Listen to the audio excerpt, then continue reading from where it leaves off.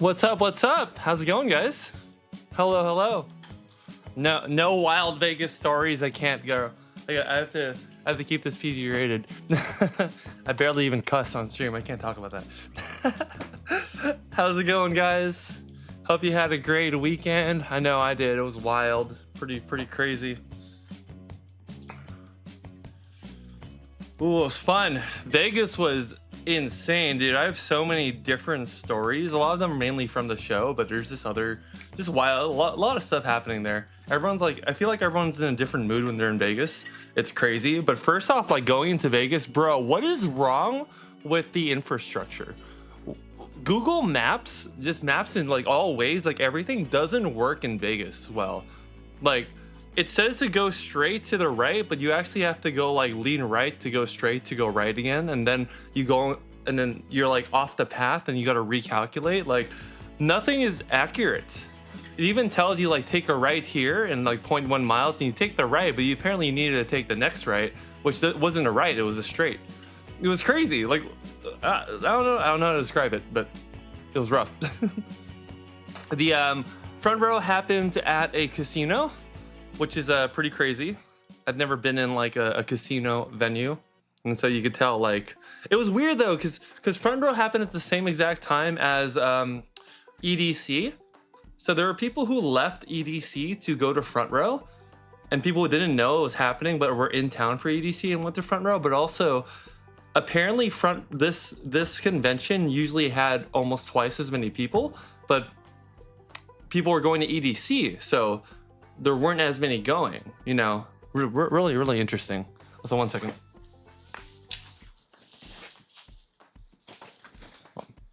Say to clean up by me. But it was fun, dude. It was great. Let me scroll up, bro. There's so much. Hey, David. What's up, Justin? Joshua or Jimbo or Jonathan. I just call him every J name. David. Fo, what up? Butter. Tebby, welcome back. 4 days in a row, Tebby. Butterpick, Justin, how's it going? Tim, Marvel's here. We have all the regulars are here. Sal jumped in too, both on Twitch and YouTube. Appreciate that, Sal. Hope you guys are doing well. Yeah, sound was gone for a second. Whenever I switch to my headphones, it gets off. Whew, hope you're having a good start to your week, guys. I just got back from the gym, and I started a new different split routine, and I incorporate a lot more like dynamic stretching into my workouts, which is amazing, because then usually I just go straight to the treadmill for a warm-up, but apparently that's not good. You want to incorporate dynamic stretching and movements before you do that. That way you're totally warmed up. So I did that, and it felt really good. I was able to run even longer, and then I did a good upper chest workout. I realized, like, from anime characters, dude, I don't want to be the lean guy. I want to be like, I want to have like muscle, you know. I want to be big. You can kind of already see the progress a little bit, like through my clothes and stuff, and my chest is like popping out a lot more. But my body fat's going lower, guys. It's crazy. Like the abs are starting to pop out. I'm like so hyped. I want to be like I want to be a gym trainer in a gym, you know. That'd be really sick. But had a good workout today. I'm still sweating a little bit because I just came from the workout. I was able to get a nice shower and relax, but it is hot, dude. It's hot over here in Southern California. We're hitting like summertime over here. It's crazy. Tabby, you feel bad if you don't come back after getting cards. It's okay. Don't worry about it. The construction workers live in Vegas, are probably hammered while building the infrastructure. True, Zolo. That's actually true. Helen the sniper is here. Hey, McLovin. What happens in Vegas stays in Vegas. True. I'm going to use that whenever it's convenient. Paid members do get the crash out stories, Tabby. Thank you. That's a very good note. We should throw that into the Discord. I actually authentically might have crashed out a couple times. I don't remember the reasons though, but I do recall. I do recall crashing out in some way. I don't remember why. Did you have a great birthday? I did have a great birthday. Oh, I'll tell you though, I was crashing out on the car ride home because we split the drive because it's like 5 hours, me and my friend. And I remember, dude, I got woken up like, you know those violent, like, you're in the passenger seat and then you suddenly just wake up and you feel like everything's gonna crash, and you just like the car's gonna crash, or like everything just, your world just destroys for like half a second, then you're waking like, oh, everything's fine. That happened like 6 times to me, and I swear the reason why it happened was, I think my brain was crashing out from the weekend. And anytime someone asks me for like, hey, can you do this $20 card for $15, like 25% off, bro, I crashed out. Like, I woke up like 5 or 6 times from my nap. I was like, oh man, oh god, it was a horror story, dude. When people are asking for like 30% off, 25% off the price, like, it's such a stupid thing for me to crash out about. but yeah, it was fun. It was a great birthday. Thank you, Tim. Zola, Tim, the gym life is a great life. It is a very good life. Vendor PTSD. That's what it is, dude. It literally, it's legitimately vendor PTSD. We started a bit rough. They have to pick out PCs. Oh no, sorry to hear that, Justin. You know what I've heard? Have you ever tried like Manuka honey?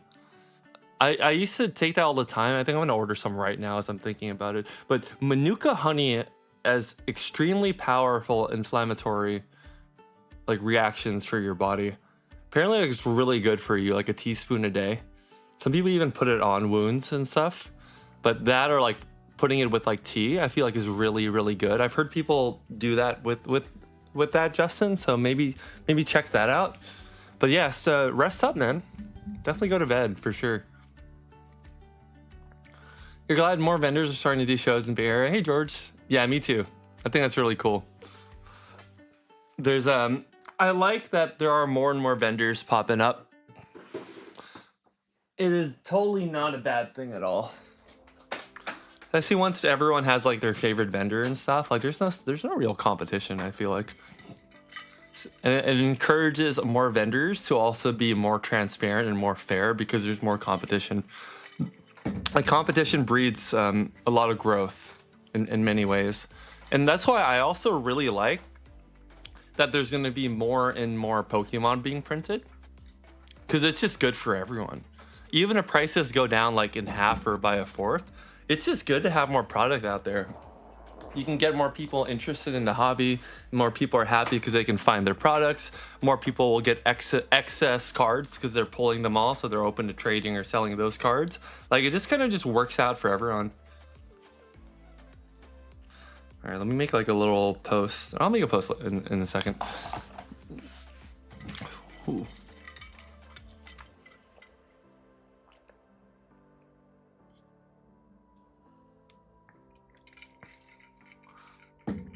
That's right, folks. You heard Seanpai thinks there's no competition. Well, okay, wait, I didn't say that. Hold up, chill. I didn't say that. It's funny. I think it's just better for everyone overall if there's more competition, and in many ways, there being more competition is also less competition, because people are gonna gravitate towards the people they love either way. So you're fine. That's so funny. Don't make me crash out, dude. We'll make that a sub reward. 100 channel memberships that crash out. I just talk about everything. Sal, any gold stars? No gold stars. And probably personally, I probably wouldn't ship anything that's that expensive. I don't know. It'd be difficult. Someone did come up to me with 2 Rayquaza. Oh no, sorry. 2 Charizard gold stars. One was in like heavily played, the other one was moderately played. But the price they wanted for them, they wanted like 85% of the value of like 1-up condition, which was super unreasonable. I couldn't do it. Like, they valued their moderately played as lightly played and their heavily played as moderately played, and they wanted 85%. And I was like, bro, I can't do that. Are you kidding me? That's crazy. It's hard, dude. It's so okay. So quick thing. This is the most amount of vintage I've ever had at my booth. Vintage between $1 to $20. Huge W, dude. I had people picking apart that binder we put together. So good, so good. It was like the best thing ever. I loved it so much, and people were really happy and to look through it. But man, vintage hollows, dude, so difficult to move those, because people on average who are looking for those, I feel like they're trying to grade them or trying to like invest in them, and they will want to price you down one condition grade so they can get a better deal, even though you know that the grade is where it's at. Like for me, like I don't grade up. Like if I feel like it would grade like a 6, I'm not going to say, oh, it's a 7 and price it at a 7. No, I'll price it at a 6. But then people are going to come up to me and then they're going to say, oh, you know, this is probably like maybe a 6 or probably a 5. Can you do the 5 price? I'm like, dude, I price things so fair. Like even like above fair, I think. Like when I price near mint cards, sometimes they're like mint. And so they still want to bring you down on the price, and I'm like, oh god, I'm crashing out a little bit. Oh man, so I don't like that. So that's becoming difficult for me. I'm not sure if I want to. I do want to keep doing vintage, but I'm not sure if I just want to cater anymore to like investing. You know, I just want to work with people who want to like get their PCs going, their personal collections, or people who like will pay closer to sticker price and not like bring me down. It's crazy. Justin, your daughter's been really patient with you. She is waiting to open her SPCs. Oh, that's awesome. That is the best daughter, dude. You guys did the best combo. Like you do so much for her, and she's so patient with you too. That's awesome. We're able to gift any cards to any kids. I gave a lot of packs to kids, but no like specific cards. Surprisingly, the amount of kids who don't like Charizard is so crazy to me right now. Maybe they got over the hype. I specifically stocked a lot of like Charizard cards in like the $10 range that I could give away to kids. But every time I ask a kid what your favorite Pokemon is, not one said Charizard. And that like confused me. So I ended up just giving away packs. Trenton, tell me about it. It was vintage hell at East Bay the show this weekend. People were taxing on vintage. Ooh. Now, you don't mean like sales tax. You mean like they were upping the price on vintage? That's crazy. You know what I mean, Joshua? Yeah, dude. Bro, Joshua was so chill. Guys, so funny. Joshua's been in the chat, and we're planning, or he was planning on meeting me at some point during this weekend. He ended up vending at the booth literally to my left. Like, we could high five at any time. It was so funny. And Joshua's heat, guys. Oh my gosh, Joshua, your collection's crazy. You made me reconsider my approach. Maybe I'm gonna get into more slabs, because I feel like you have such quality stuff, and you just had to move a few things, and you did as much as me moving like 80 cards. Joshua, that was crazy. Oh, and Joshua, I kept calling him the wrong name several times, so I just keep changing it. So as long as it has the J, that's what I'm gonna call him. He was Joshua, then he was Jimbo, and then he was Jonathan. And then I don't think I called you James yet. I'll call you James next time I see you. That's why you mainly stick to slabs. Raw singles sell so much. Raw and singles sell in more quantity, but slabs are easier to move in the sense that you don't have to negotiate as much. Like there's clear indicators on the set prices. That's crazy, Sean. Charizard's a legend. I know, but one thing like I'm starting to figure out now is the kids nowadays, they aren't watching OG Pokemon, bro. They're watching like Pokemon Horizons and like the newer Pokemon and all the sets and that I have no idea who they are. Like I know some of them, but I had a lot of kids ask me, do you have any shamans? I was like, I know what shaman is, but you're looking for shaman specifically? What? That's like the new generation of kids like different Pokemon. It's no longer that base amount. I feel like the ones that like the ones we like are the ones who are like being conditioned by their parents growing up to like oh look, it's a Charmander, oh it's a Bulbasaur, you know. Okay, might be a hot take, I don't know, but that's just what I noticed. Sup Tim, go Pacers. A chill Trent. You guys are funny. What's up, McLovin? There's a lot more 151 to pick a favorite for nowadays. Yeah, dude. Yeah, dude. I'm still waiting for a kid to be like, I like Lucario. I'm like, oh, bro. That'd be sick. Yeah, Charizard's a chase for us old heads, Juan. At least old Charizards. These younger gens want evolution or cute Pokemon. Yep. Like Milcery and like Tinkatonk and Tinkaton, and those are all new cards. Yeah, mostly CL, so curious how your first Ven will go. Yeah, Marshall, good luck, dude. What the quickest tip that took me too long, like took me way too long to learn, is as long as you value your cards fairly, don't budge. That's about it. Don't ever finish a deal where you felt bad about the deal.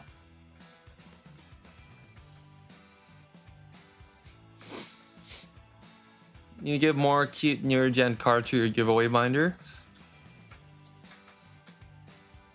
Oh, I wonder, should I have a binder just for giveaways that I just show the kids? That's interesting. It's an interesting idea.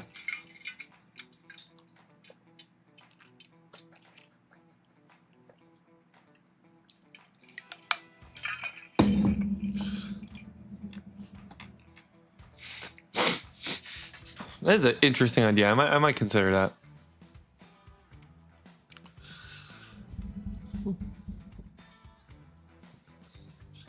So, genuine problem I'm having now is I'm meeting so many people at shows that I'm having a lot harder time memorizing names.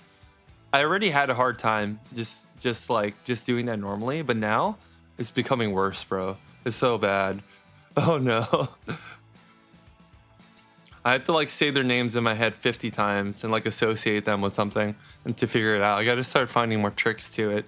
And then sometimes like I don't know if they know my name just because we met before, which I remember people. I do remember people really well, or they just know my name from content, and it's really confusing. I've also noticed a lot of like I'm starting to meet a lot of other vendors too, like seeing a lot of the same vendors. Helen, you're not over the evolution hype? That's funny. You don't have to be, but you're good. Gold Giratina from Ground Zenith? Probably a lot.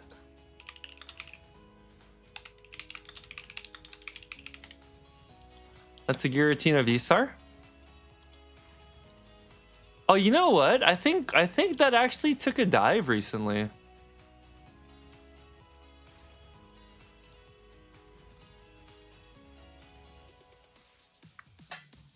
It used to be in the 300 range. I think it's like 200 now.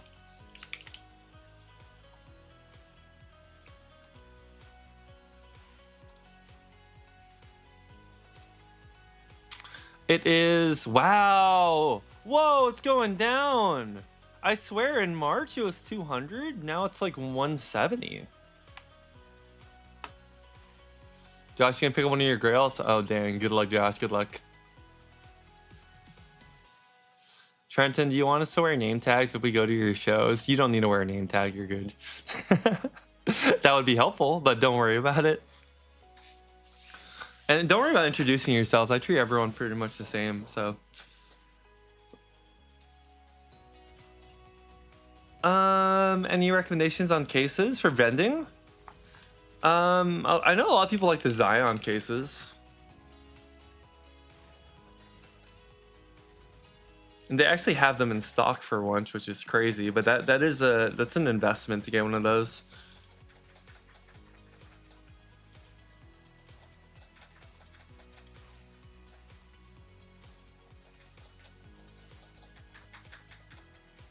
They're really lightweight though, so I'm considering downsizing them. But I don't like that they're black. That's a personal preference. Everyone else likes that they're black. I don't like that they're black. It's these ones. Whoa! You can see my setup, lol. Okay, it's these ones right here. Zion cases. Inception, bro. I don't care. You guys can look at that. So I'm not hiding anything. So these are Zion cases. A lot of people like the vertical ones because like they rise up like this, like that.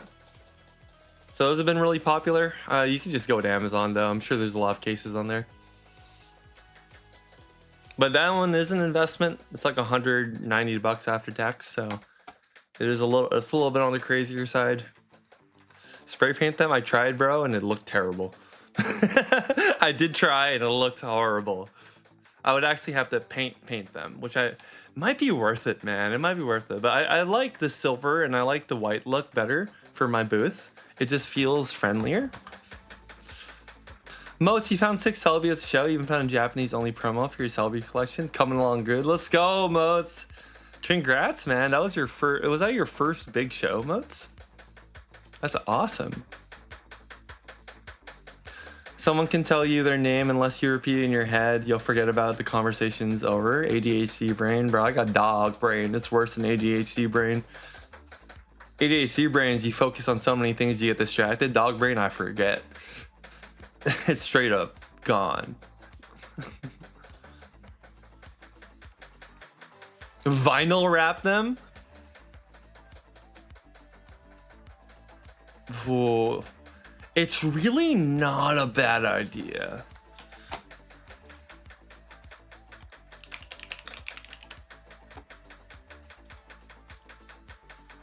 Oh man, you're kind of cooking a little bit. That's not a bad. I might rethink this now.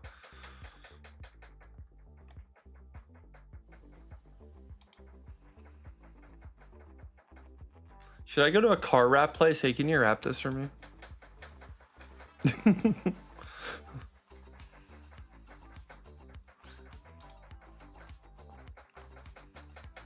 Wonder if you can warp the cases like they do with cars, make them Pokemon themes. Because I do really like their cases, dude, by the way. I do really, really like them. It's just making them work is going to be the thing. Sean, how much is your Shining Kabutops worth? I don't know. I sold it already. Oh, my personal one is worth less. The personal one I'm keeping, I like it just because I like it. But it's like moderately played. MP to heavy played. But now that it's... Well, okay, so... Trent was talking about this a bit earlier. Vintage has been booming up in price. That there's just none left for the most part. That they're just going crazy. So cars that used to be like $150, $200 are now $250, $300. It's kind of wild. I think my Shining Kabutops is worth about... It's not a first edition. It's worth about maybe $225.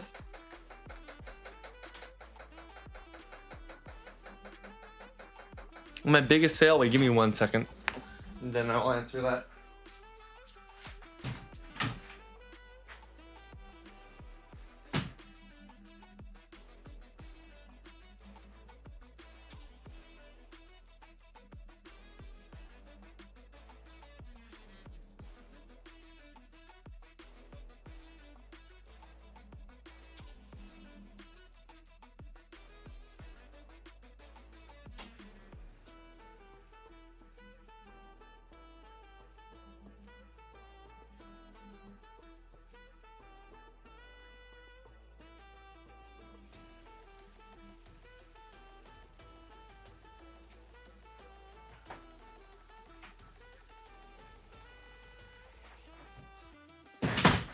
All right.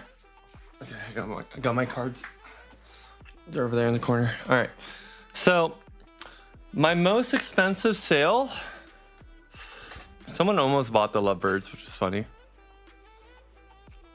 Also, I met Chumley from Pawn Stars. That's really random. He walked by the booth a couple times, and we were just joking around. It was hilarious. Most expensive sale. I don't recall exactly what it was, but it was about $600. I think it was a mixture of a slab and some others. But anyhow, I'm going to show you guys all the stuff that I got this weekend, which is crazy. Oh, I saw the YouTube short of you selling the Shining Kabutops and standing firm on the price. Bravo. Thank you, Trent. Thank you, man. Thanks so much. Appreciate that. I started adopting what you guys have been telling me. That was a few weeks ago, though, or a month ago. So I'm still getting better and better at it. I know you forgot a lot because in your videos, you'll put a stack of cards down. Someone wants to buy, and you would get distracted and go back to the same person. Like, what do you want again? True, dude. True. There's just so much going on. W standing your ground. Thank you, Helen. Sal, you found a shiny Gyarados and a comic book store Had to tell the guy how much it was worth. You know, had to, shit, speaking of that, wait, we went back to your car, like what? And gave him my sleeves in the top loader. Nice.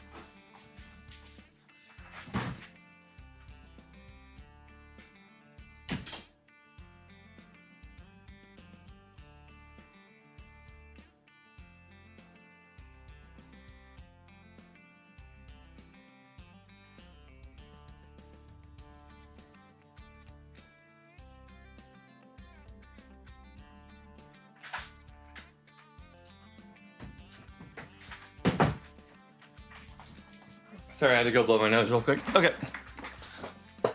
Chun-Li collects Pokemon? Yeah, it's really funny. It must be hard to sell your Pokemon cards to multiple people at a time. It's rough, man. It's hard. I'm just like, bah, bah, bah, bah, the whole time. It's crazy.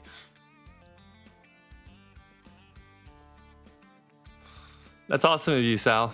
Some people like, yeah, someone who was going to EDC didn't even know the show was happening and came.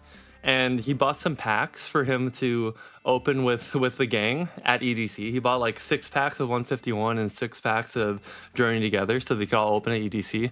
And I was like, wait, man, don't leave. And I gave him like, I put him in a team bag. I put like 10 top loaders and like 20 sleeves. I'm like, take this with you, please. I was like, here's a little pack. That way, when you guys open your cards, when you get any hits, you can keep them safe. Because imagine they're opening it at EDC, they get a hit, and like, what do you do with the hits?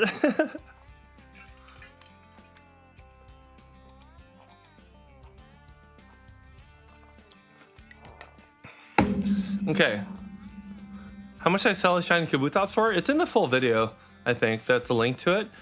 I don't know. Was it something like 300? Right? It was like something around like 310 or something. Not entirely sure. That one was like a moderately played to lightly played one. I know the lightly played ones right now are going about 350 to 400 right now. So they definitely went up by like $100. So in the 3 weeks or so that I sold to him, it's gone up in price already. 300 no guard. Ah, Trance on it, dude. Trance on it. Love that.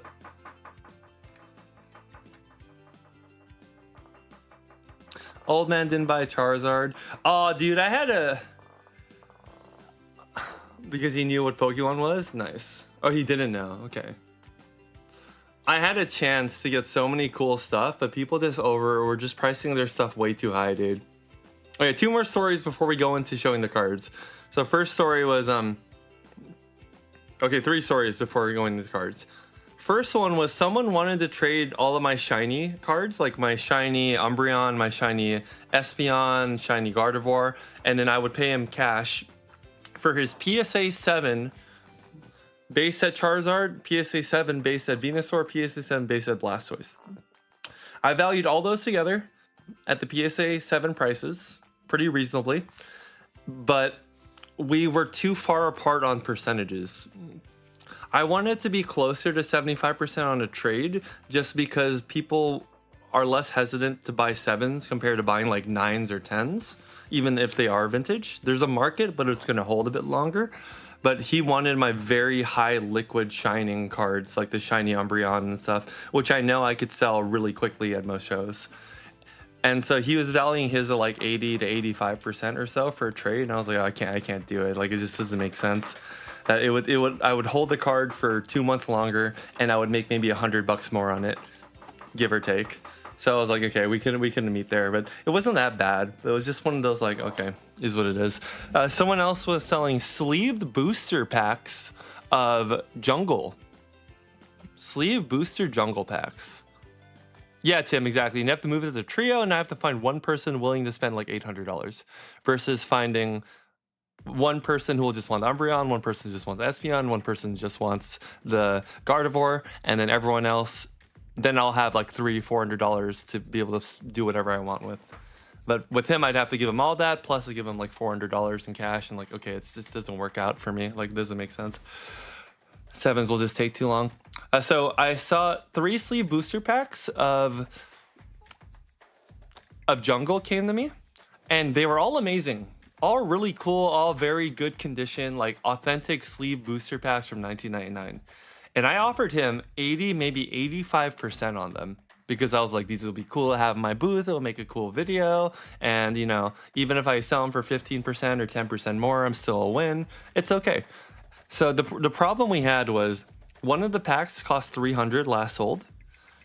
And the other 2 packs were sold as a pair for 450, just like yesterday or 2 days ago. And so I was like, okay, so if we put these 2 at 450 and the 300, I can pay you 750 and I give you 85% of that.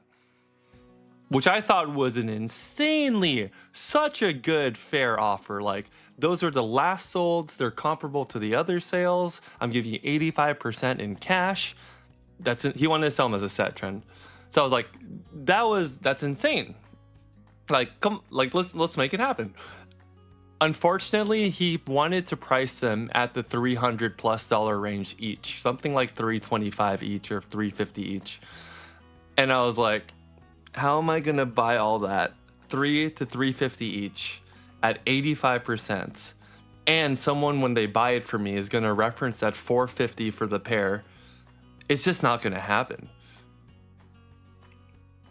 Like, I can't sell it for that. If I try to sell them 300 each, someone's gonna say, oh, hey, look, that one sold for 450 as a pair. Can you match that? And then I'm gonna look like the bad guy when I say, no, I can't match that. I'll do 300 each. Makes me look bad. And so, like, at that point, like, there's nothing I can do, man. Matt, basically selling on eBay yourself, yeah, eBay takes like 13 to 15% fees, and you spend another 3 to 5% just in shipping. Cost of shipping, you know, the packages, your time shipping them out, buying insurance for the packages, which is usually like $1 to $2 per $100, and then you have to go through all the whole process. So you lose like 3 to 5% shipping anyways, plus 15% or so selling on eBay fees. And I was like, yeah, this is, I just can't do it, dude. This is unreasonable. So I couldn't buy that. Now, last quick story. And man, I feel bad sharing this story, and I hope I don't get in trouble sharing this story, but I'm just very sad about the state of like some other vendors at shows, dude. Like, I'm gonna get in a lot of trouble talking about this, but I feel like I should talk about it. There was a guy who came by with an entire binder of base sets, the entire base set collection, all 1 to 151, all the trainers, everything. All base set, all in one binder, and everything was mostly lightly played, like really good condition. Like, he's had it since, like, he was in his mid to late 40s, early 50s, master set. He had all of it, and he collected it since he was in that era. Like, it's just been his. He went around to several vendors, and vendors were offering him $500 to $600 for the entire master set. And I went with him on camera, you'll see it. And I looked at their cards, and I was like, okay, this Charizard should be around 400 to 600. This Blastoise should be around 200 to 300, maybe even a bit more. This Venusaur should be around that much too. So I would value those around those, and then we'd look at the rest. And then these cards, you know, this Jolteon, this Flareon, all these will do at least, you know, around 100-ish. Like, everything is in good condition. So I think your master set's worth around like 1,500, maybe 1,250 to 1,500. And I was like, so even like 70% super low. I think I should pay you like 75 to 80. So something around that. But I just don't have time to go through it with you and give you like a super fair offer. But I think you shouldn't be selling it at least. It should be a minimum like $1,100 you should be getting offers for. But dude, he went to like 3 or 4 vendors, and they were offering him $500 to $600. Dude, that broke me. Like, I crashed out to myself, man.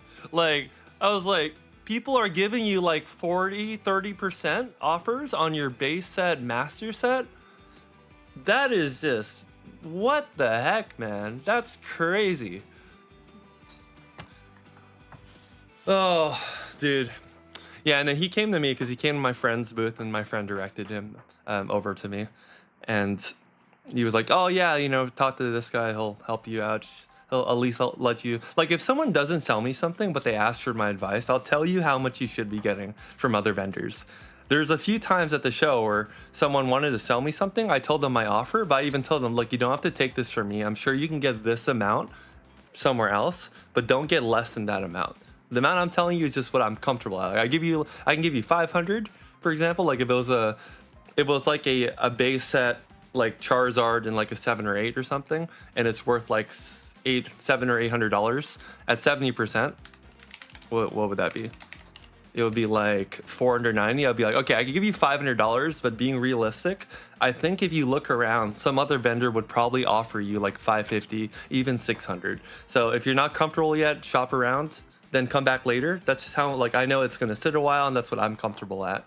So I always try to offer really fairly, but if it's something that's higher end and I know others would buy for more, like I want to make sure the person will win out in the end, because it makes no difference to me. I'll just buy other cards that come by. But anyways, going back to it, that's crazy, dude. The disrespect, man. Just offering like 30 to 40% for something like that. And the sad thing is sometimes people will do it because like they don't know what they have. It's really sad. Laughed in their face and walked away. Yeah, if you know what you have, you could. But some people will go there and then they'll just do it. So we love this community and your veracity, Sean. Thank you, Butter. Honestly, they probably were only pricing the big 3 hollows. The rest aren't sought after as much as I thought. Well, but yeah, but you have like hollow Kabutops. You have like hollow Flareon, like hollow Eevee, hollow Jolteon. You know, you have like all those other like cool hollow cards, hollow Chansey, you know, hollow Mr. Mime. Like there's a bunch of other stuff. Did he sell it? So, good news is he saved my number and my info. And in August, when I go back, he literally said he super appreciates me and that he's going to save it until August when I have more time to look through it, and he will do a deal with me. So that entire master set is probably going to come to us in August. He was like, yeah, I went to other vendors, I didn't get a good experiences, it felt bad, so you know, I'd rather just deal with you, and you know, in a few months when you come back. I'm like, okay, sounds great, let's do it. Thank you. What's up, Gio? Sad story, but even more sad is you fixed the YouTube latency, so now Twitch and YouTube are the same. No more glitches for me. Oh, I fixed the YouTube. Oh no, there's no more hack. Wait, guys, are we still shadow banned? Am I in the recommendations? We've been saved.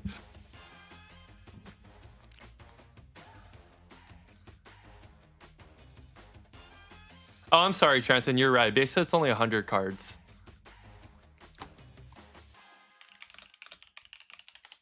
Or was it a mix? Maybe it was a mix. What number is Jolteon? Jolteon's 4, right? Oh, wait, no, that's Jungle. Oh, you're right. Jolteon wasn't in there. Sorry, I'm thinking of other things. You are correct. But mainly it's just that there was a lot of hollows in there that were still worth money when I was flipping through it.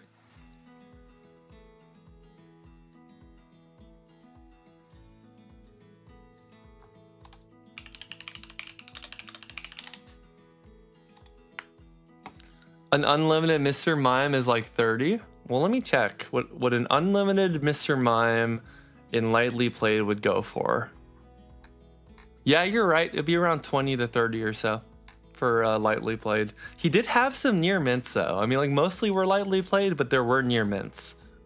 And the near mints can go... Oh wait, that's a jungle. Oh, sorry, I was getting a call. Was Mr. Mime was jungle too? Okay, I'm just giving the wrong examples. But there was like, I think there was Kangaskhan was in there, and then was Nidoking? Yeah, Nidoking was base set. There was just a bunch of really good ones. You still have delay. You lie, Geo. Oh, Geo is prepping. I am not shadow banning. Let's go, dude. We're not shadow banned. Let's go, guys. Was it base set or first set? It was base set, Tim. But I think there might have been some first set cards. I don't quite remember the entire conversation. Some vendors forget to give you the people at card shows a great experience, and those people always come back. Yeah, that's true. I have a lot of people who come back now and who just like give me cards and like, okay, tell me what you'd pay for these. I'll see you in like an hour. And then they leave me with their cards for like 1 or 2 hours. And I make a pile. I put the number, I put a sticky note, and I put it to the side. And they come back. But I'm like, bro, you're leaving me with your cards? That trust is crazy. You remember the Sack Show? There was a guy going around trying to sell his complete first edition fossil set. He was declining $1,000. Isn't their first edition fossil set worth more than $1,000?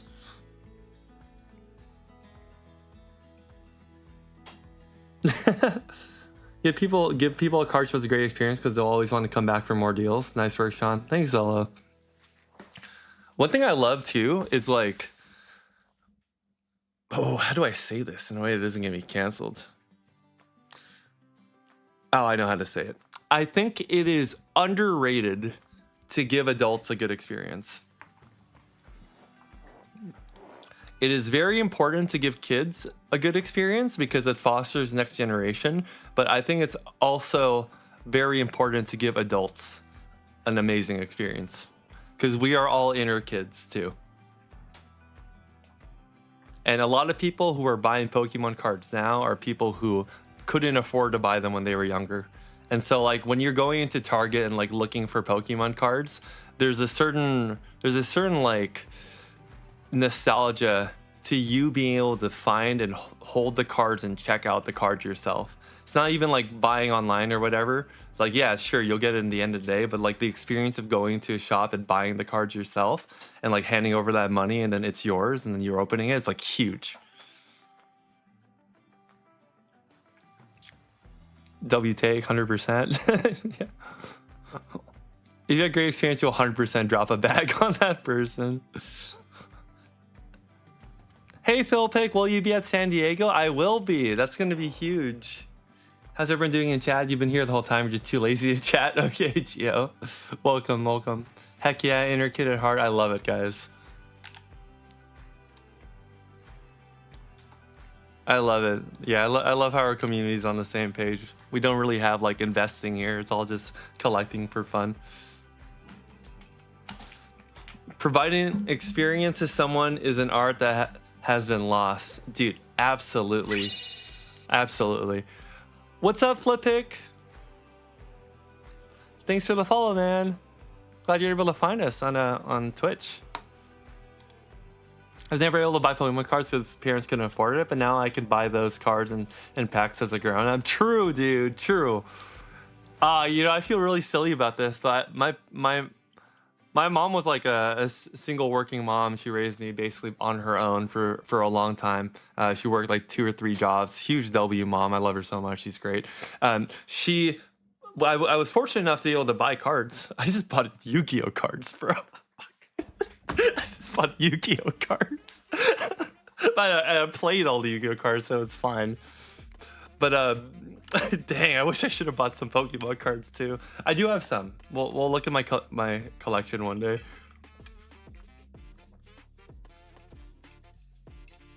W mom, love my mom. She's great. Okay, so let's look at some cards, guys. So overall, with Front Row Vegas, it was the most impactful, probably most successful show I've ever been to. I went in, I think I spent triple the amount of money that I usually spend buying and picking up cards, maybe even quadruple the amount of money. I spent a lot of money that day, which is uncharacteristic of me on buying cards. So I spent maybe 4 times as much as I usually spent. I sold 2 to 3 times as much as I usually sell. And the amount of inventory I came back with is maybe triple the amount that I normally have. I'm really scared about tomorrow, actually. Even tonight. The amount of time I'm going to catalog, I think I'm going to be up to like 4 in the morning. Guys, it's a crazy amount of stuff. Used to go to this local old man card shop just to look at pretty cards. Never got to buy any. Now you can buy it. As a kid, I thought Jungle Rhydon was the rarest card. You even bought it for $1. You'll never get it. That's a sick card. Jungle Rhydon. We doing the sheet on stream? We are. Well, I'm gonna catalog it into my app. That way I can send myself the Excel sheet and save a lot of time. Wish you never tossed. Oh, don't toss your childhood. That's so sad. You toss your childhood cards. I should just go like to Minnesota or someplace, like somewhere in the middle of nowhere, and start knocking on doors. Hi, do you have any Pokemon cards from like childhood, like your grandsons or something? just go knock. Just go door to door. Go 100 doors. The one door that says yes. You're like, dude, big win. It's the Vegas area. Everyone paid in cash too in Vegas. It's kind of crazy. Also, yeah, Flippic has a freaking Wailord on screen. I need a ban Wailord, dude. This isn't. It's not a chill avatar.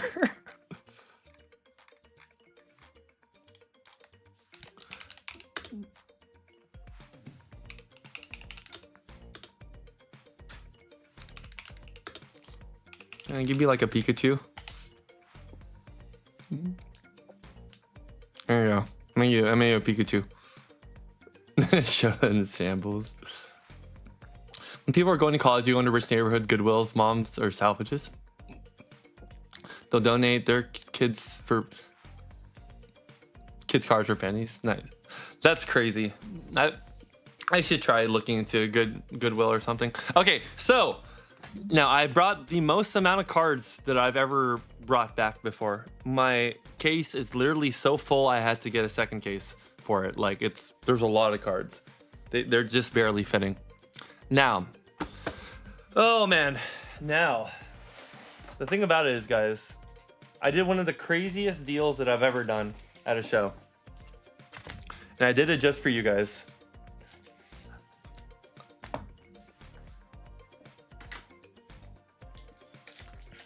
Okay, prepare yourself for what I'm about to say.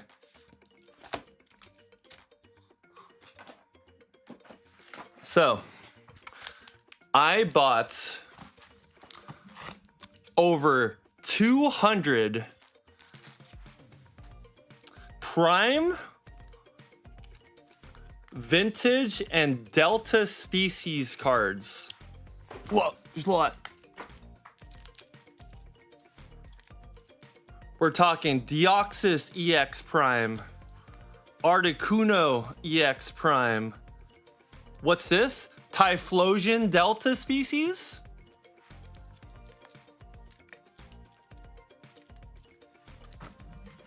And none of this I put for sale at the show. I don't think you guys are ready for today.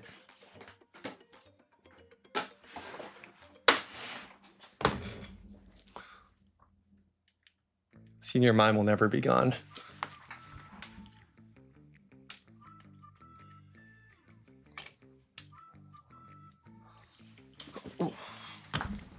You guys ready? Oh, Geo DM'd me. Did Geo DM me?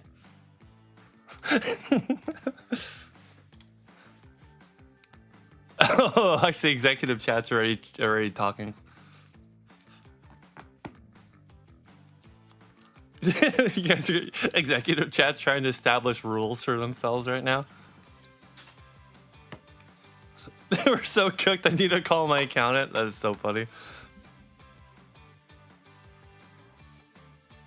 So yeah, the show must be really cool. Yes. Yes, super, super cool. Let me put on a different mat this time. Let's throw up like a... Here, we'll throw this one up. I haven't put this mat up yet.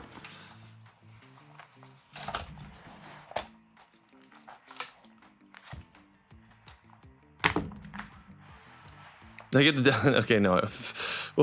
I can't spoil. You guys will see. You'll see.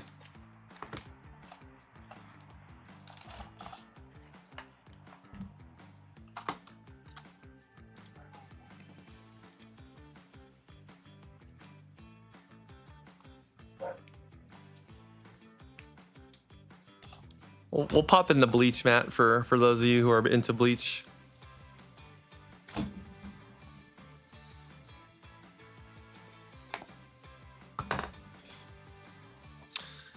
Okay, how do we do this?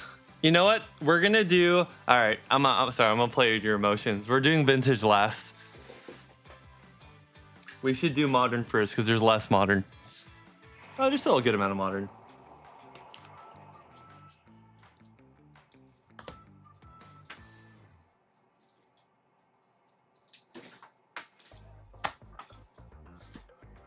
Second best anime. Those are some fighting words there, Zelda. Second best anime. Oh man, right in the emotions. All right, guys, here we go. Oh, you know what? I will show you the ones I did talk about first, though. Just like a little teaser. That way I can get a good thumbnail going, and then we don't have to worry anymore.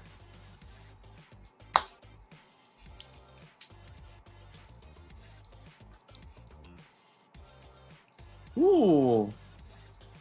Terracos has a swirl. Ooh. Sorry. Too much teasing.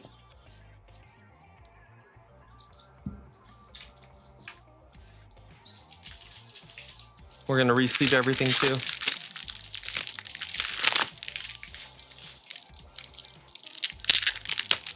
I got the Blaine Charizard. Whoa, no, I don't. I don't. What? No, there's no Blaine Charizard. Wait, hold up. No. Shit. Didn't see the corner was visible. All right, we'll pop in some cool ones just on screen so we can get a good thumbnail.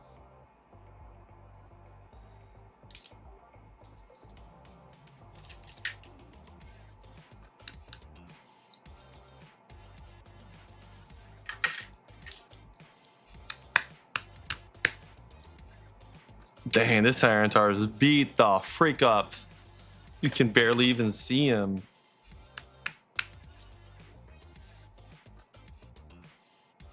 Oh my god, look at all these primes. This is crazy.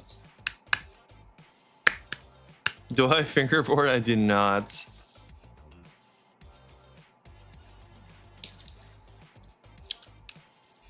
All right.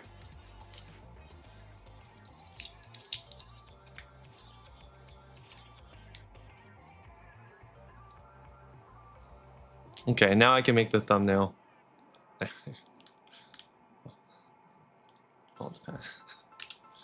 Okay.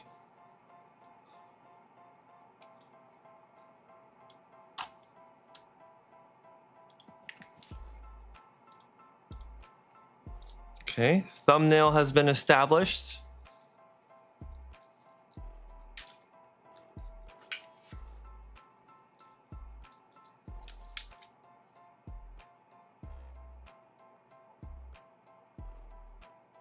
Guys, there's no Blaine's Charizard. Don't look at it. That was never here. There's no Blaine's one.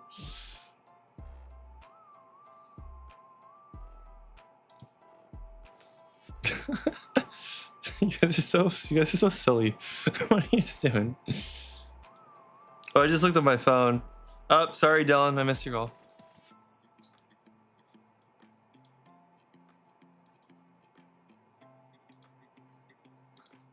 I will call you during a break. Whoa, you guys threatening each other right now? What's going on?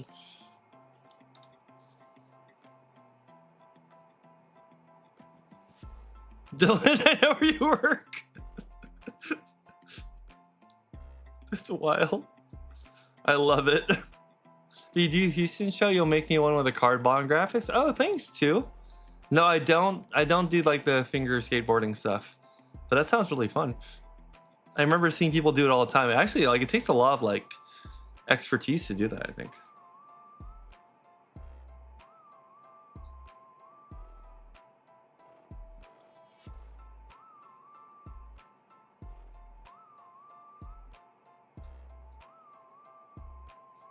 Okay, put the link.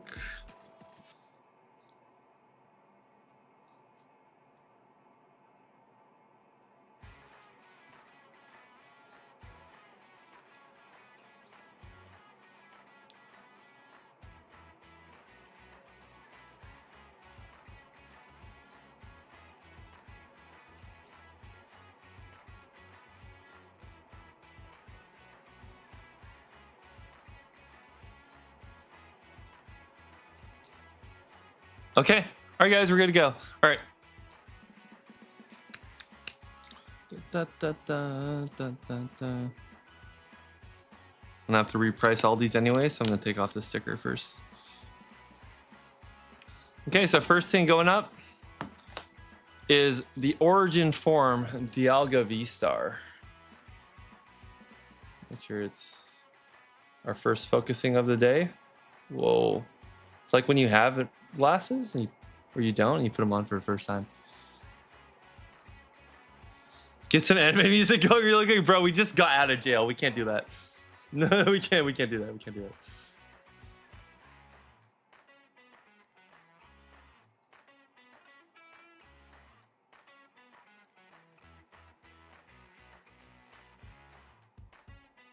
So origin form Dialga V-Star.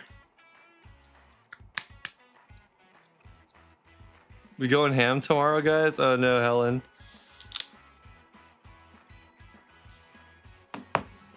The Flareon V. Another cool Galarian Gallery. Oh no, I'm sorry. This isn't Galarian Gallery. It's a Sword and Shield Chromo.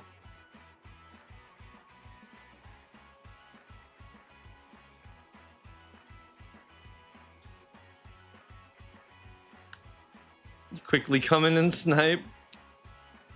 While we are distracted, Helen strikes.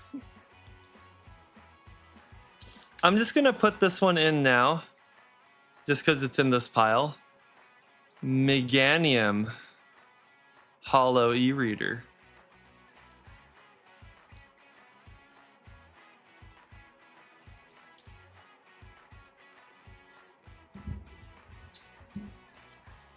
Oops, well, did a flip. It's a condition. Good, good.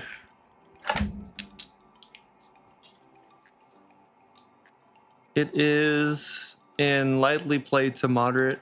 It's not going to the other side. The front's super clean. It's nice. Overall, really good coffee.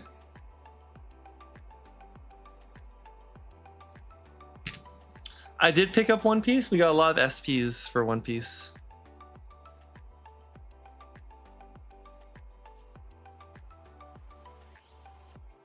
This is from Expedition. This is a black light.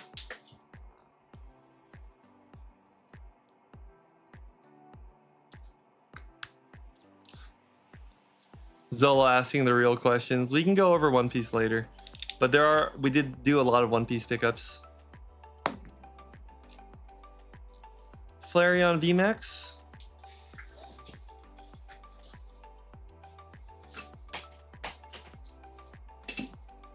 You know, there's not that much One Piece, so there's no point in making you guys wait. I'll just show you really, really fast if they're here. Picked up an Uso Hachi. We have our Zoro. Actually, we have another Uso Hachi. Boa manga, Sabo manga. What are the pickups? You can do this really fast. Sabo, second anniversary. Teach manga. Jozu championship cards. Kami championship card. Picked up a Newgate SP, which is super rare. Wanted Luffy. And there's a bunch of others. I don't know where they are though.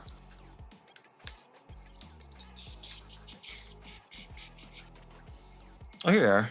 Luffy anniversary. SP Zoro Juro. And there's a bunch more. There's a bunch more. Marco Treasure Cup. And that's it. We'll do One Piece later. There's more, but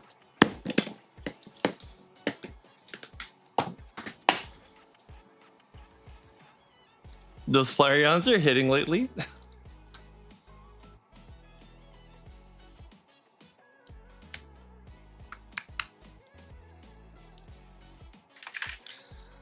Charizard EX from Paldean Fates. This is the chase card from Paldean Fates, I think.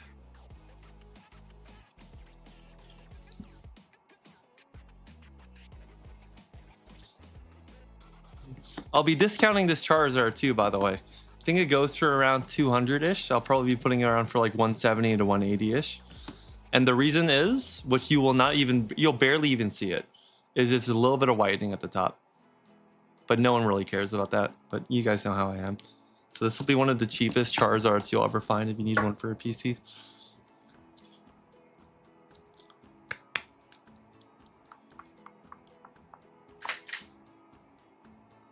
Aerodactyl V. Another really popular card.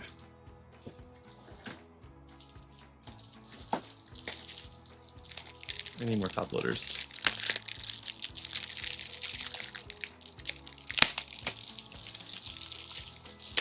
Bought yours a couple of months ago. Oh, darn. That's a good pickup, though, Final. This is a really good card.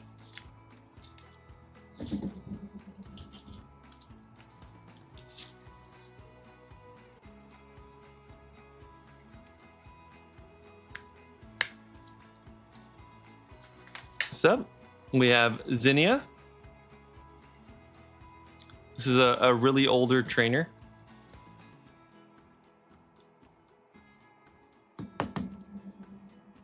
Your girlfriend pulled the Aerodactyl? Dude, nice. It's a good card. Oh, dude, I haven't even been calculating this. My bad. I forgot I'm supposed to be doing the sheet. Charizard, 234.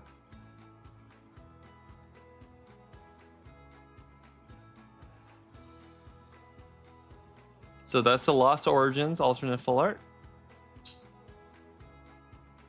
And then Zinnia's from a set called Dragon Majesty. No, I don't even think there's any of her available to purchase right now. Zola, Tebby, and Geo, my wallet's whispering in your ear telling me to buy. What do I do? Zola, give it to me. I'll take care of it for you.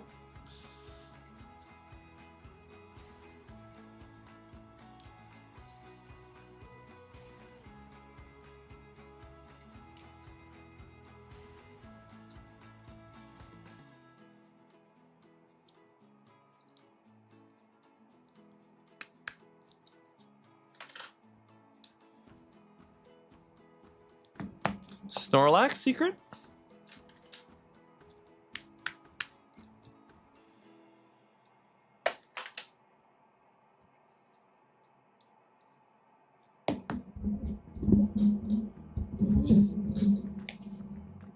Zapdos? EX from 151. Oh, we didn't catalog the Flareon.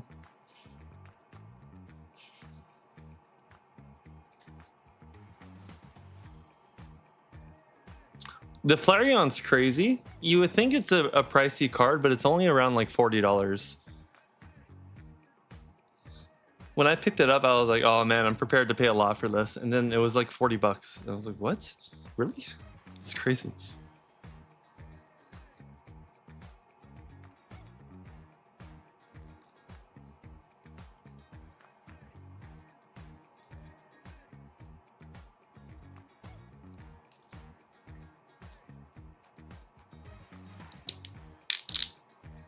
Little bit of a redemption here.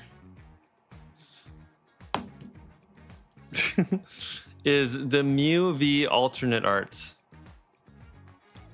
We got another one.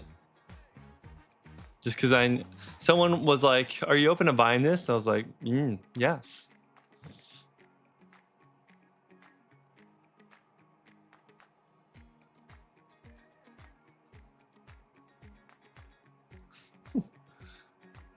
I don't know what you guys are talking about. That's the one we lost to Canada.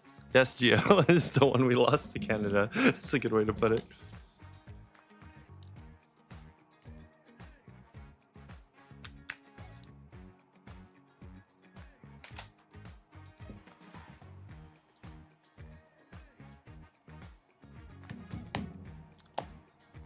We got a Crispin trainer.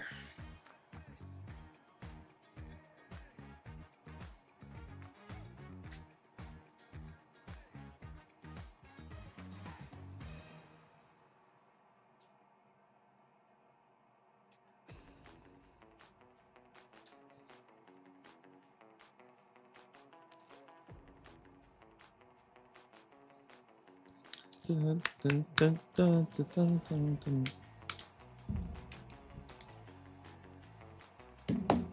we go. We have the Mega Lopunny and Jigglypuff GX tag team card in a secret.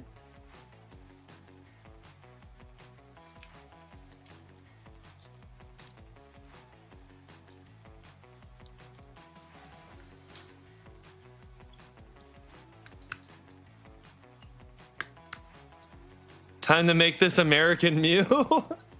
Yes, we'll make this Mew American. Reshiram and Charizard GX. This does have damage on the back. But you know, one thing interesting I learned is that if the damage on the back doesn't penetrate, like go to the front, then some people don't call that damage. It's interesting take. Wonder what do you guys think about that? It kind of makes sense to me. Like if you can see the damage from the front and you can also see in the back, then it's a clear like bend, it's a clear damage. But then if it's like a half damage if it only is on one side because it didn't make it to the other side. So sometimes I put stuff between like HP and damage if that's like the case. Otherwise I just put damage. But unless the front is the part that's damaged, then I bet, oh no, it's damaged.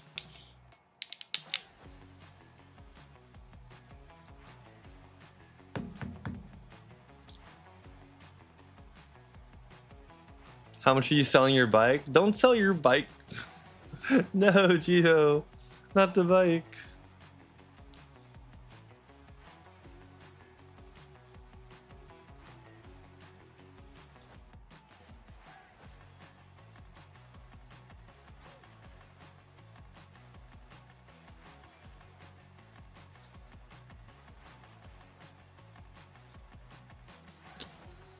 Okay, so Mega Lopunny and Jigglypuff GX, the Reshiram and Charizard GX.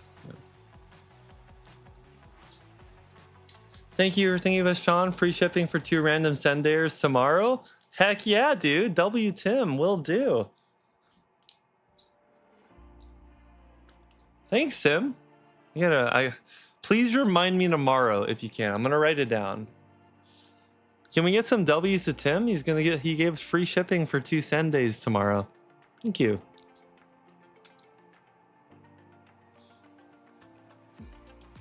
Oh wait, I'm sorry. We should put the Flareon at the top of the list. Okay. Charizard V-Star secret.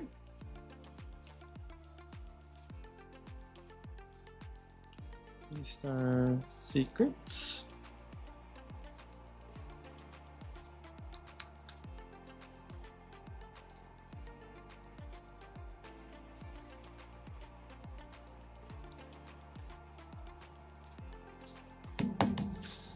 Here we have a Dragonite. So this Dragonite is in lightly played condition.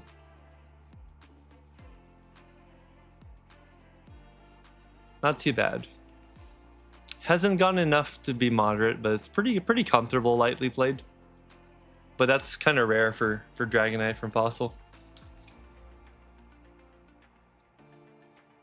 Tim paying for Helen Snipes? Chill, Solo.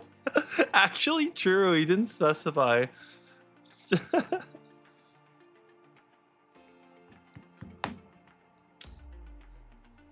Here we go. Here's the EVs from Twilight Masquerade.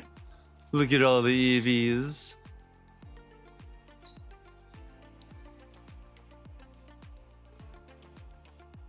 Look at the EVs. One's sleeping, one's cuddling, one's chilling. What am I? That's actually a low-key favorite modern card too.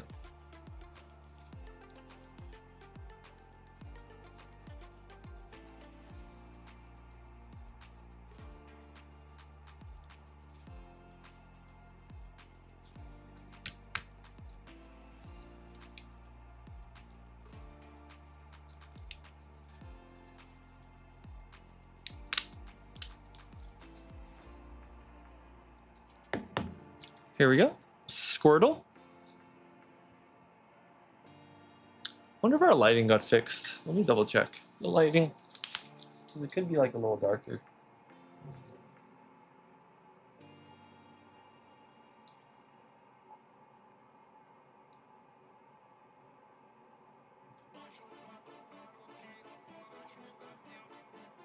Do you guys like it a bit darker like that?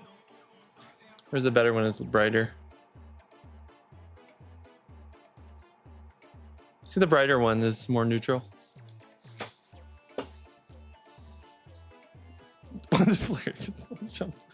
What? Eevee, and then we go Squirtle. Squirtle from Stellar Crown.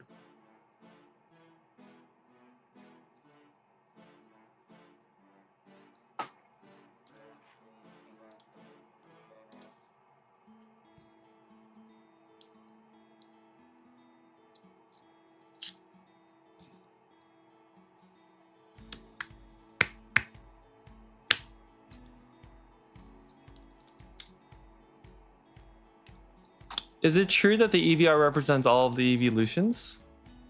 Does it?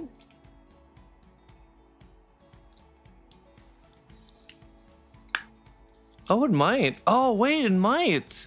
Are they all doing something related to the evolution?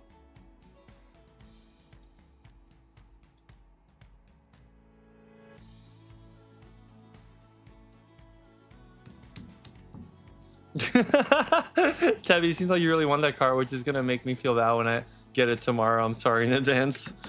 Geo was kind the last two, so now Geo, it's your time to be a little bit more towards yourself.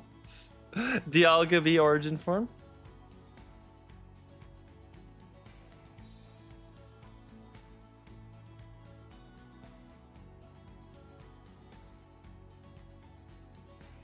From Astral Radiance.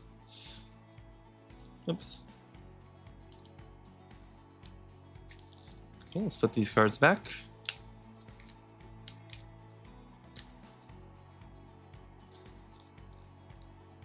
Okay.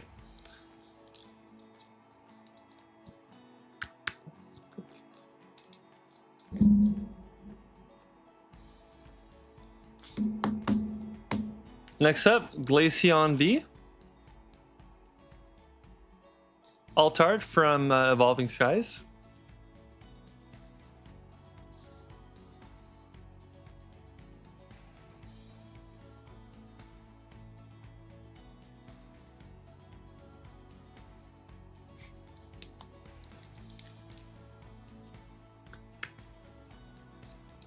Here is a Japanese card that I'll be adding into the list, which is the Prismatic SIR, a Glaceon EX.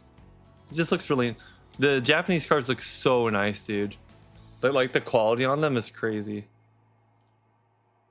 Let me move it down to the left.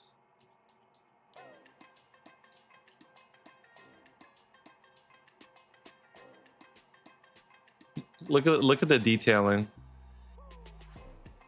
It's insane amount of detailing.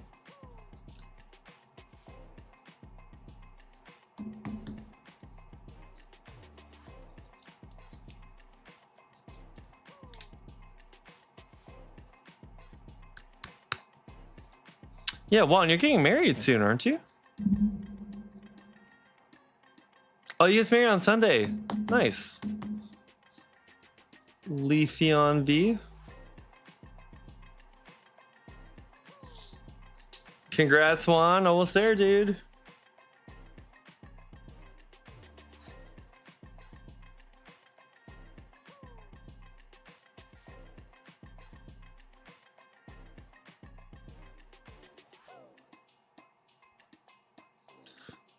William, what's up? First time here, but how would we be able to buy the cards being shown?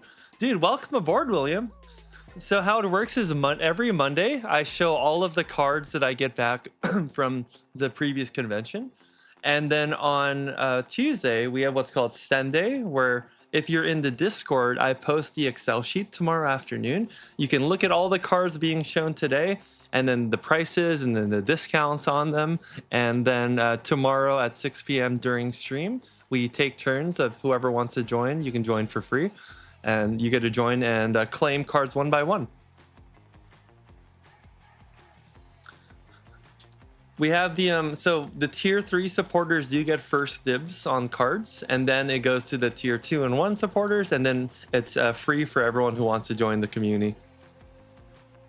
But right now we're basically doing the sneak peek. where people get to see in advance all the cards that are going to be put up tomorrow, and then you can also see the condition and everything. Galarian Articuno V. Very good too. Oh, also guys, unless it's stated, everything here is near mint. Sweet Tark was all, you're not bothered at all, man. Welcome. Oh, and if William, if you want, at the bottom every time you chat, there's like a little Pokemon that's attached to you. If you have one that's your favorite, let me know and I can change it for you. So every time you type, you'll have your favorite Pokemon pop up. But welcome, man. Feel free to hang out. And feel free to ask any questions about anything, bending, Pokemon, cards. Persian from Shrouded Fable. We actually got one to bring back.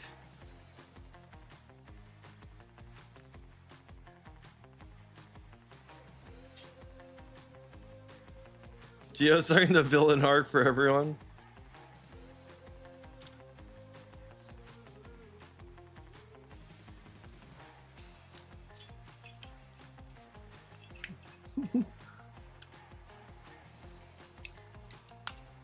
But yeah, William, so it's called Sen Day because I go by Sen.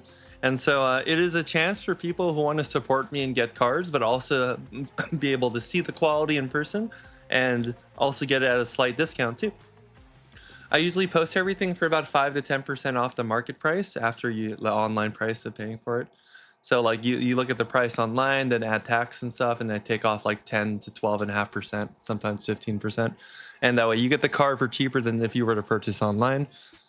And you get to see the card quality too. So no longer being like, oh, it says near mint, but will actually be near mint if it arrives. And it's like all scratched up. What's up, Michelle?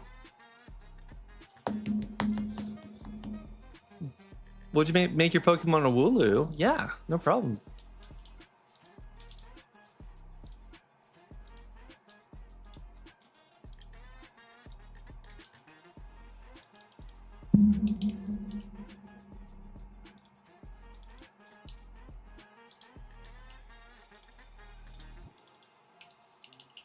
I think we'll lose Gen 3, so this should work.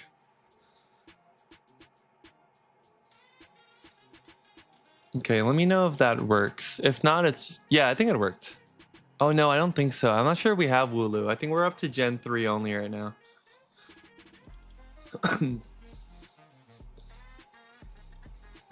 Geo, Tebia wired Sean 5 yesterday, so y'all saving the card you want is creating a list for me.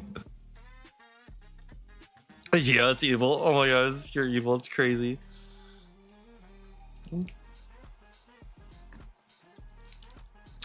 Charizard EX from Obsidian Flames.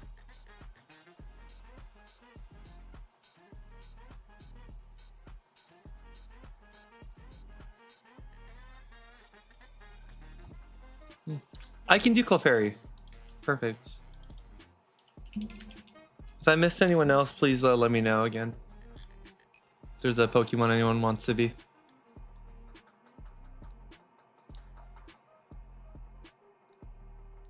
You recently got back in again? Awesome, William. Dude, welcome back to the hobby. Hope you're having a good time with it.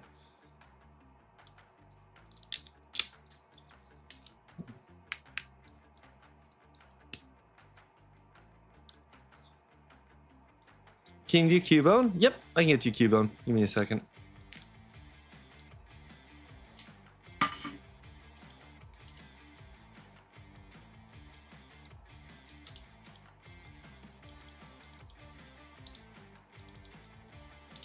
Oh, I had some people go up to me in Vegas and say that, oh, your Battle Royale thing with the Pokemon's so fun. I was like, yeah, thank you.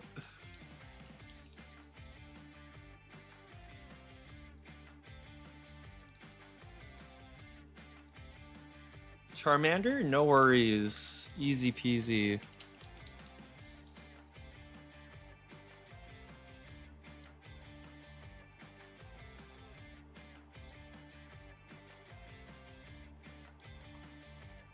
You want your first coin flip at Comic-Con from YouTube V-Star and a 10 for 160? Oh, I wonder what the coin flip was. Wonder what the ranges were. Did you do like a like 160 or 400 or something. All right, guys, 2 cue cards coming up. They are Japanese, but we have the Misty's Lapras and the Misty's Psyduck.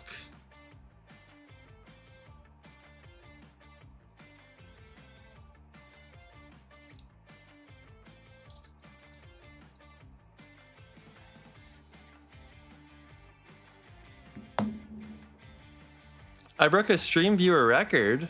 What are we at right now? I'm not even paying attention.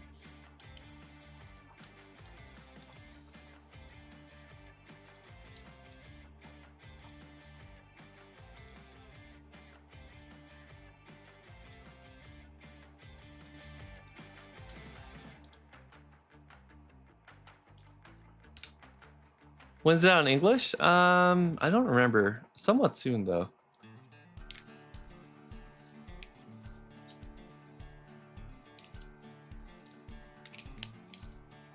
It was at 50? Oh, that's crazy.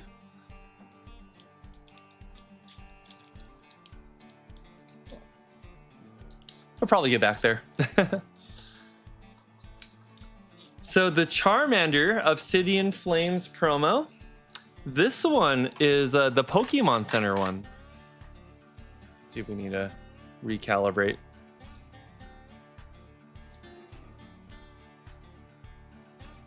Make sure it's in focus.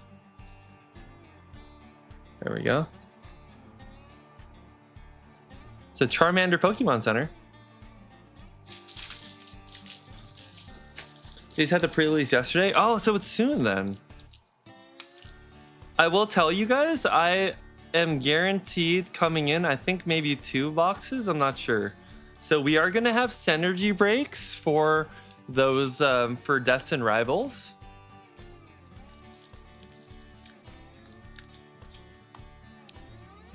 If you want to join a synergy break for Destined, if you are interested in joining a synergy break for Destined Rivals, please type 1 in the chat. And I'll try and make sure we can do it for a good price too. Like, I probably don't want to do market price on that. We'll see if I can get them for cheaper. I just want to do it for fun with you guys as like a give back for everyone.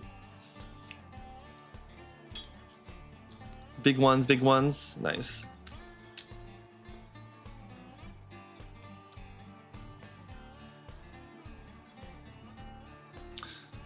All right, so here, awesome. Okay, a lot of interest. Okay, it's gonna be, we might have to do 2 or 3 then. It's gonna be crazy. So here I have a base set Charizard. Now, this is the most perfect binder copy Charizard you will find. The reason is because of the back, I have it in an HP to damaged. None of the damage goes to the front, so, which is why I'm probably pricing it nearer to damaged. But the front looks really good. I don't really even see scratches on it.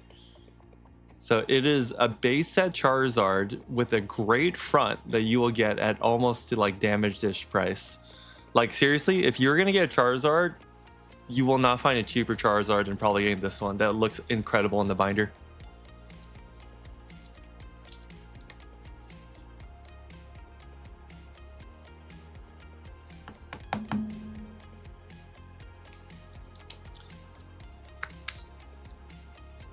You never heard of that card? Do you have the Zard Celebrations? Only in a PSA 10.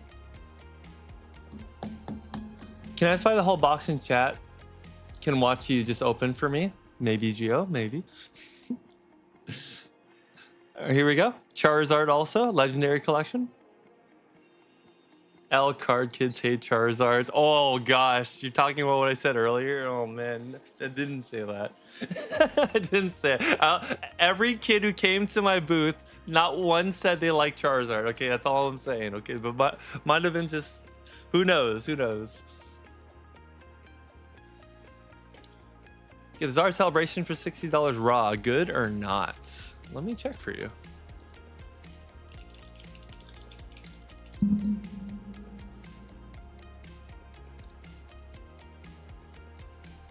If it's in, is it near mint? Really good price if it's near mint. That's $60 is about the price for like moderately played, give or take. Moonbreon is what all the cool kids want to buy. I like said no to like 3 Moonbreons this weekend because I'm too scared of that card, the volatility on it. Oh, there was a cool card I picked up that I thought you guys would find good, cool or funny. Let's see if I can find it.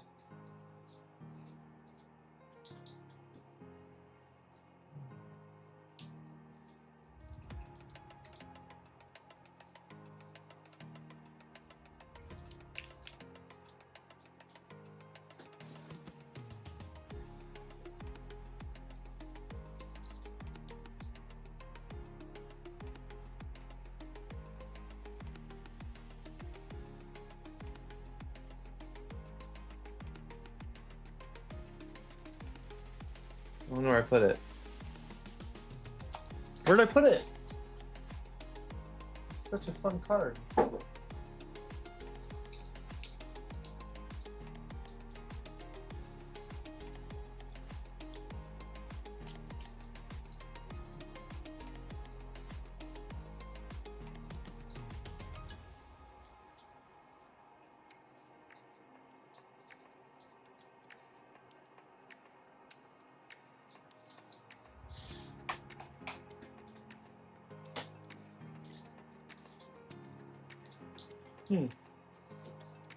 Okay, I think we'll just find it randomly later, and I'll show it to you guys.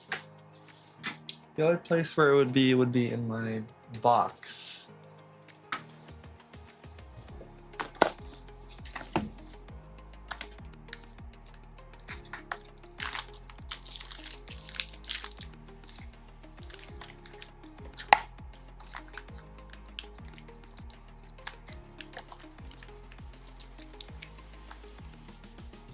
Oh, I know where it would be. Okay, there's a bunch of other cards I need to show you guys. I have to get it out of my box. I'll be right back.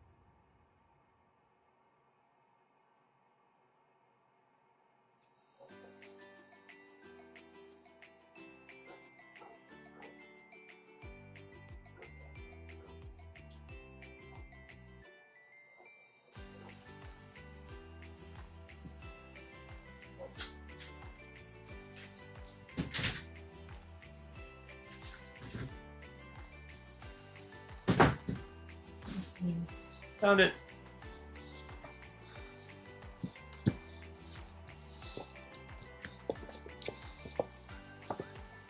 Incoming jumbo senior mime? That'd be crazy.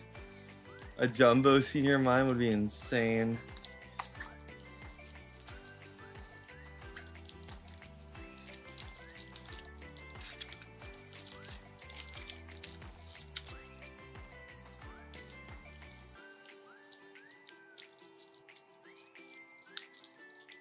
Where is it? It's with some of my pickups.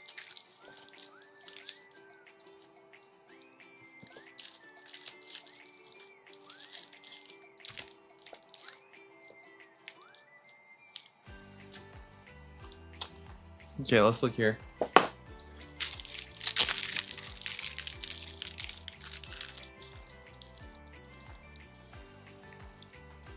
Ditto V. These are funny.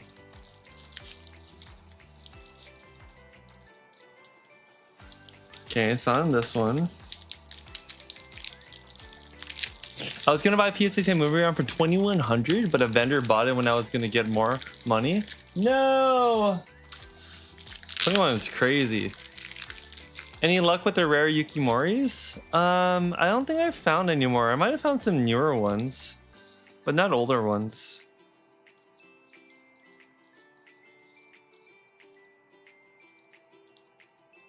Yo, where is it? There's one card I specifically remember buying that I thought was so funny. Okay, we might have to, it might just pop up later then.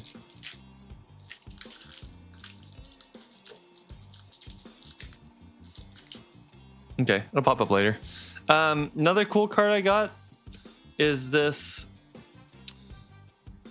one from Southern Islands. It is a Togepi from Southern Islands.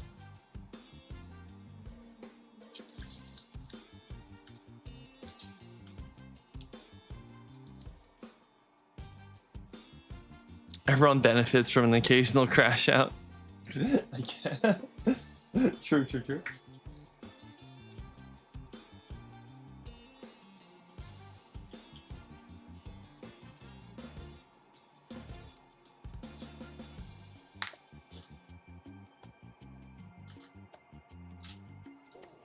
I swear my bag was just here. I crashed out over the state of losing track of my stuff. There it is.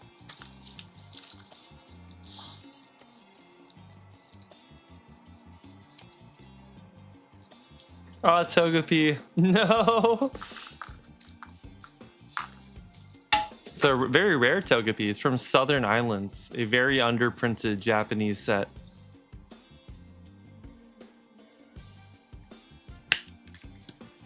How long can we team up together? Helen the sniper needs no spotter.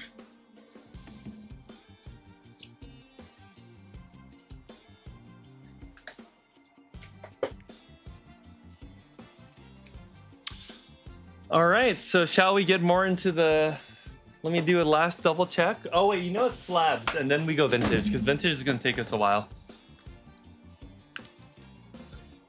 I have to make sure these are documented too. So we did the Charmander Pokemon Center. For that, Glaceon's good. Then we had the Charizard from base sets.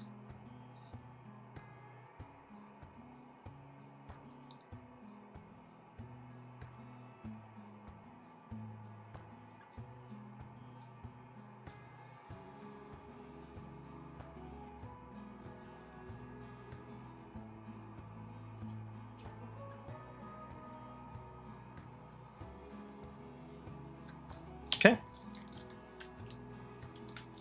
Helen's scaring you. All right, guys. Do we just get it out of the way? Do we just show it first? Just so we can stop tiptoeing around it.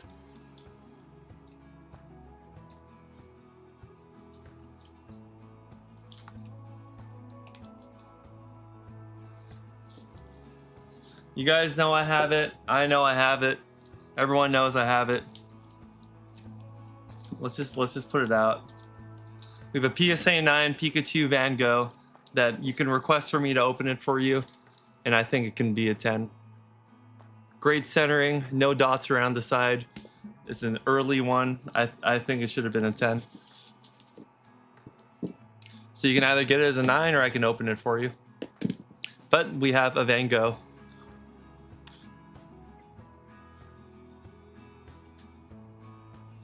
Amazing centering on the front. Nothing bad about it. Also the back looks pretty good. See, I don't see nothing wrong with any of the corners. It is a beautiful card.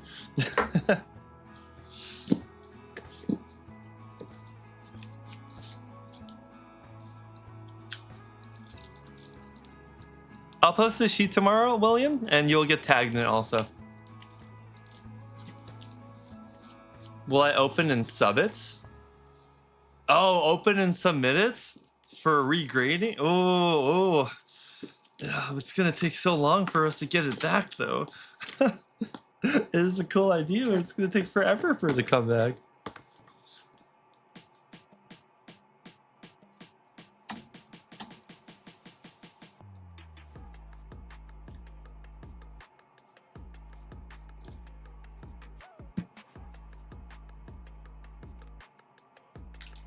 My bank is gonna crash out on me for sure because they're so funny.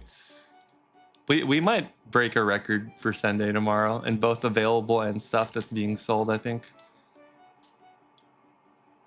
Butter, you need to choose the correct executive to represent you.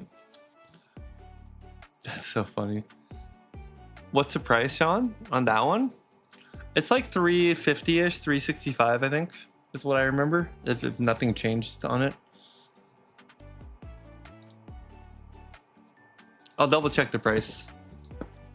But for Sunday, it probably is going to be like, with the discounts, like 350s is my guess.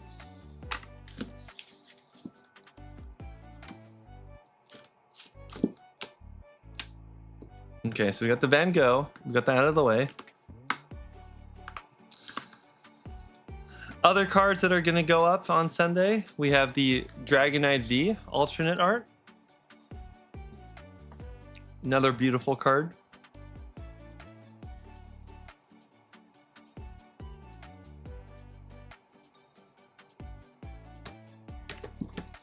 We also have a near mint Dragonite from Fossil.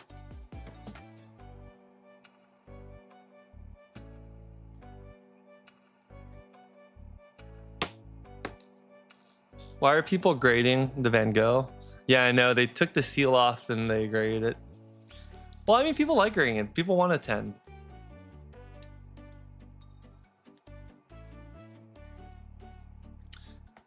Here is a near mint Fossil Hollow Gengar.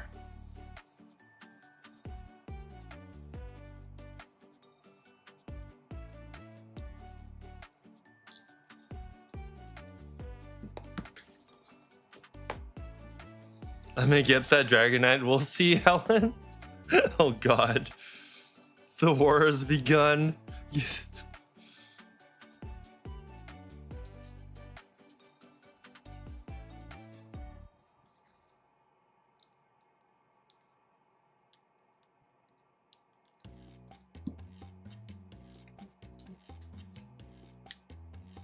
We'll see what happens when Geo and Trent snipe up executive tier. Sean, you started. Let's duke it out. You can do whatever you want. I'm innocent bystander in all this.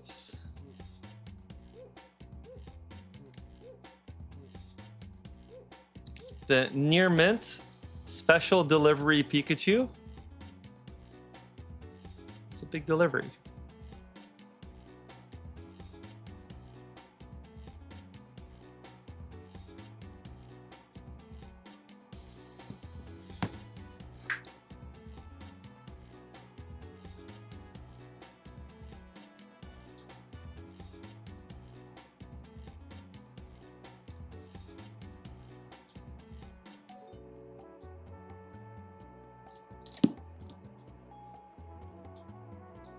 Dude, I want the Dragonite V too. Here is an LP Plus Leafeon VMAX from Evolving Skies.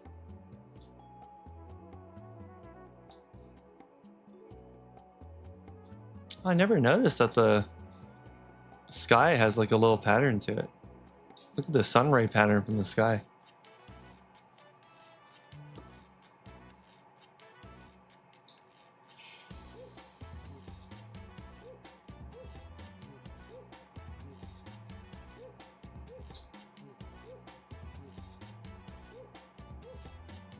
Well, Tevi, like said, Pikachu card. Sure hope Geo isn't gonna buy that. This is so funny.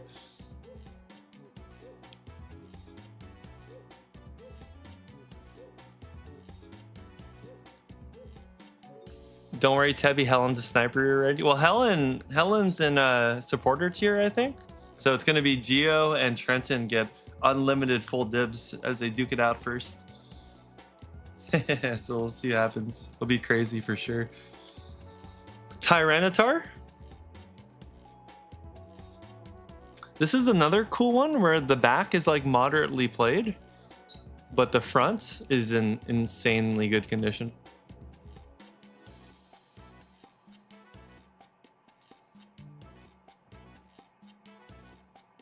What's up, Mustache?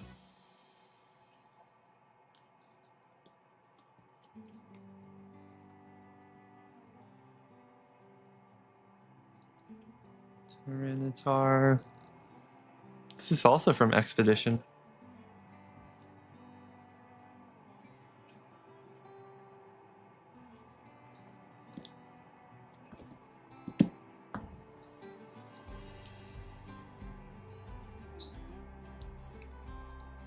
You guys are so feisty already. We haven't even gotten to the Delta species yet.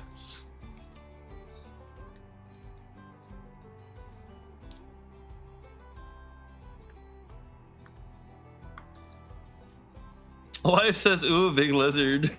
Ooh, big lizard. This is funny.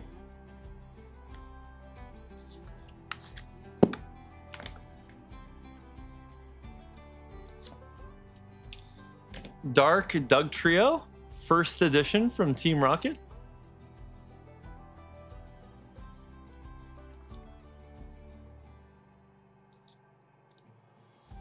And the Mega Rayquaza EX.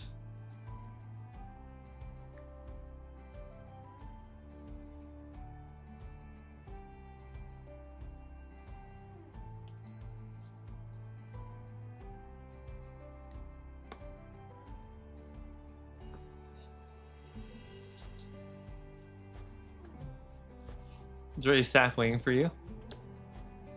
There is a stack waiting for him, yeah. Rayquaza.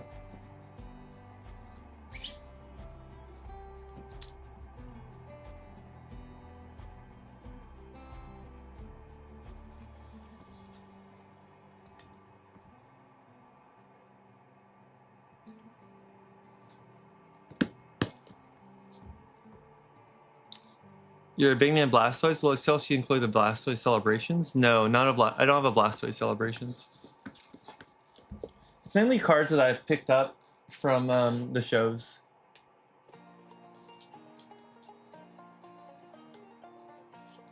There's some stuff I saved for Helena. There's a few cards I saved for Geo. Let's see, here we go. Yeah, Geo last time picked up a Giovanni's Gyarados from Gym Challenge.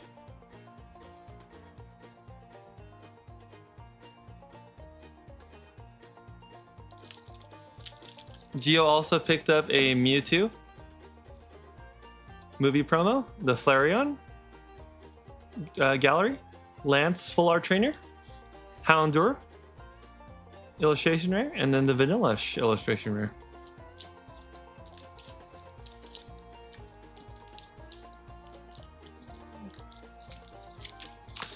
No, we don't typically see Blastoises as much. There's only 2 Blastoises that I have. One of them is going up on Sunday. I'll show it in a second.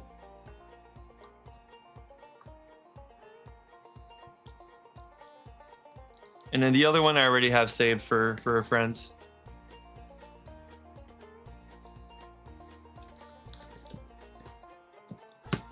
Okay, so next up.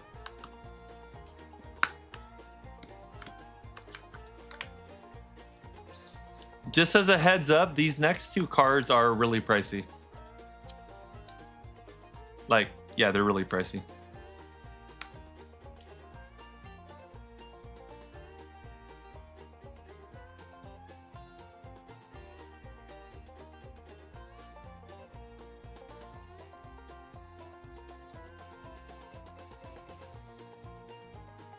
I have to distinguish them.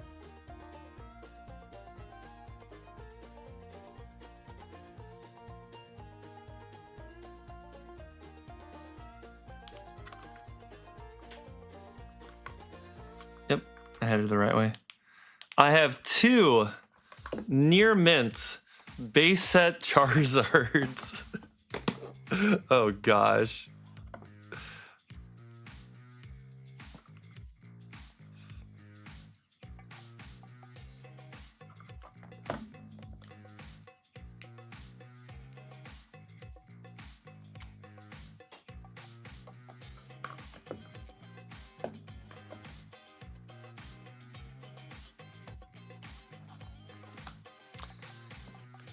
And then we have, yes, the big man Blastoise himself, also from base set.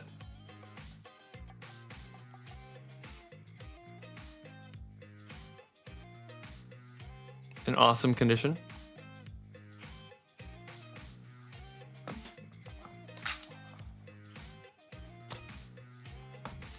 This is what I meant when I said that. Oh yeah, I have vintage now. It's crazy.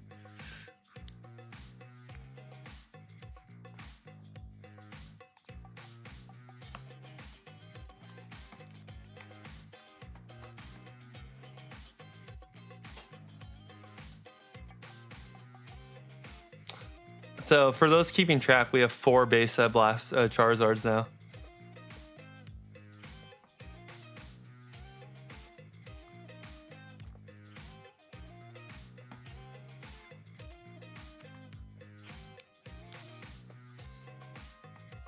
The legendary Blastoise, yep.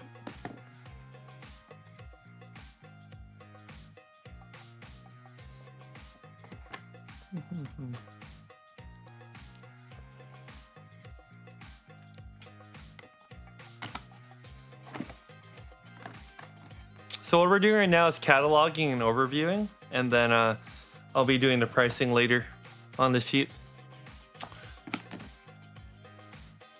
which may or may not be on stream, but you guys will see the sheet tomorrow. Glaceon, Shiny Vault.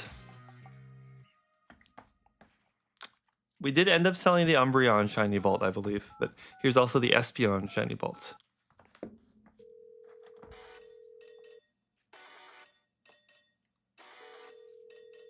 From a Hidden Fates.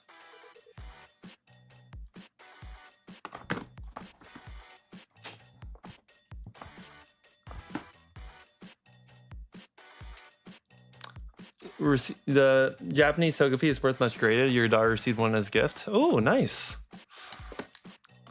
I haven't actually checked how much it goes for graded.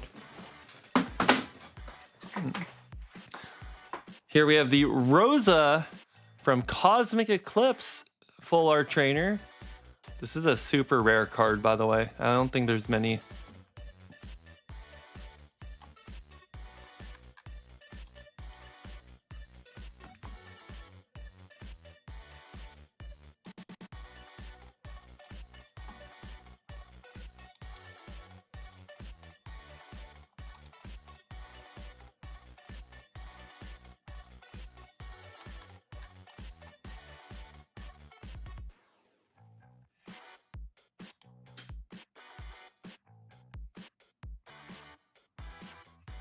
Sorry, my chat was bugging out. I had to restart it.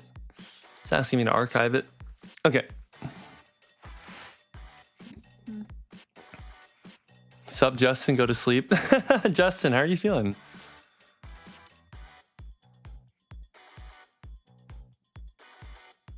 That Espeon reminds you of Neopets. You want it? It does remind you of Neopets. Bro, I played Neopets too. That's crazy. I totally forgot about Neopets.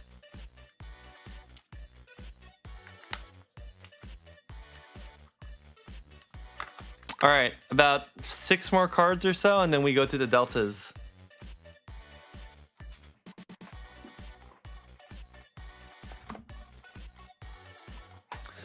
Here we go. Here's a banger. This one's really cool. Mega Gardevoir EX Duo. In awesome condition.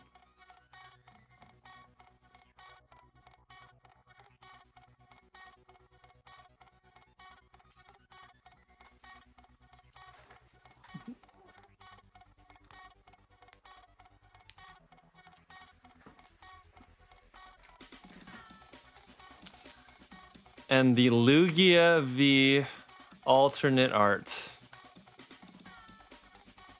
Two modern bangers. Well, this one's not modern, but everyone wants it. It's really sought after. That one's from the Radiant collection.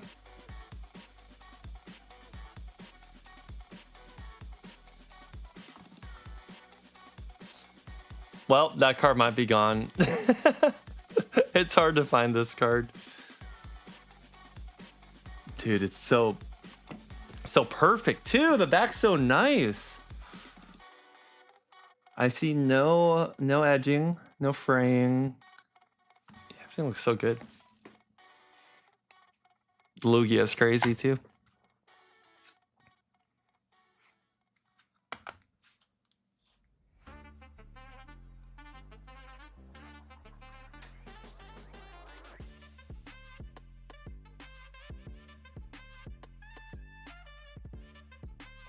And then the Champion's Path Charizard V.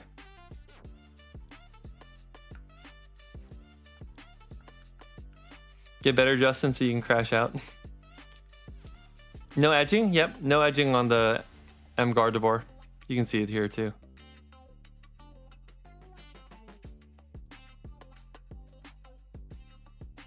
You can look as hard as you want for white dots. You won't be able to because they aren't there.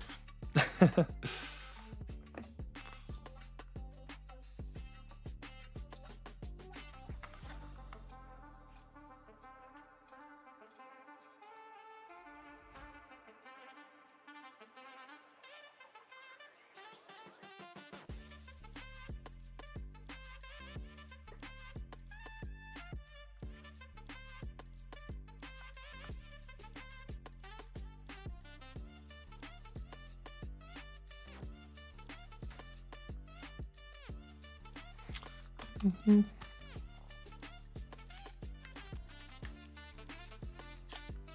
Okay. And then last for these Charizards, oh, actually not last yet, Charizard VMAX from Shiny Vault.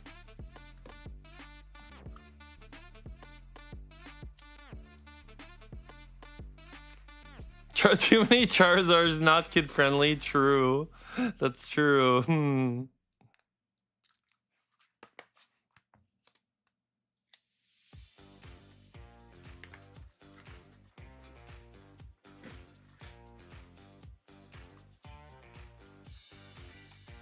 Charizard VMAX secret? Not a kids channel. Are we not a kids channel anymore, guys? Darn. Were we ever a kids channel, or was I just delusional?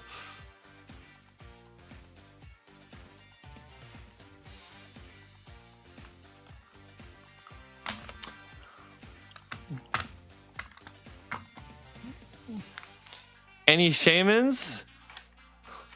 I have one shaman. Boom! I left it at home too. It was right here. I knew exactly where it was. The moment a kid asked me for shaman, I was like, no! I'm gonna save that shaman I'm gonna give it away to a kid one day.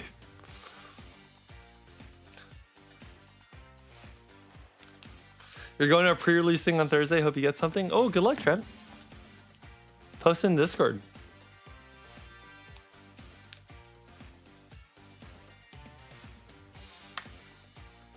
Senators are 18 plus because of bloodshed. True. Speaking of bloodshed, so I have 3 cards right here. I would like to show these cards to you guys. The only thing is, if I show these cards to you guys, you have to understand. We need an agreement in chat. We need a blood bond that I can't sell these cards. Okay. Not that I don't want to. I don't know how to price them. I have to sit down with a friend and we have to actually hardcore look at it. It's so difficult.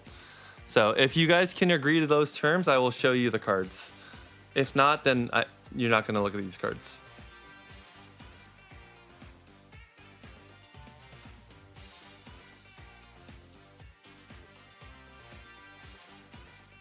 A little plastic stuck in the top left. I'm not agreeing to shit. I'm not agreeing to shit.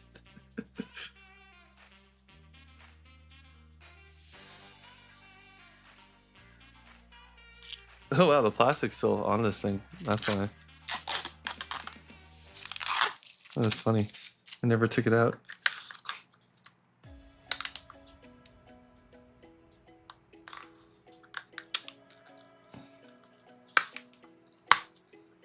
Agree. Okay, everyone agreed? Everyone agreed? Okay.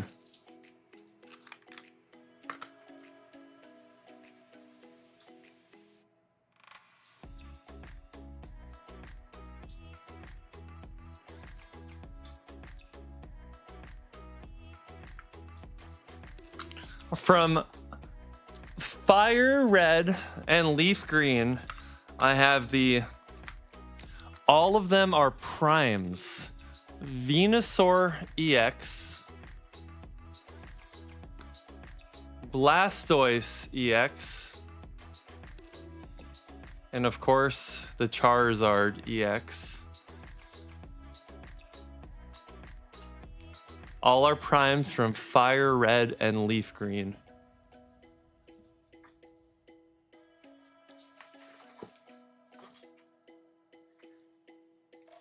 What was your stance, Fo?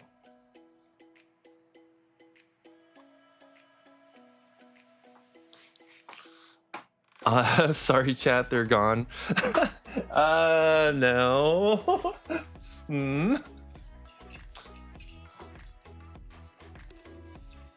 Holding my tongue, holding. Right? Isn't this a crazy trio?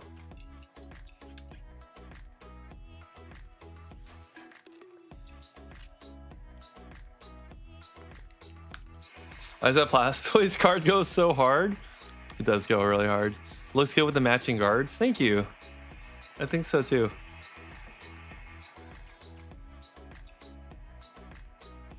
I love how Prime cards, the silver sparkles too on them. Like the silver borders on them have their own sparkle. As a set, yeah. I would only get rid of this as a set when we do price it out. It's just so hard to price it out. It's like impossible to price it out.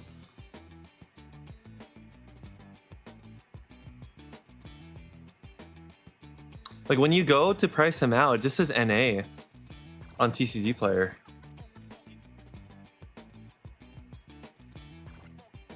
Oh, dude, you get these all 10s. I mean, even without 10s, they're grails. But look, it's NA when you try to price it out. LP is NA when you try to price it out. Like, they're grails. NA cards must be worthless. Interesting.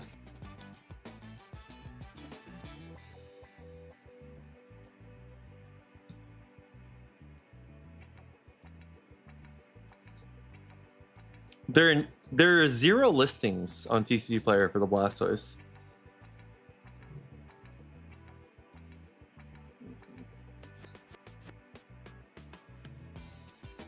Where'd you get them? I don't remember. Eastbound Gaming last sold this Blastoise was in February for $300. Only one. 0 listings on TCG Player.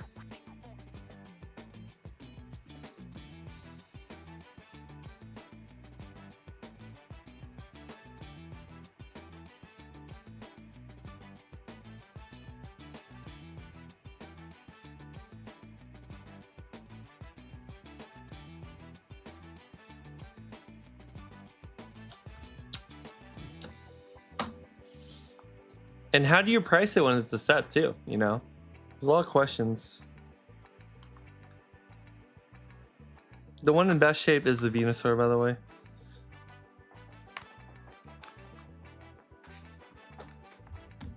So yeah, I don't know. I might just end up keeping them. We'll see.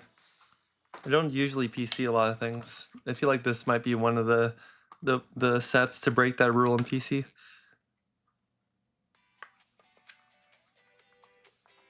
Just PC them? Yeah, Gio, exactly.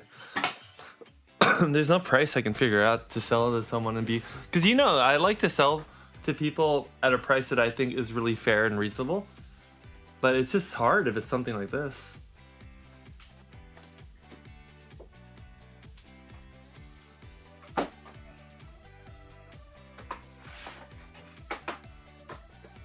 Agreed. I think it's a PC. Yeah. You found the Blastoise price on the collector app. Well, the thing about collector is it also, I think it also does Japanese too. So it all gets averaged into one amount. That's also the problem, just so you guys know, with PC Player sometimes, is TC Player for market prices will average Japanese last solds because people sell Japanese cards in TCG Player and doesn't distinguish them. Eastbound Gaming, if I price it a little higher than last solds, then at the 200 I could price it at 300. A little higher doesn't mean double, so I could do 400. But then if you see PSA 8, 9s, and 10s, they're going to thousands. So that's really not a good way to do it. Because this is a few months ago. There haven't been any sold since then. So there's a whole different process to gradings, to figuring out pricing. Going a little bit more than last sold is gonna kick you in the leg. Use code Geo. The cards go to him. That's funny. Code Geo cost me a card. Code Geo got you banned. Let them join the Lovebirds. Yeah, they're gonna join the Lovebirds. Market's arguably higher. I'd say arguably is a really loose word. The market is higher. There's the Shining Kabutops that I sold about 3 weeks ago for about 300 is now worth around 400 plus. So 25% higher is insane. And there's a lot of cards right now who are doubling, for especially first edition and shadowless cards have more than doubled in price in just a month. Luckily, I look at card prices every week, so I can really I look at thousands of cards a week, so I can tell where the trends are going. You just don't see the cards often, yeah. And even then, all the sold stuff for those kind of cards happen off camera a lot of times. Makes it really hard.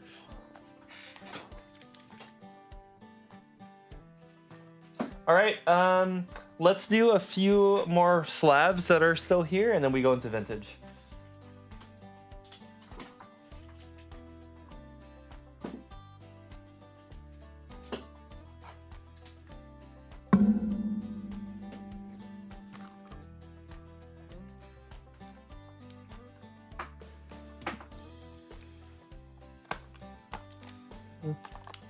So you do, when there's not a lot of comps, you price higher and just negotiate. Okay, that's one way to do it. I have a bit of a different approach. I feel like my approach has been doing really well. Local shop here is selling Destin Rivals product at MSRP, but you got to open in store. I like that. That's nice. So here, PSA 9, Dark Charizard.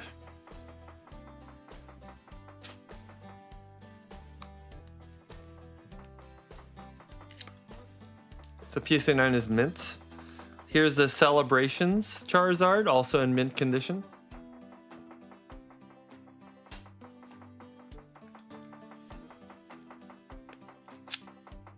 Doo -doo. 2019 Reshiram and Charizard GX in a PSA 10. This is a cool pickup too. The Gardevoir EX in a PSA 9. These ones are all going to be up also.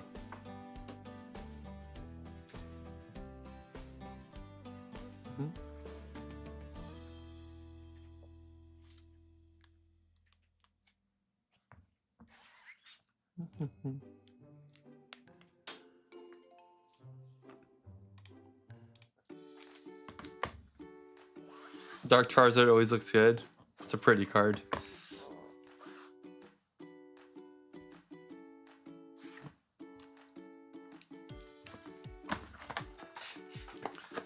We're gonna have to price all the slabs too soon. This will be going up again too. The first edition fossil pack from PSA 9. That is the non-holo. Yes, Cody.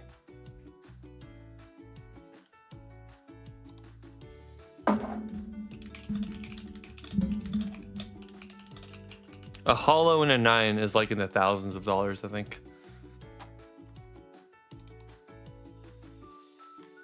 Yep. Oh, those are BGS 10s. That's crazy.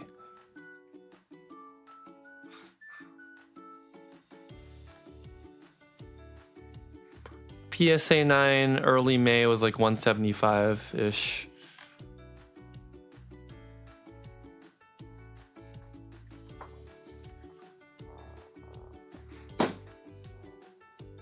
Average kid seeing the Charizard at Sean's booth. Sad. Us 30-year-olds constantly catching strays from Tim all stream. Yeah, who likes Charizards, huh? All the kids that came to my booth didn't like Charizard.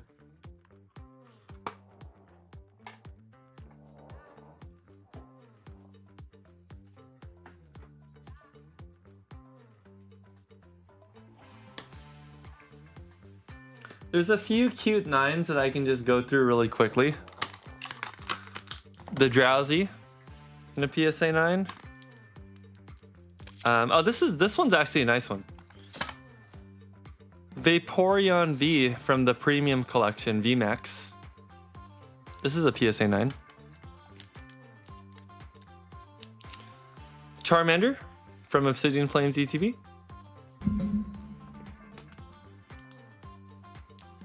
I have this Terapagos EX.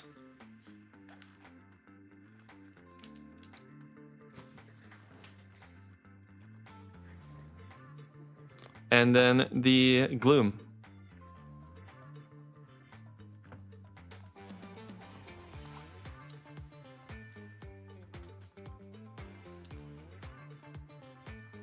What's up, Explorer?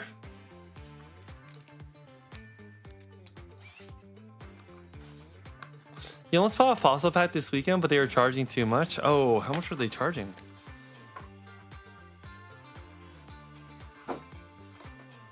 Pricing has gone really crazy lately with people.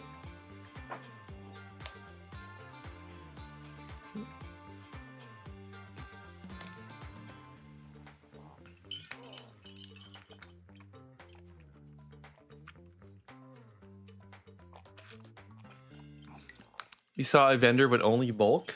Ooh, interesting. All right, so are you guys ready for vintage? Vintage and deltas?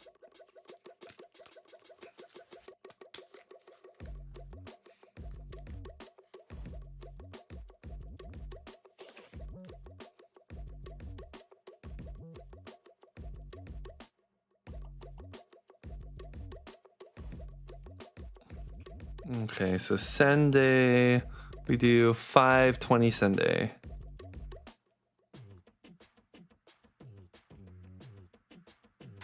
Now we make a new collection.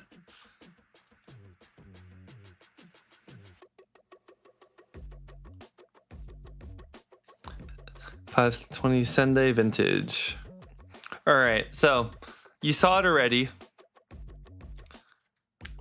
And here we have, I do have one Blaine's Charizard. The only reason I got a card like this though, is because yes, the back is not bad, but the front does have damage. Not terrible, mind you. In fact, the damage kind of looks like lightning strikes. It's never on, wow, actually I never noticed that. It's never on the Charizard. It's like on the hollow part of the pattern. I don't know how that happens. You see it? Do you guys see that?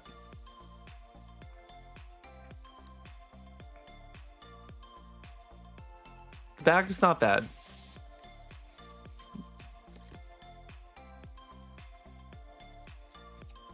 So this Blaine's Charizard in damage is around 150, I think. So that is a cool card. $260 for non-first edition. You know they waited, dude. It's so scary to buy packs though at shows, like vintage ones.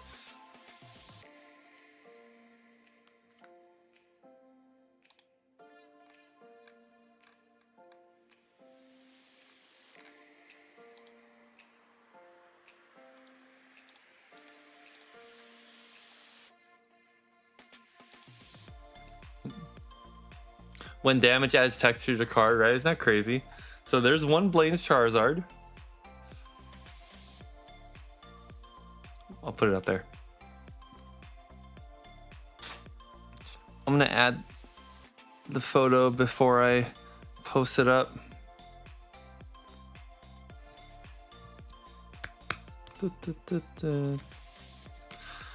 Here I have a base set Gyarados.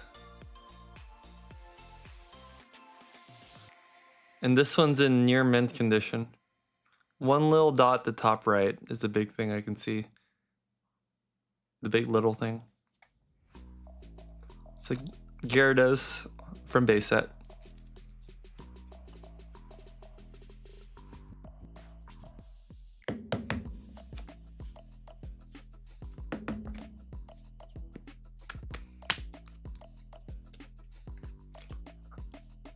Next up, Ninetales.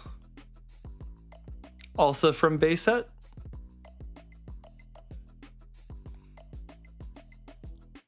And this one too is on the sleeve. This one's also in near mint condition.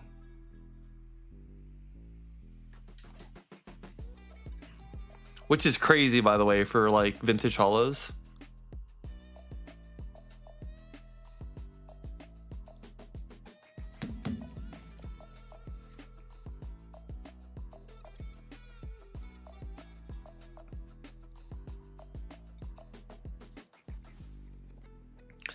Next up, Zapdos from base set. This is a hollow too. And this one too is in near mint condition.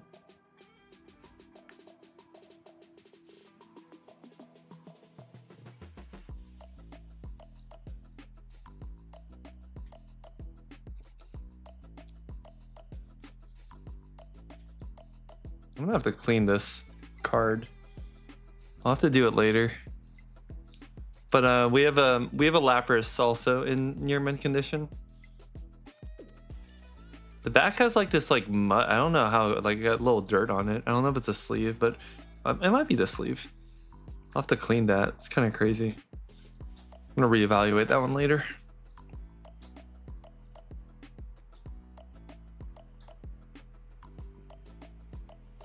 If Lapras and Zapdos had a child, would it be called Lapdos? Or Zapras?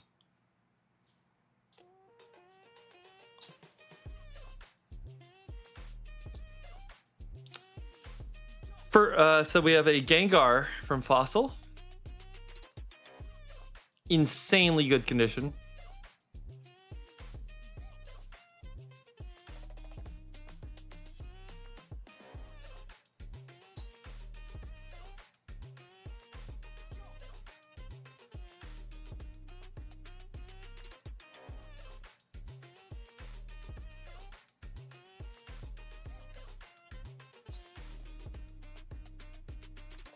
See what the near mints go for Gengars.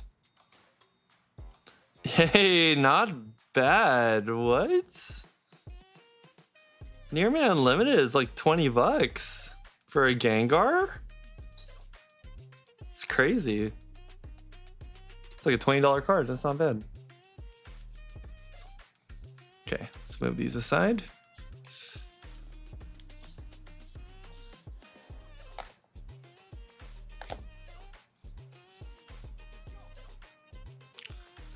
Next up, bro, we talked about this card. Hitmonchan. Base set Hitmonchan, also near mints.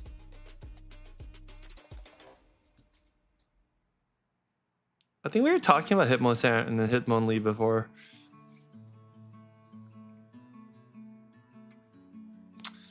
Lightly played Vaporeon from Fossil.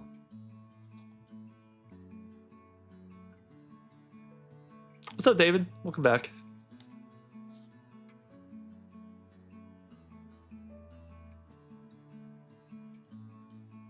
Oh, Jungle. I'm sorry, not Fossil. Boy, Poliwrath in the near mints. Also hollow.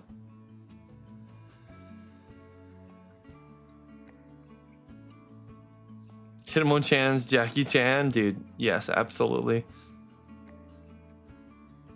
With how like litigious Pokemon is, I'm surprised that Jackie Chan didn't do like a 180 on them. Same with Hitmonlee. What is this? I don't know how this like snuck in. But I guess Snivy from the 2011 McDonald's promos.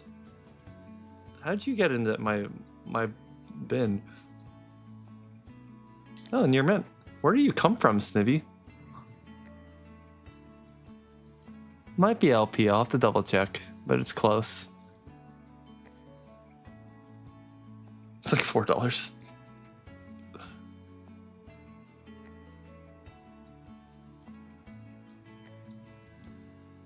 Awesome, Mateo. You'll take the Snivy and you'll have to see tomorrow.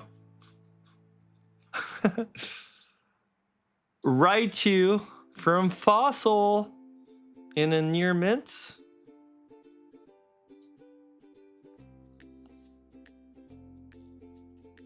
You remember getting that from McDonald's? It's crazy.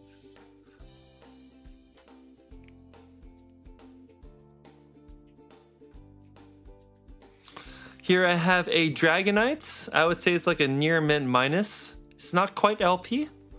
You have a little bit of dots at the top, but like you see the 2 dots right there, they're not that crazy. It's still technically near mint. Really, really nice card. But this is a Fossil Dragonite.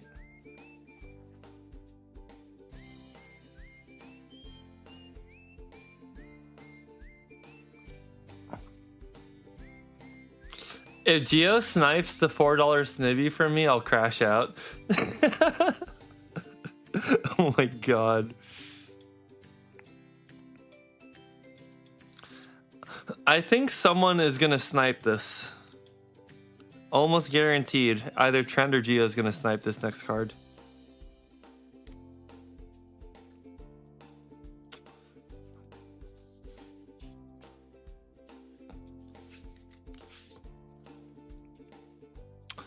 It is these next 2 cards. It's a Kabutops first edition Fossil in near mint.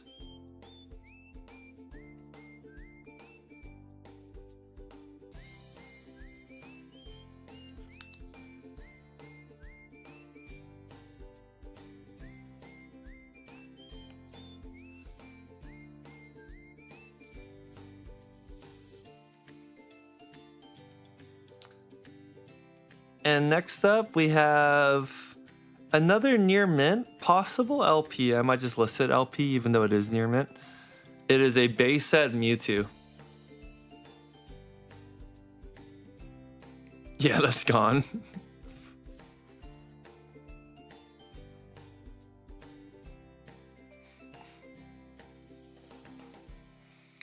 Trenton and Geo secretly making lists of what each other wants so they can prep their picks for the pick order.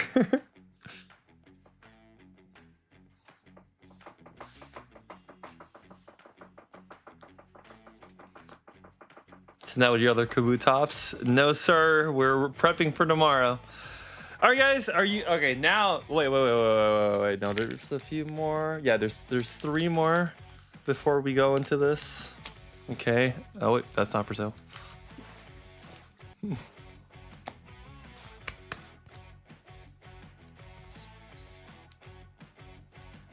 First edition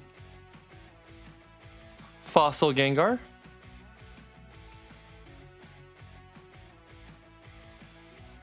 A little bit of a dot in the bottom right and top right, but otherwise still pretty near mint.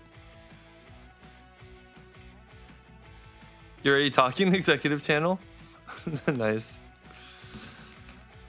Here we have the base set 2, Clefairy. With a swirl! By the way, very obvious swirl in the bottom right corner. Almost perfect, actually. And the moon hollow.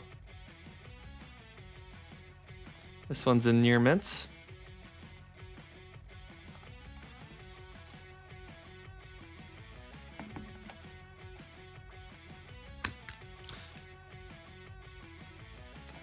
And base set 2, Clefable With another swirl in the top right corner, I think.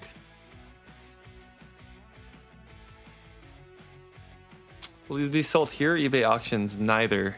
Well, here, I guess. But they'll be sold tomorrow on live. But you have to be in the Discord, and you have to join the Discord, read the information on the Discord on how to participate. Basically, you get the Excel sheet sent in advance. You get to see the lines and the numbers you like. And then people who join when we're live have to type in the channel to enter, and then you get to go one by one.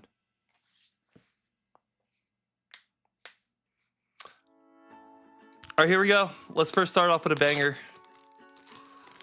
We going into the deltas now. I'm gonna change the music. I wanna listen to some non-copyright anime lo-fi that we used to listen to before for streaming, but we haven't done it in a while.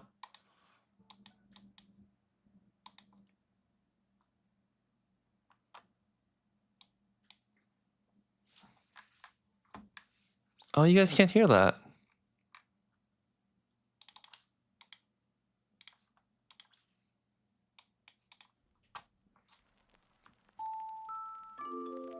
All right, here we go. Let's do it. So now the start of all the deltas. Get ready. Get ready. Delta time. Okay, chat these out, please. Thanks.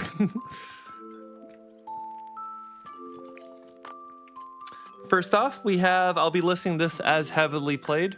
It'll be a Gyarados Delta species. You have one tiny line there that doesn't really go over to the other side as much. Yeah, not really. And the back itself is like a moderately played, other than that line there, which is very small. So that's why I probably would have it heavy, because then for this era of cards, it's still pretty nice. So I'd be like heavily played-ish, maybe even minus to that.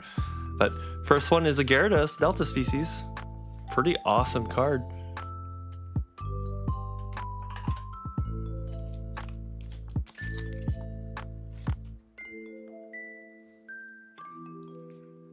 I'll assume that most of these are claims. Yes. It's not going to be every show I'll be able to get this many deltas back.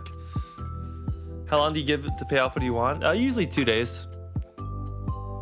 2 or 3 days at most. Usually if it's not claim, if you don't, so how it works is after send day, you should pay the you know, when I send you the message, but if you can't, if you need like 2 days or so, it's fine. But it's you'll lose everything by Friday because I need to bring it to my next show, and you might be like temporary banned from the next send day or something, because then it's not really fair to everyone else who would have been able to claim the card, but you claimed it and didn't push through. You in a general sense. So that's probably how I would do it. Like I can give a little few days. But all right, chat. I'm not 100% if I want to sell this one. Wait, do I have one? I might not have it. I might have to keep this one.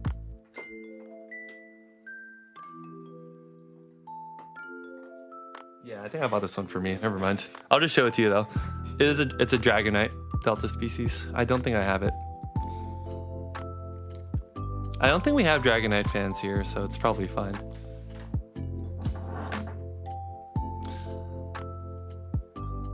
All right, here we go.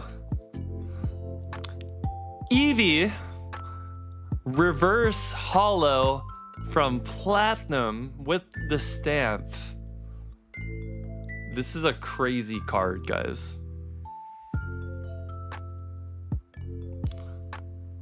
It's about in moderate, not enough to make it like obviously heavy, because most of it's like really nice. There's just a top corner, but it doesn't I don't know the right word, protrude something to the other side. So the front's really clean.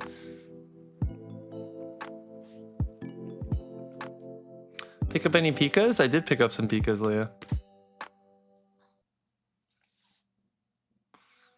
Too many cards I want? Bro, we're 2 cards in. We're 2 cards in.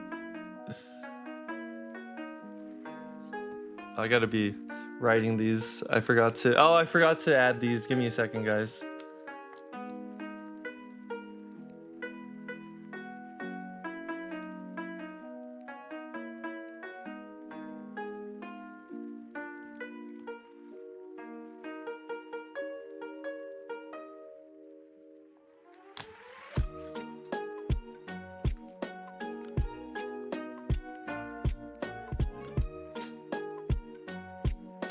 So Gyarados, Delta species. Then Eevee, Delta species. Oh wait, no, this is not Delta. This is Eevee level 14 from Platinum. For Majestic Dawn. Okay. I'll skip out on the regular holos. We'll just do deltas for now. Cradily, Delta species.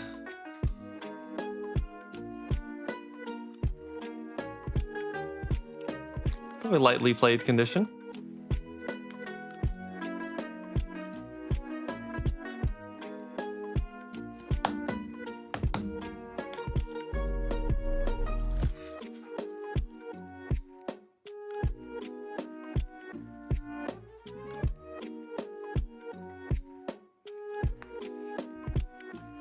Sorry out in advance if I chilled the past couple Sundays.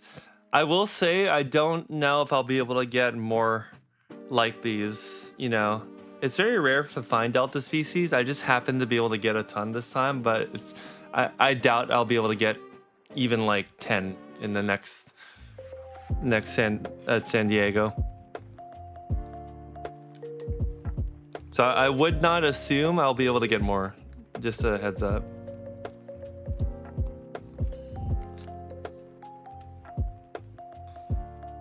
Where's my sleeves?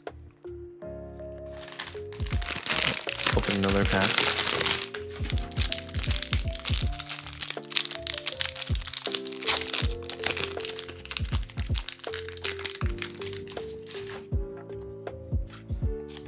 All right, here we go.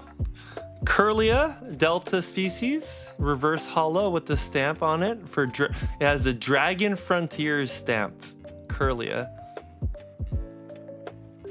In a, wow, near mint condition. That's insane. Well, that's insane for a Delta species.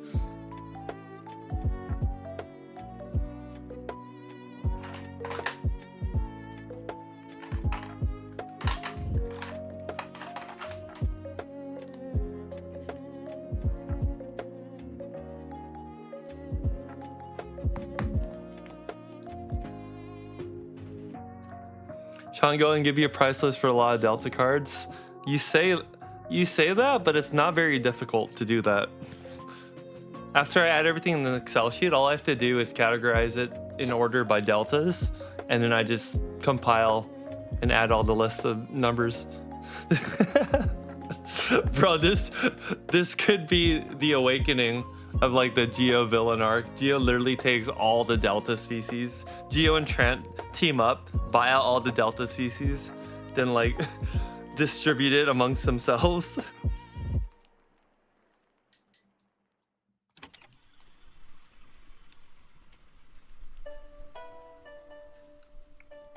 So there are a lot of reverse holo stamps that technically aren't deltas, so we're gonna do those at the end.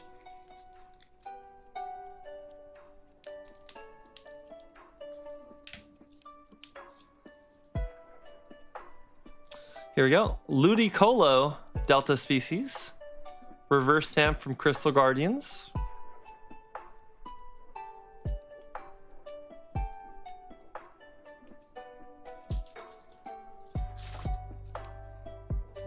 Thanks for the suggestion. Oh no. Trade them to you instead. No, Dylan, I can't. The community needs them. You guys know how fidgety I was at the show?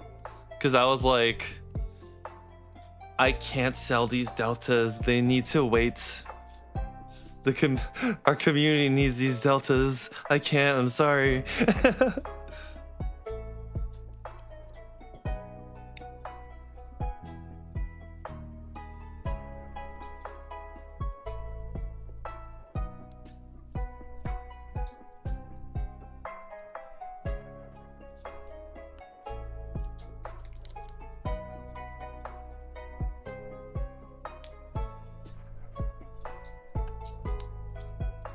Get out of here. Pidgeot, Delta species. I think I have about lightly played on this one, even though it looks really nice.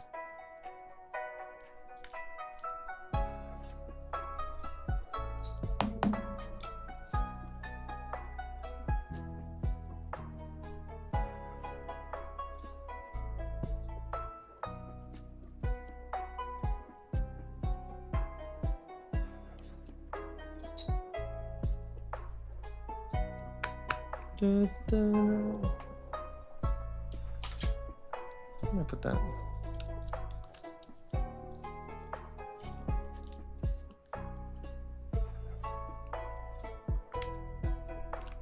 Picking up the slack from you abandoning us? What?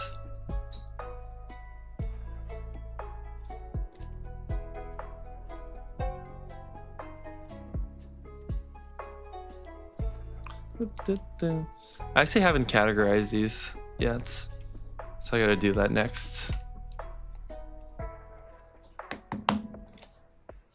Oh shit, crash out, Dylan. Oh man.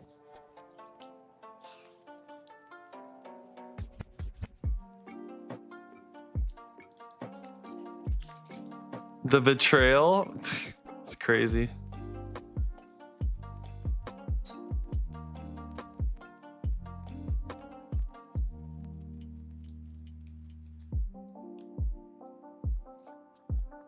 I'm gonna categorize all my deltas really quick.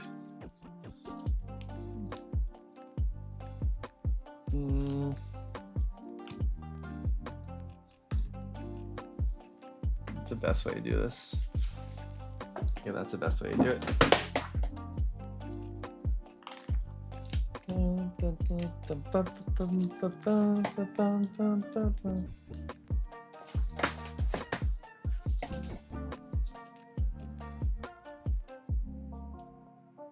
Alright, give me a second, guys.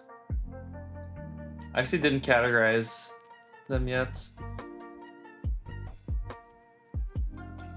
Will I be vending at front row? Yeah, I'll be vending at front row. You're gonna get your pikas for me? That's crazy.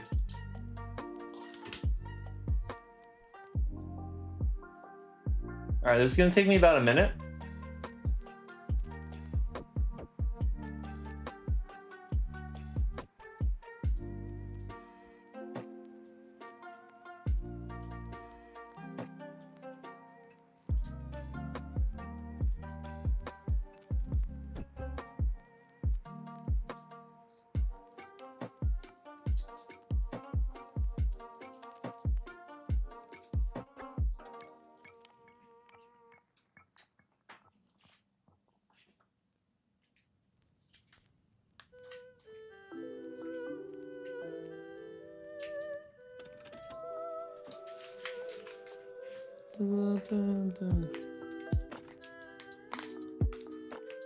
Oh, WGO, thank you for the dono, Geo. I did because I feel bad for buying all the cards tomorrow. Just an FYI. Oh man.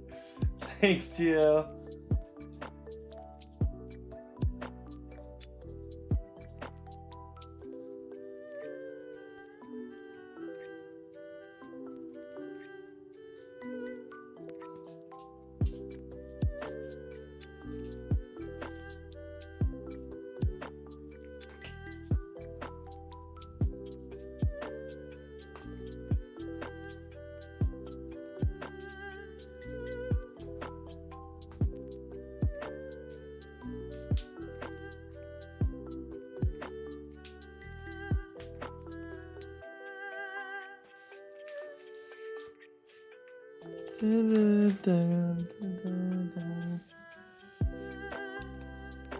Okay. All right, we should be good to go now.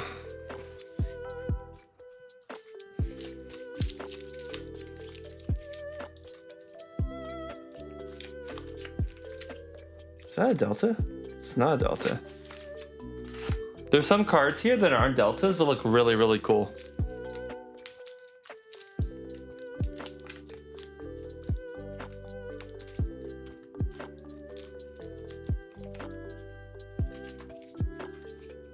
Oh, there's a Yukimori card here too, also.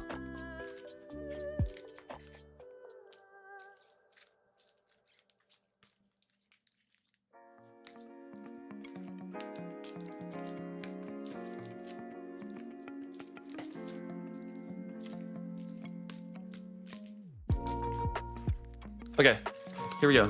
Next ones.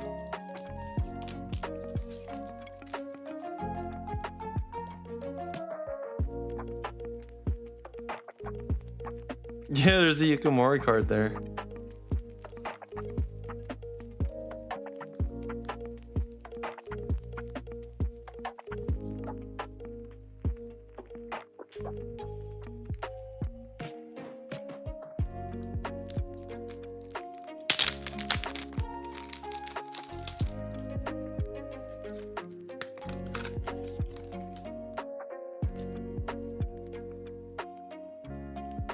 Here we have a lightly played horsey delta species, reversed from Dragon Frontiers.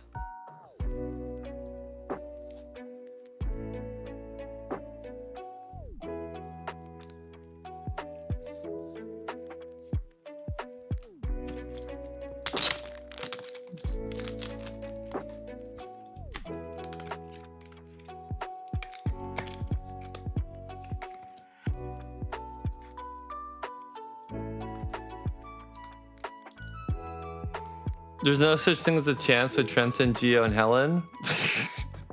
It's funny.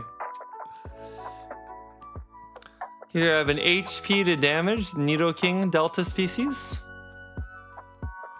Has a bit of lines in the top there, but they're not super duper visible. But the back looks really nice, given that the front has those lines. Artist for the horsey is Tomokazu Komiya.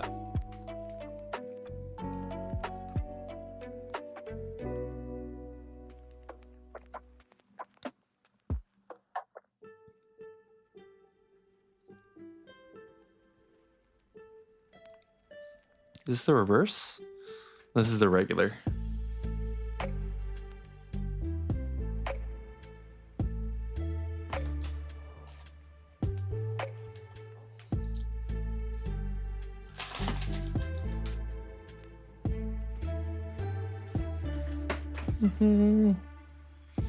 Night, Leia.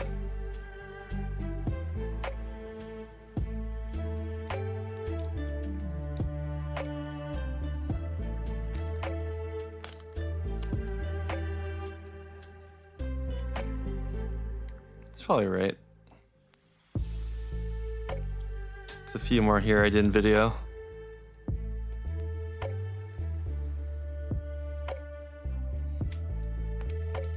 Okay. Next up, needs to be re-sleeved, is a Beedrill Near Mint Delta species. And this one is a reverse stamp, and the reverse stamp is X Delta species.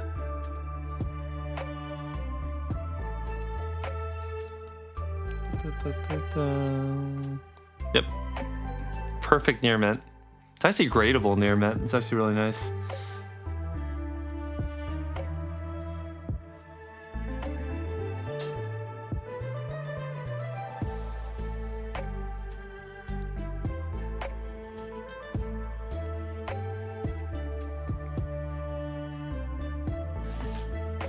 Why did I have that card?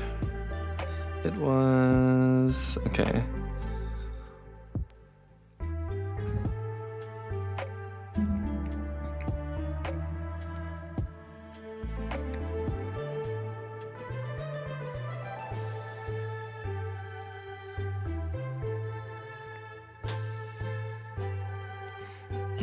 Yeah, this card goes like for around $30 right now. That's pretty cool.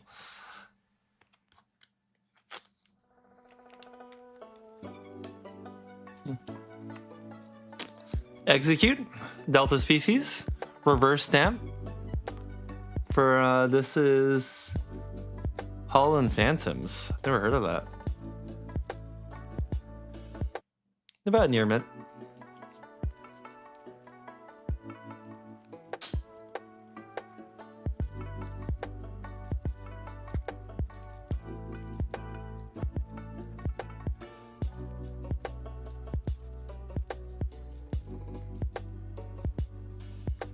Okay.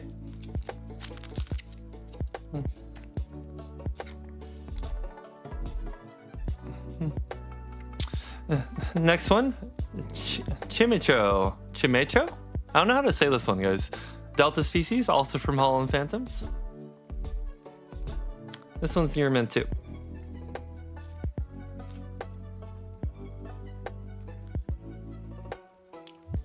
Chimecho? Chimecho? Oh, it's Chimecho.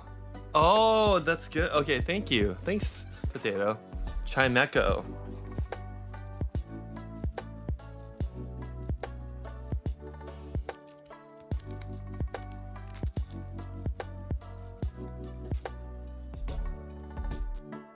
Dr. Butter wants lovebirds. Did I get any offers? Yeah. I had some offers. The price is crazy right now. It last sold at 7,100. Someone was offering high 6, but I was like,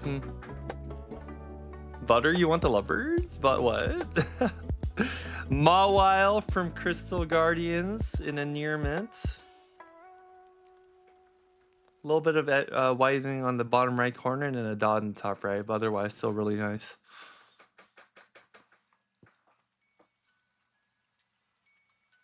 I'm telling you that the lovebirds might end up just becoming PC at this point, just because I really like the card. Nice. I want to see what this goes for right now.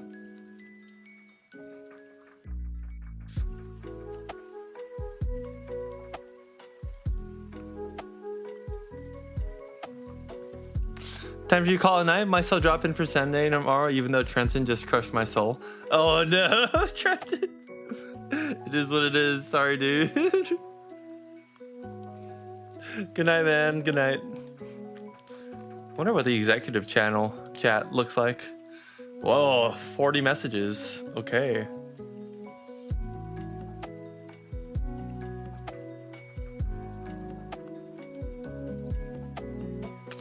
Oh, so I read in the chat that Geo's not hyped yet, so we have to get Geo hyped.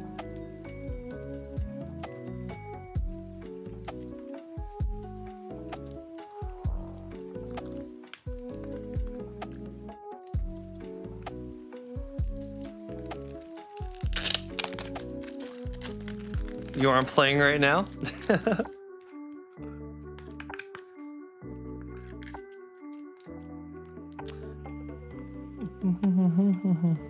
But what if I showed you a near mint Typhlosion Delta species?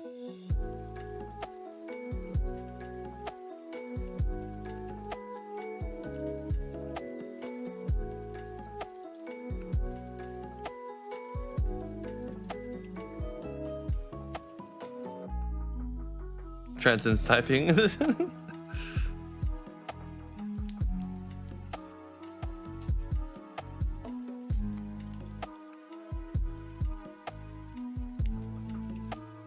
What if I showed you not just one? What about two?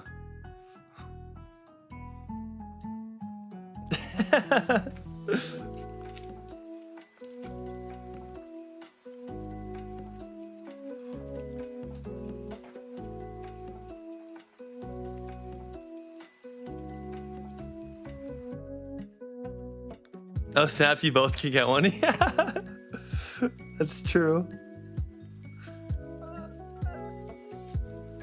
Here's the backs for them. There's a little bit of different, they're both pretty good. You kind of just have this, it's like a little trade-off.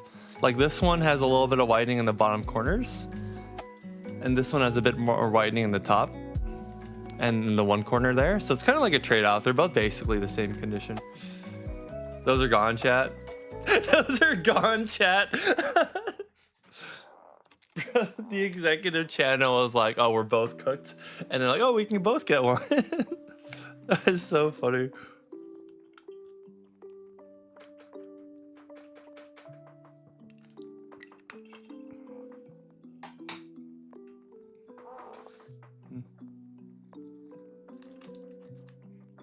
Executive channel chat's so funny right now.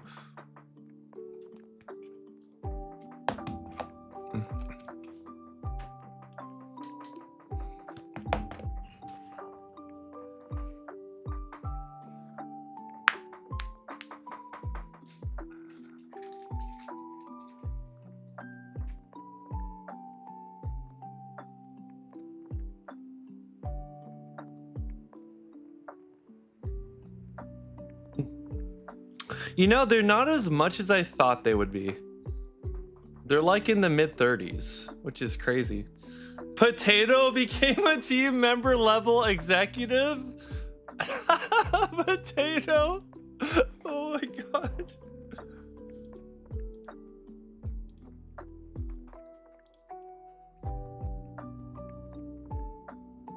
The Elite Four is almost complete. Potato wants to see what they're saying.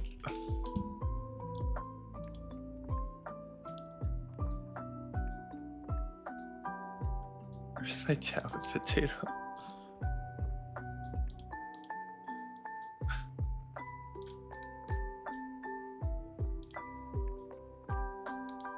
Potato now has access to the executive channel.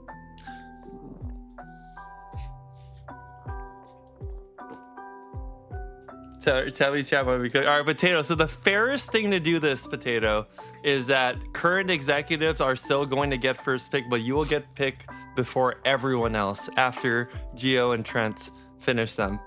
So that's probably the fairest way to do it.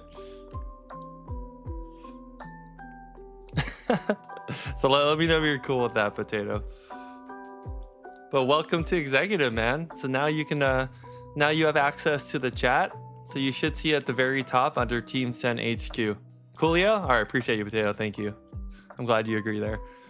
So so now you get to see Geo and Trent's chat. You can tell Potato's typing executive chat already. It's so funny. Oh my gosh.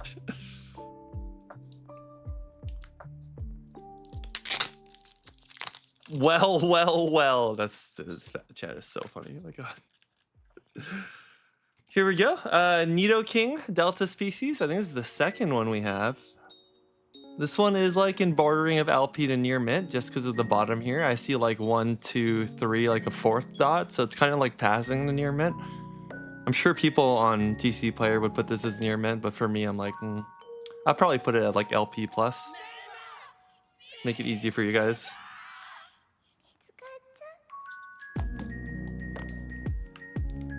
Villain arc, you'll start after tomorrow. So Dragon Frontiers. Delta Species.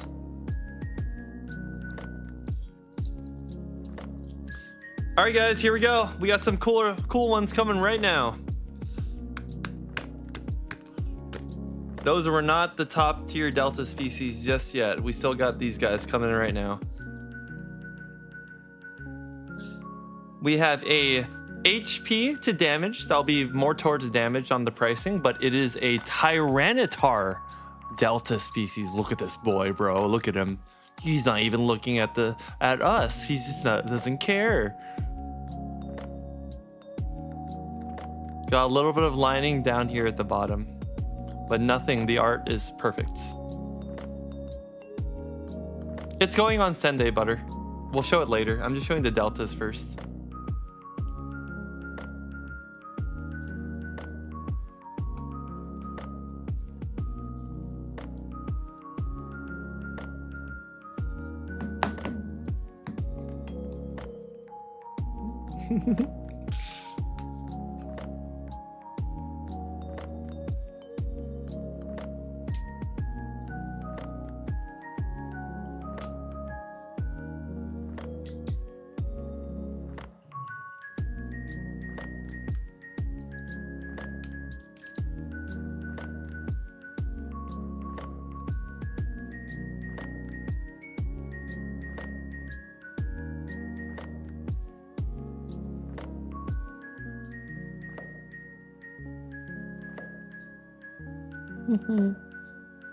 So the Tyranitar is about 50, I think, from what I'm seeing on the pricing right now.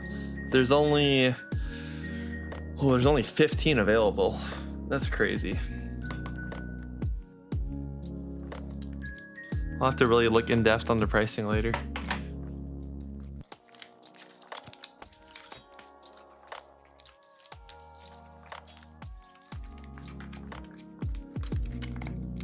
I think this one is going to get both Trent and Geo a little hype. More towards Geo, maybe. We have a heavily played / low minor damage. Not really. There's like a little line here you can't even see unless you really look at it. But it is a FireRed Delta Species. Let me take it out, actually. There he is. FireRed Delta Species. And then here's the back. Not bad. This one's gonna go really cheap just because I consider it more heavy, like in damage, but most people would see it as like moderately.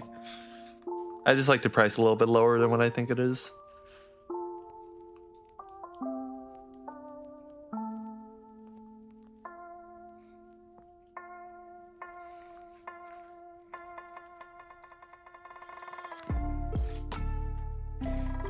Potatoes talking too now in the chat. It's so funny. Oh my gosh. Please show the Yukimori card. I'll show it after the deltas. I think we sell around like 30 or 40 deltas or a bit more. Or I can show it to you really quick if I can find it super fast, but we won't really go over it yet.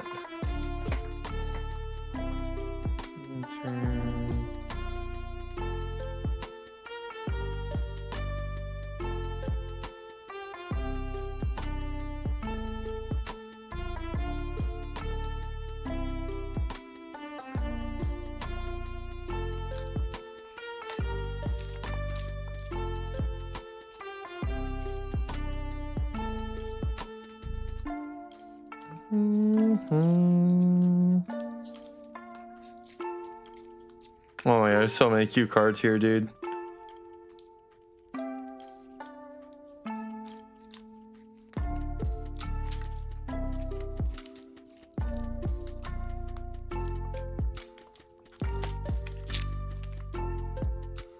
That's a delta. Oh, it's I have a Japanese delta. That's crazy.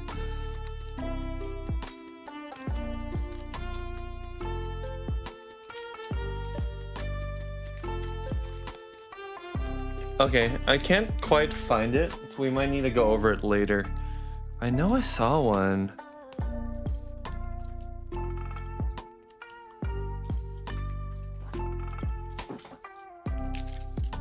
Kimetsu no Yaiba Lo-Fi going hard. Is it loud? Oh, here it is. I found it. I think there's more though, but I'll just show you really quickly. It is a near mint Yukimori Slowbro in hollow.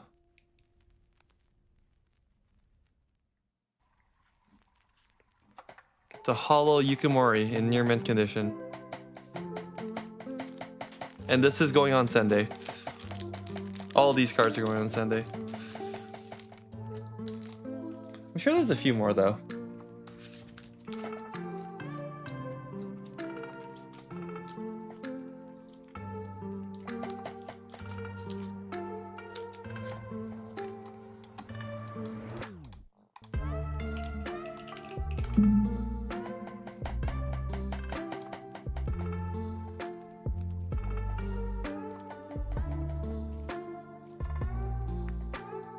Helen, if you do it, you will complete the Elite Four.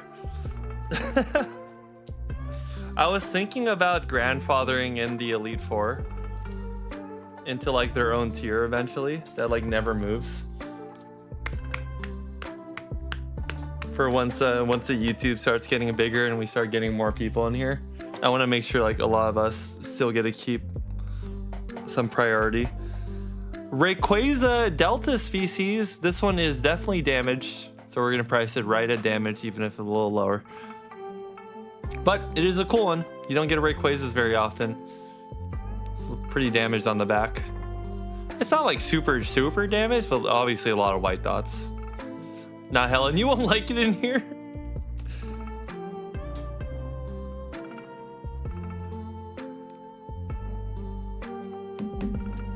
I think the spreadsheet's gonna take me so long later because we have to double check all of the values or like conditions and stuff. So once I'm done adding it to the phone, then we're gonna actually price things. But from the looks of it, the Rayquaza Delta should be around... It's a hollow foil? Yeah. Should be around 40 is what it looks like. Yeah, last hold was 40, so we just matched that. Current availables are 40s. Pretty cool. That's a cool card.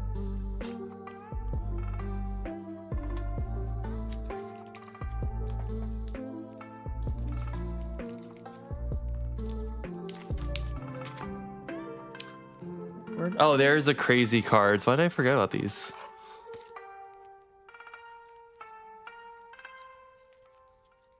Huh. Okay, this surprised me. There's a third Typhlosion. This one's weird because it is better. It's overall like perfect condition in the back. Nothing bad at all. But so a third executive member can pick this up. Everyone will get one basically. But it has like a print line in the middle, which in some ways makes it a lot rarer actually, because this isn't damaged. It's a manufacturer's print line. So even getting a second copy of this is really interesting. You see that, guys? See the line? Super interesting card, actually. That might be worth a lot more because the print line goes on the surface of the holo, past this thing to the rest of the holo.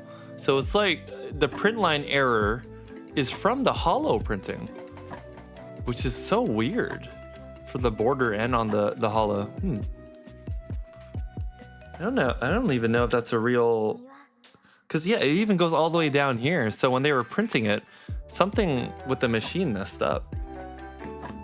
Do print lines make it more? I don't know. That's going to be something that's a per person basis, I think.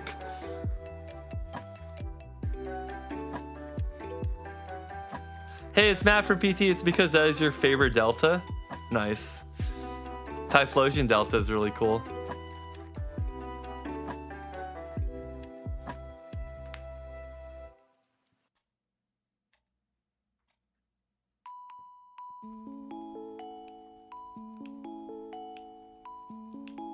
Yeah, Potato, we'll go into the primes later. We still have a ton of primes. We're just going through deltas first. Next up, Tyranitar EX Delta. Let's see. This one has some minor damage on it. There's a little line right there. And of course, this makes it basically into like the moderate to more heavily played, actually. And then we have a bit more lines up here. So it's like heavily played, more leaning towards damage, pretty much. Any gold stars? No gold stars. And I only deal with gold stars in person too, just because of how much they cost. Because shipping something that's like $2,000 to $3,000 is a little crazy for me. Yeah, you guys are being diplomatic in the executive chat. It's crazy. Every time I look to the left, I'm reading the executive chat. It's actually really funny. There's a lot of deals going on. It's all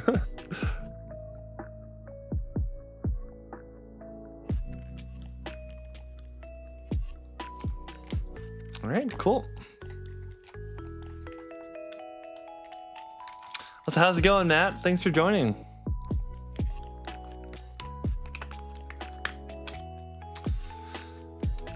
Next up, Deoxys Delta species. This one will also be pretty damaged. I don't even know. It's kind of damaged. Does it go to the other side? Not super. This is gonna definitely be more of a binder copy for sure. I mean, actually all my cards are binder copies, since I don't really cater to like investing anyways for like submissions. It's pretty cool though. I like how the holo goes on them. You'll also be surprised. A lot of the deltas we've been showing so far are in like the $3 to $15 range. Very rarely have the deltas ever been going above like $20. It's only certain ones. Like this one's like around the $5 to $10 range for this delta.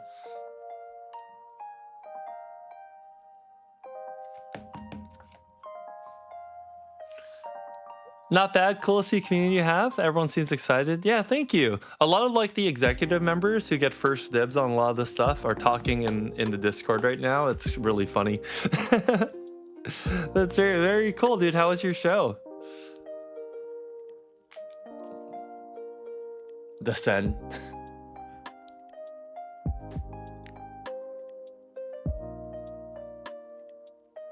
What's funny is the Blaine Charizard was mint condition would have been the only card you'd buy, Trenton. That's funny. Dude, that's like a mint condition Blaine's is like $1,000. Or wait, no. It's like $500 to $800, something like that. The Sen Light 4. The essential floor. Was very good. Loved Vegas. How's your booth over there on the other side, man? Thanks for catching the stream.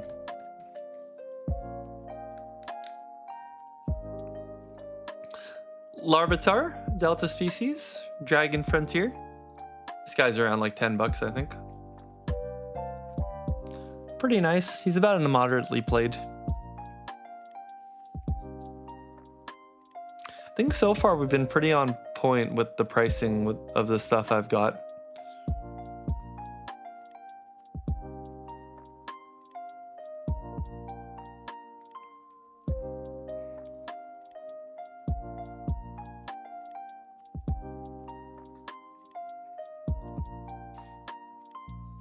What's up, Joshua? Welcome back, man. Mustache, those are great names. Mustache is good at naming stuff.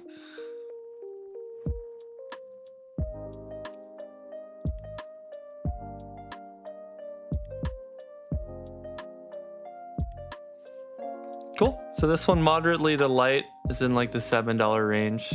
Light's like in the $10 range. I'd probably put this in the middle there, more towards moderate. Well, it does actually, it does have some dots here that maybe that was missed when I bought it. So I probably would put it under. I think I got this around $7, so I probably put it at like 5 or so for you guys. Okay, not too bad. I'll have to make a note of that. Let's check this next one. Next one is Deoxys Delta.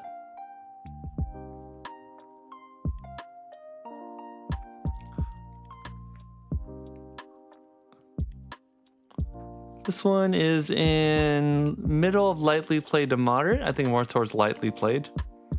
Nothing really goes outside of the edges here, and the top look really nice. The corner has a little bit of a bending, which is not too bad either, but it's good for the binder. The front looks amazing. Nothing bad at the front.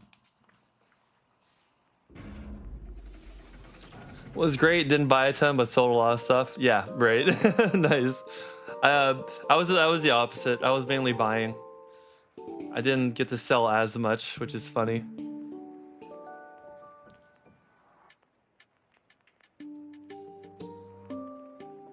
So is this the attack form, Deoxys? I think so.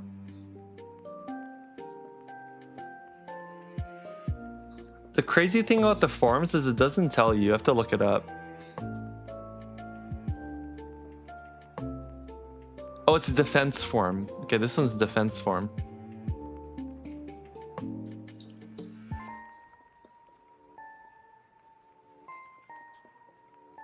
Oh, Potato knows it. He knows the forms.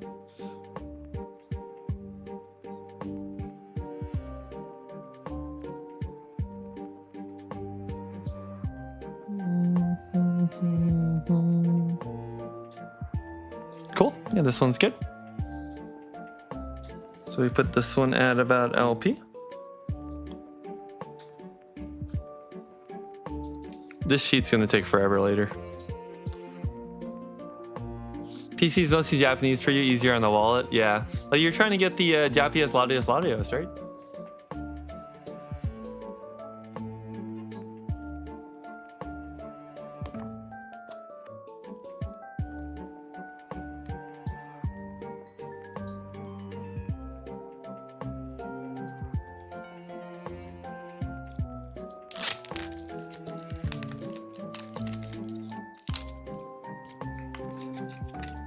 What's up, guys? Milotic, Delta Species. Hey, what's up? JJ Leiju, welcome, dude. Welcome. Glad to have you. So, Milotic, Delta Species. About lightly played on this one. Let's replace the... Actually, it's already in the sleeve. Do you guys want me to keep them in the perfect fit sleeves, or do you prefer the sleeves that I use? I feel like the answer is to prefer the sleeves I use, because they're a bit more thicker and safer for the card. So I'm just gonna switch it over. So this Milotic has a little bit of damage on the surface for the bottom left corner. It doesn't go to the other side, which is good. So it's very light. So this should be around moderate for this card. Let's see where it goes. Hits. I consider true damage if it goes from one side to the other side.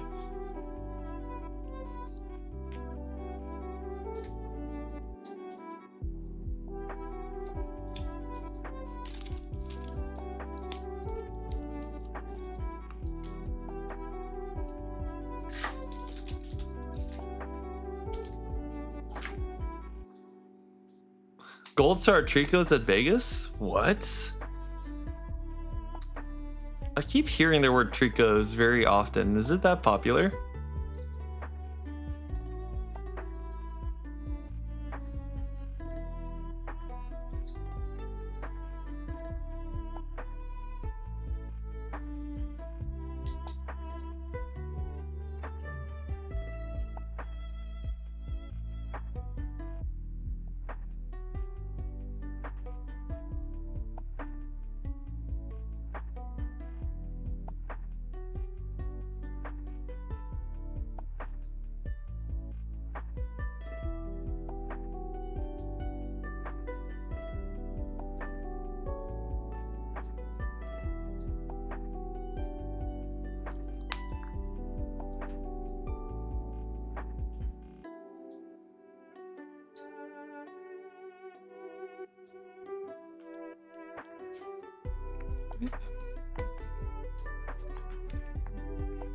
Oh, I should be making piles for condition.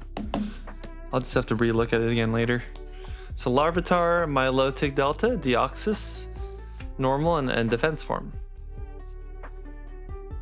Yo, Chris! Hi, Sean. Great seeing you at the con. You too, man. Thank you. Hope you're having a good one. How's the con for you, Chris? Saw one of your low cards show for 3K. Dude, some people are super overpricing a lot of their cards. It's crazy. Heracross Delta Species.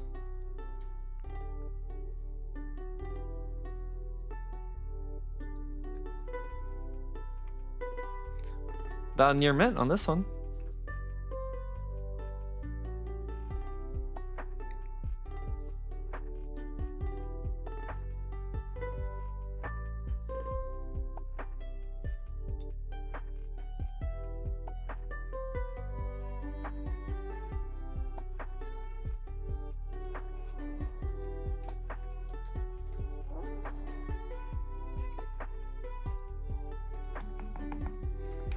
It was fun first time going to a show like that. Dude, they're so fun, these shows. They're insanely fun. Helen with the Team Sen executive. Helen just joined the Elite Four.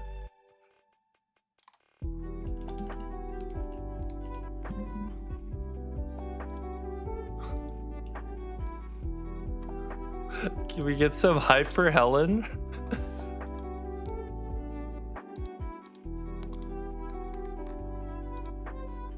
Delete, delete, delete, delete.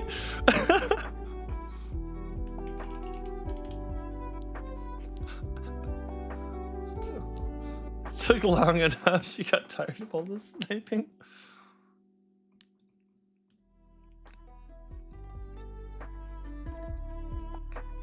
I was debating so hard. Welcome, Ellen. Thank you so much for the support. Welcome.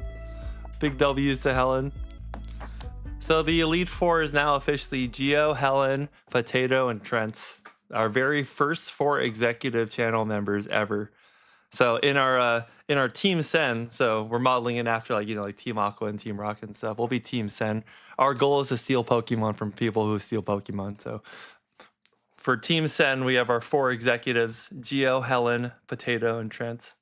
Really, really cool.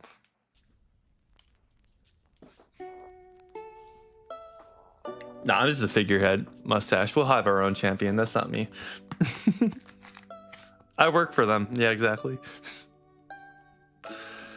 Bayleaf Delta species reverse from Dragon Frontiers. This one's in near mint condition.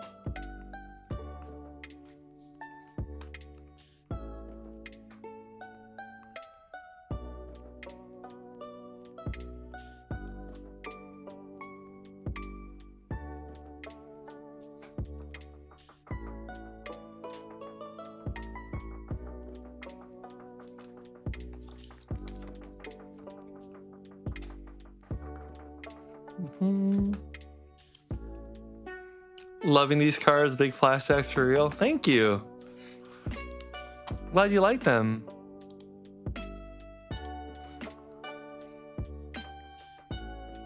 Did you find it from like the browsing section on Twitch, JJ?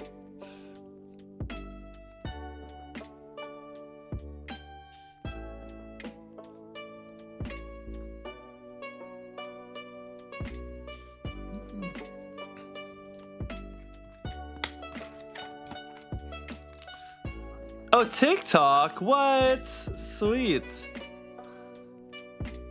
We have a Cradley. This one is, we'll put this one as damaged. Although it's not that bad, actually. So you have the right, the left, and then a little bit right here. None of it really goes to the other side. Oh, it does actually a little bit right here. And there's a bit of a line here. So yeah, we'll keep it at damaged. I think it goes for like $3 or so damaged. So this will be one of the cheaper Delta species.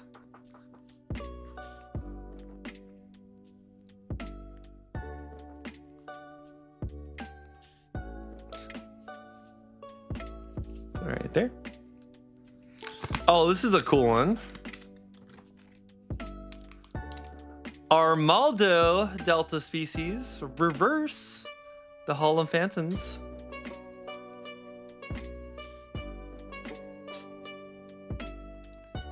It's about a light LP in the back, kind of closing to near mint, but mostly LP. And then we have the slightest little bit right there, but it's not actually damage. There's a slight line. I think this is the kind of line where like someone like did this with their collection or something, but it doesn't go to the back, so it's not quite damage. It's definitely a big mark though. But you actually don't really see it because it's yellow. Kind of blends in. TikTok, you popped up and I love your vibes, immediately followed everywhere. Oh, dude, thanks, JJ. Thank you so much. I appreciate that.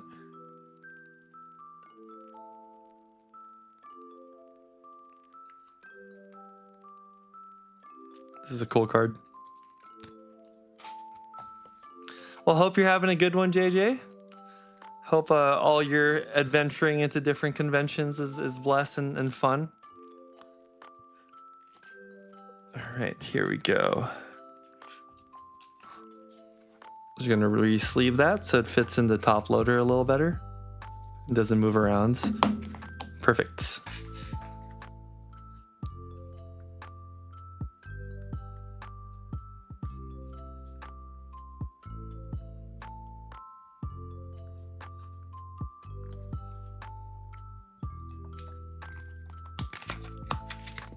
Next Delta species.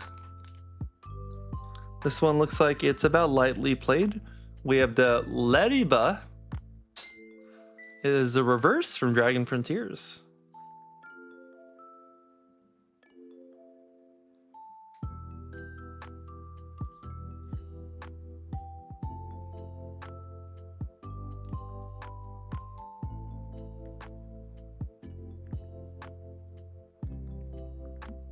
So for those who are going to stick around more in the chat later after we finish all of these, we still have a giant stack to go. We're categorizing everything into TCG Player, and then I'm going to be adding that into the Excel sheet, and then I'll go again for a second time looking at all the cards and figuring out what the prices are going to be put at. Yeah, JJ, so we have a thing called Sunday, which is every Monday after a convention, a show weekend. I come home and I look at all the cards I picked up on stream, mostly for the stream too. And then the next day on Discord, I post the sheet into Discord, and I offer everything at below market price, like 5 to 15% off a lot of cards. And it's an opportunity for people to support me, buy cards, get it cheaper than you would at shows, and also see the quality of the cards in person. So every card that we're looking at right now is going to be put into the sheet, and everyone's going to be able to one by one claim it tomorrow. And then I ship it out. So this is a whole bunch of Delta species rare cards that I was able to get in Vegas.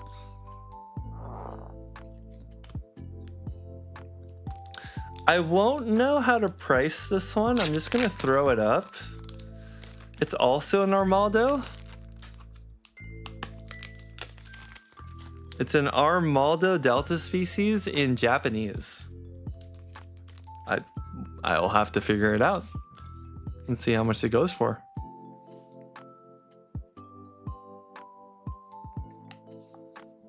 It's in near mint condition. Definitely hopping on stacks. Hopping on Discord, especially with those stacks. Yeah, sweet. Yeah, join the Discord, please. It's in the description. And then it's under Send Day. There's instructions on how it works.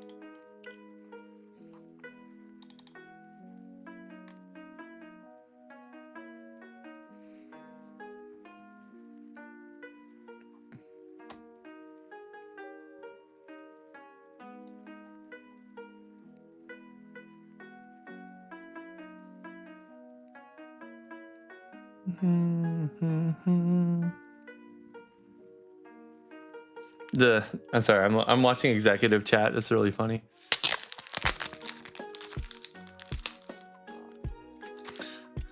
Butter, now all four of them are just not talking to us in YouTube. They're all just talking in the executive channel. Use price charting, you couldn't find it anywhere. No, you're good, Matt. Also, I appreciate you taking the time, dude. Everything looks good so far.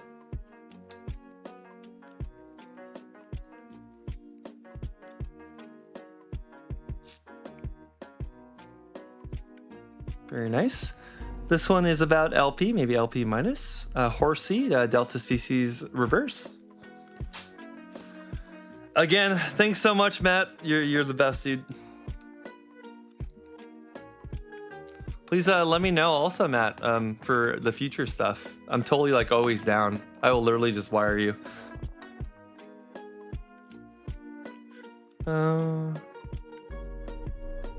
I don't have Giovanni's Nidoking, Helen. Sorry. Happy to hear it, yeah. But you were happy with the deal too, right, Matt? Everything was good with you? I appreciate you taking the time, man. We're all really happy. You should see the Discord. It's crazy. So Horsey, Delta species, we'll add that to the list. So for those of you just joining us, we're just categorizing everything right now. We're making a TCG player for all of it. And then that way I can put it into a sheet and get it ready for tomorrow. And we'll be throwing everything here at about like 7.5 to 12.5% off the online price. It's gonna be a crazy day tomorrow. It's gonna be so busy. Absolutely awesome. Sweet. Glad to hear it, Matt. Oh, there we go. Next up, Meganium, Delta species. Let's see. So this one is damaged because it does go through to the other side. So perfect. It's like an HG minus to damage. The front does look really nice though, and I'm glad none of it goes onto the hollow. And the sides have a little bit of cornering. Overall, really good.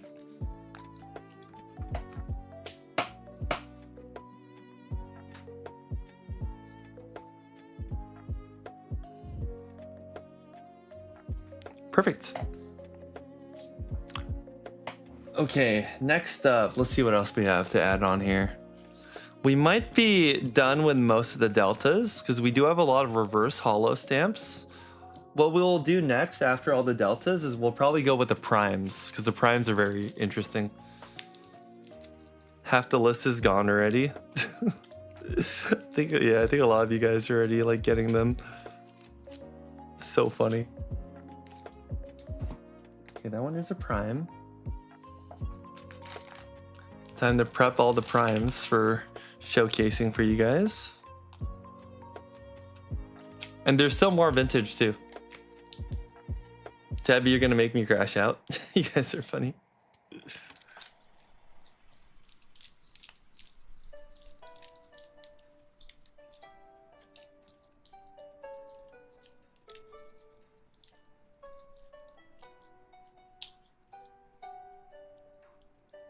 Ooh, Unseen Forces stamp. Ooh, there's a Blaziken.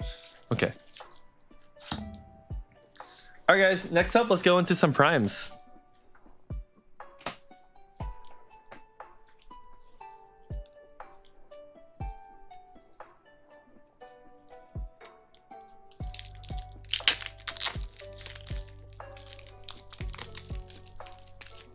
Helen, I was able to find the Entei for you, but not the Glaceon or the Nidoking.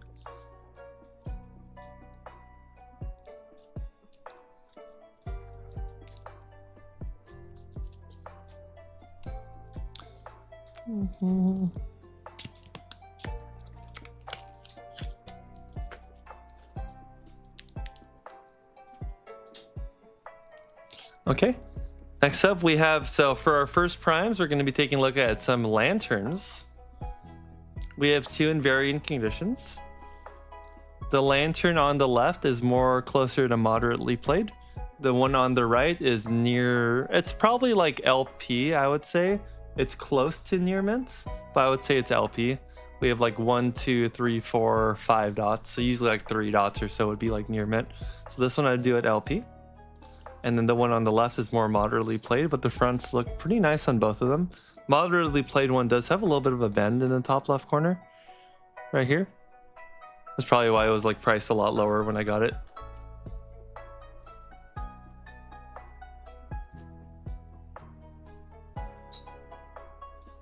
Ooh, now it's gonna be harder to type these in now, actually.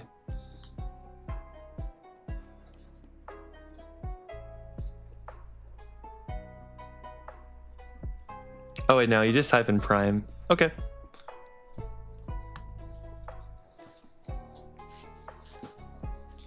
Oh wait, here comes Potato's cards. Oh, Potato joined just because of these cards, huh?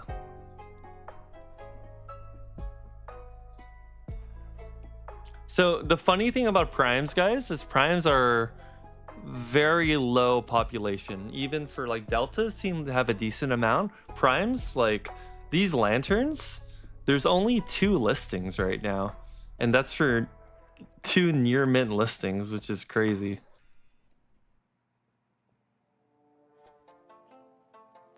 So this one that we had said was moderate, I'd probably say it's more heavy. There is this top left corner, which I'm gonna see if we can do anything about that, but it is a bend, so I would say that's pretty much his damage. So this one should go for around like, at damage it used to go for 4, and at heavy it used to go for around 8, so it'd probably be in the middle around 5 or 6, which is how much, around 5 is what was priced at, which is perfect actually. And then the lantern, this one on the right, which is more LP than it is near mint, probably would match closer to the LP side. There are none. That's a hard one to price.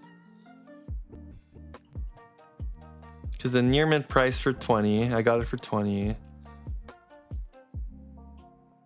I'd probably put like, it's hard, there's like none left. What would the LP be? I might put it for like 17 or so. Primes are hard. We'll have to figure out. I might have to figure the pricing out off stream when I talk to a friend for the exact ones. Okay, so let's go to the super cool ones. So here we have a Skarmory EX. This is sick.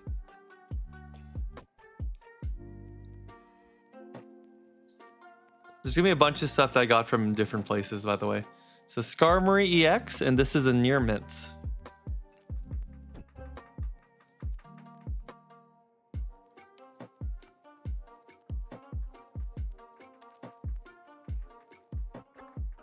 Primes are in X Megas? Yeah. Yeah, they are.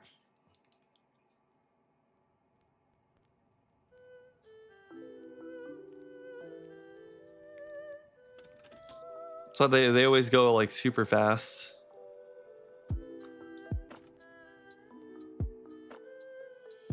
Everyone's asking for primes on shows, trying to spec on them.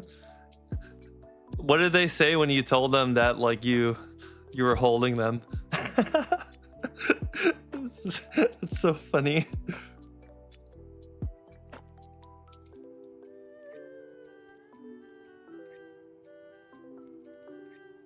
So this one goes for about 50 right now, guys.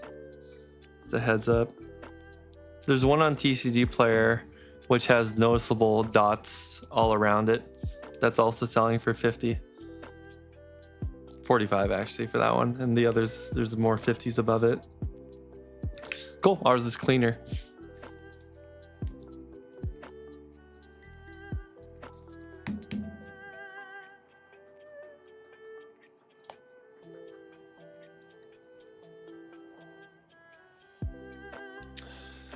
Next up, Deoxys EX Prime.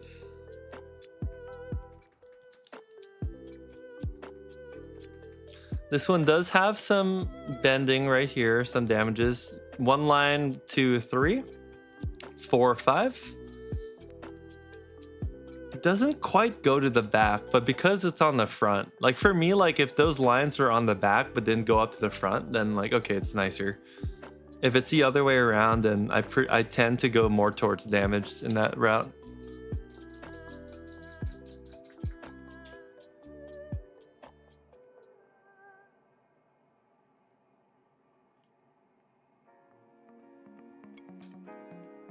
So this is the speed form for Deoxys EX. The one guy who talked to me right after you asked if I had any more mid-era stamps left, and I said I just did a deal for all of them. He was sad, but didn't try to interject. Gave him a deal on the Moltres. Oh, nice. I'm glad he was chill about it. That was cool. Yeah, sometimes people are like not chill about it.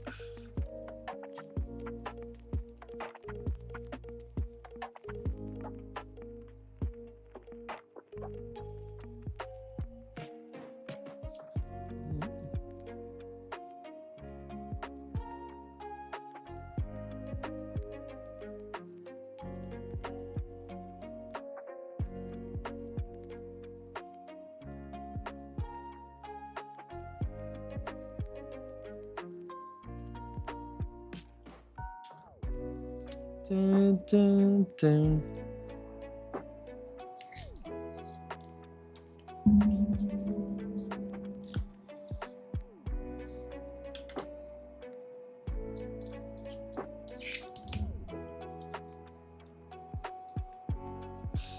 I might have to just do that. Sorry, now it shows. Just go up to the vendor's very beginning. Hi, do you have deltas or primes?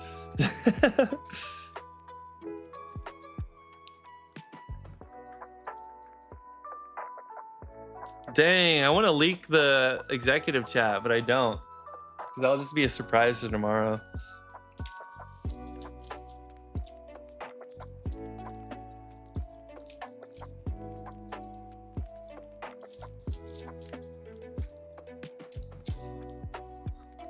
Okay, we have 2 more primes left, actually. That's it, just 2 more.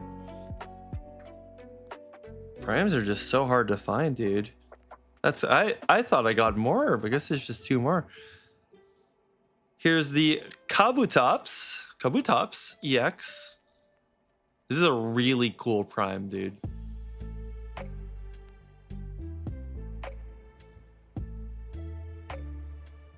This one's near mint prime.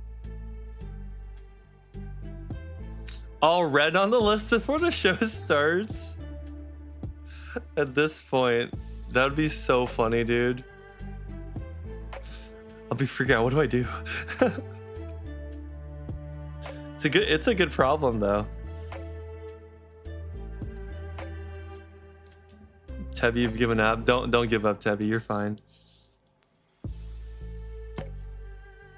Oh shoot, it actually has a little bit of lining at the top right corner, so I can't quite say it's near mint. That probably would knock it down a bit. Oh, darn. So it's about LP then. Let's see what the difference between LP and near mint is. LP is about 50 to 90, and then there's no near mints. So if I try to go in between LP and near mint, oh gosh. You can't. That's insane. Okay, I'm gonna have to second look this guy too.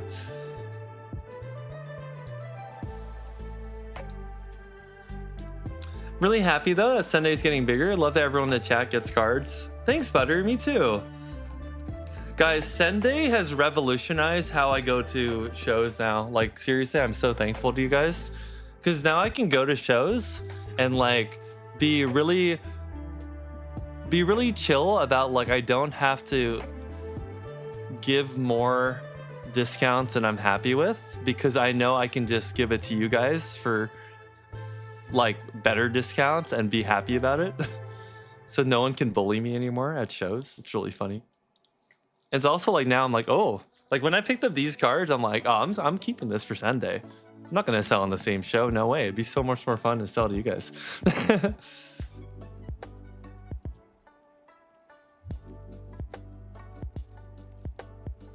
I'm just excited to experience Sunday. Facts. Thanks, Sebi.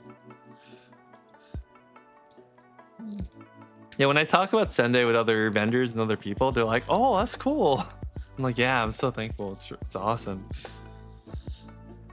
I think this is the last Prime we have.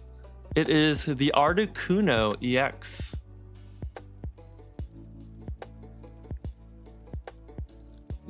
.032 promo. We have some lining here, about 1, 2, 3, 4, 5 linings there. But the back, dude, the back is so pristine. What the heck? This is the opposite problem I was talking about, but it's like the extent of the opposite problem. It's a perfect back, dude. But it's just the front. That's crazy. What the? I don't even know how to price that. That's crazy. I've never seen that before.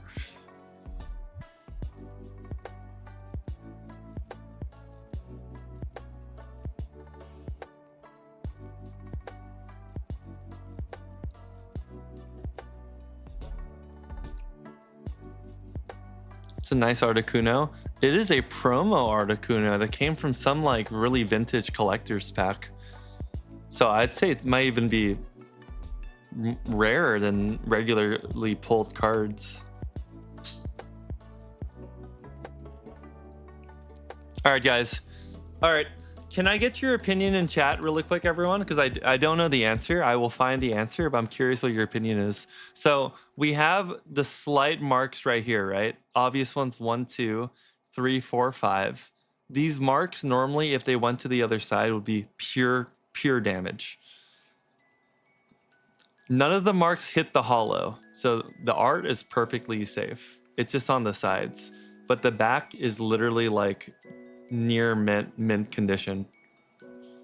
What would you say the condition of this card is if you guys were all to like condition it yourselves?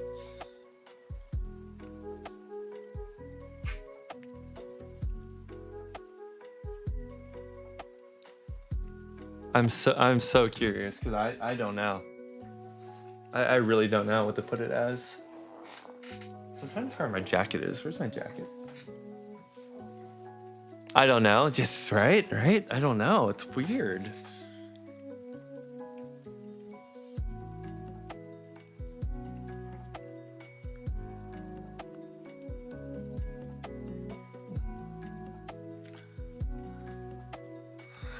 In between moderate and LPs, my thoughts? Yeah, kind of what Butter's thinking. Hey Nav, hey Sean, met you at Fresno, and I think the Anime Con. Oh yeah. Hoping to see you back soon. I don't go to shows usually held outside of Fresno, so when you do come back, I hope to get some good pickups. Awesome, dude. Thank you so much. Yeah, great to see you too. The next show in Fresno, actually, I am going to one next month in June.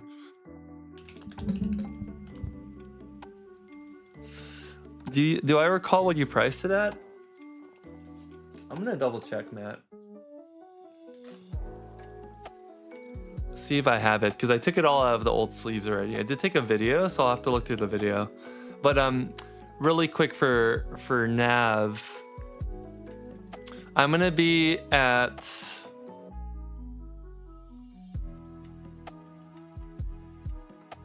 I didn't put it on my sheets. Give me 1 second, Nav. Let me see where it is.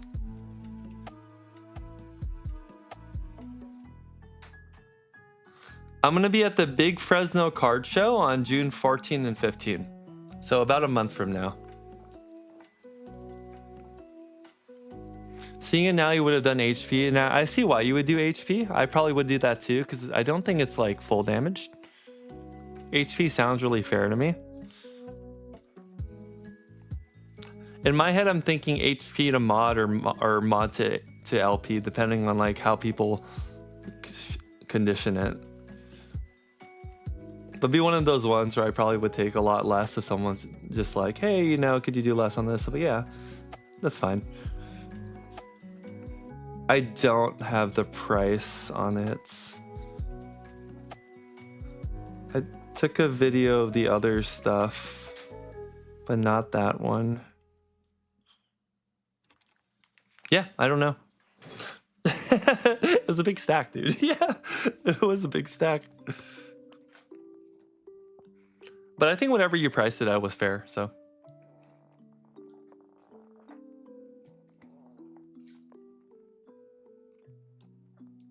Geo schedule. Oh no, I'm sorry, Geo. But Nav, every Tuesday, well, every Monday, I go over cards that I do bring back from shows and new ones that I pick up. And on every Tuesday, I let chat get a lot of the cards at below market prices. So if you ever want to find cards, and you can check it online.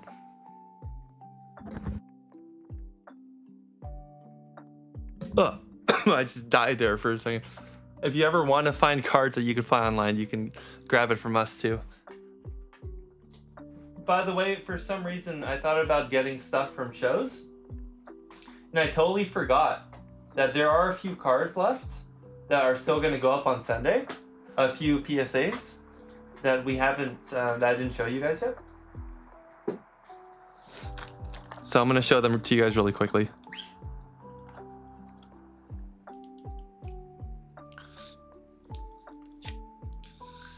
So here we have the Jesse and James from Team Rocket in a PSA 10. This is going to go up on Sunday also.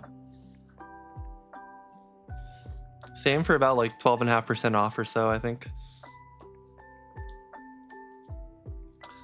Then we have the PSA 9 Blaine's Charizard in Japanese.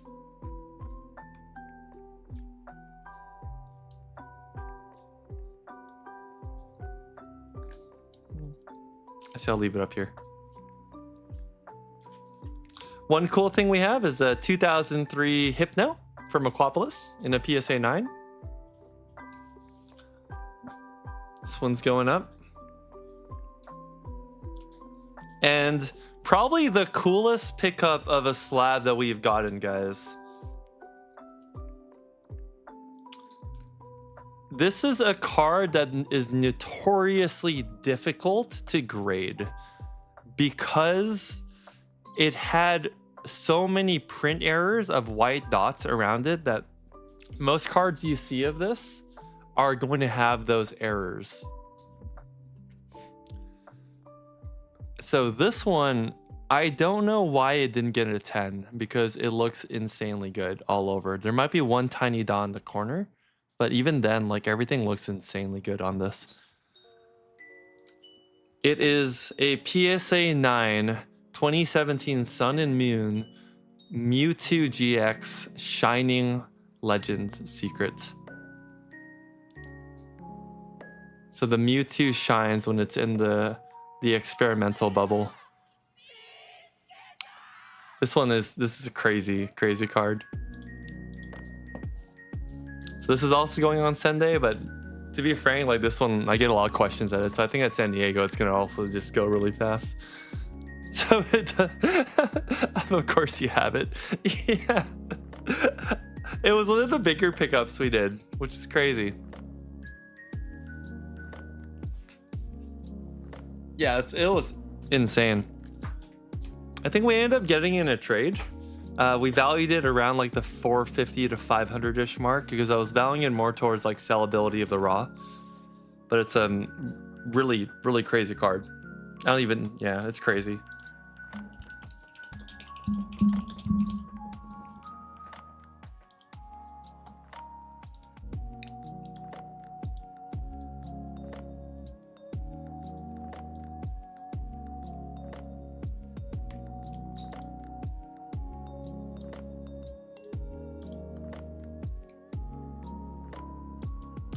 Let's see how much it's going for on TCG Player.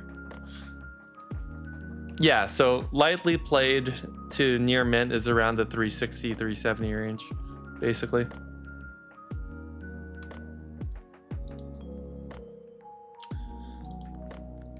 And then last sold in the 9s are around the 500s. There's some high 400s, like 460, 485, 475, some 500s. There's a recent sold on eBay for 450, which probably the same logic I used. That's why they sold it for 450.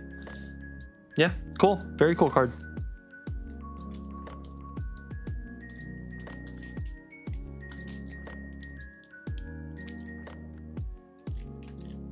Josh, you need another PSA guard for the Umbreon.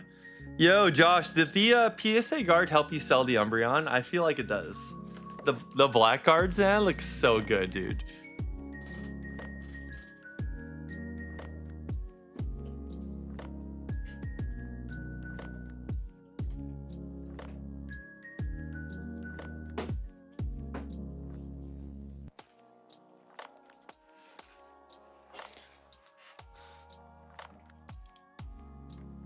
Oh, Xavier, yeah, your stuff from the last claiming. I still have it, but I couldn't ever find your name. it's where's all this stuff? No, that's not it. Where is it? Is this one? No, it's not that one.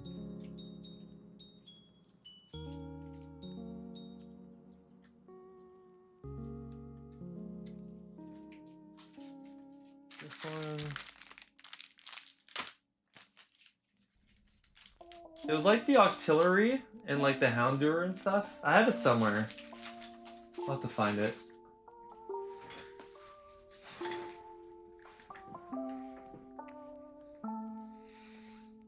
Lorenzo, let's see what you have, bro. You're so late. I can quickly go through what we've gone through already, though, Lorenzo. So look quickly. Base set Ninetales, a Blaine's Charizard, Zapdos, Lapras, Gengar, Snivy, Raichu. Almost all these vintage are near mint. Vaporeon, Poliwrath, Hitmonchan, Kabutops, first edition, fossil, Mewtwo, Gengar, Clefable, Clefairy, Ludicolo Delta, Gyarados Delta species, Eevee Platinum Reverse Holo, Cradily Delta, Kirlia Delta, Pidgeot Delta, Chimcho Delta, Mawile Reverse, Crystal Guardians, Execute Delta, Horsey Delta, Nidoking Delta, Beedrill Reverse Delta, Nidoking Delta, Typhlosion Delta species cards, all in pretty much near mint. Feraligatr Delta, Rayquaza Delta, Tyranitar Delta, Tyranitar EX. Is this like a Prime Delta? Or I think this is a Prime or Delta. But Milotic Delta, Larvitar Delta, Deoxys Defense Delta, Deoxys Normal Delta, Cradily Delta, Armado Delta Reverse Holo, Ladybug Delta, Heracross Delta, Bayleaf Delta, the Armaldo Japanese Delta, Horsey Reverse Delta, Meganium Delta, Deoxys EX Speed Form Prime, Skarmory EX Prime, Articuno EX Prime, Kabutops EX Prime, and the 2 Lantern Primes. That is the speed run of everything we just went through.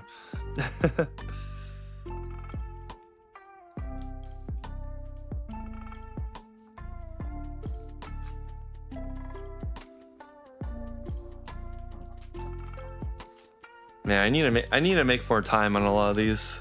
I'm not going as fast as I should be. Y'all have lives. No. All right.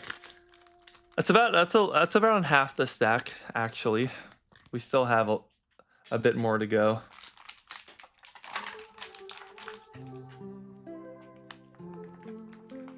Sheet number 2, the Excel sheet. Yeah. We still have these. These are all his cards. It's a mixture. There's a lot of stuff that I'm going to show to you that are from the piles. Like a lot of the primes were mixtures too. And I have some more deltas on the side. So here we go. This is the Slowbro Yukamori from 2004, hollow, in near mint condition. Massive Sendai. Dude, Sendai's gonna go crazy. This is from Expedition.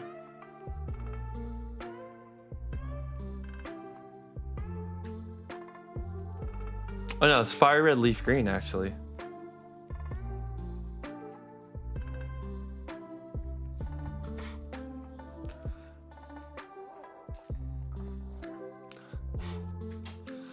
Sean will no longer have to go out and vend anymore. Actually, true. I might just go to shows and just buy vendors. Start the show. Hey, you take everything? I'll take everything. Vending is fun though. I do enjoy vending. Please, you need that Yukimori.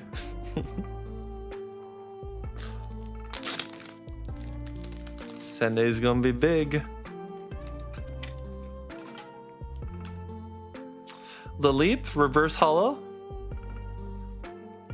from Power Keepers.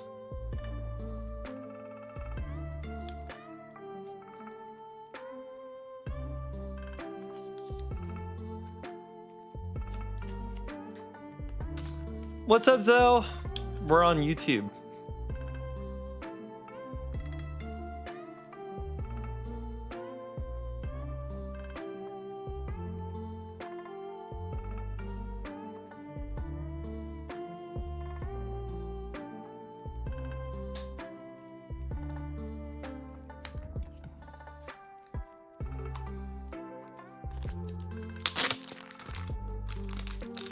Virtual hug. Hi, YouTube.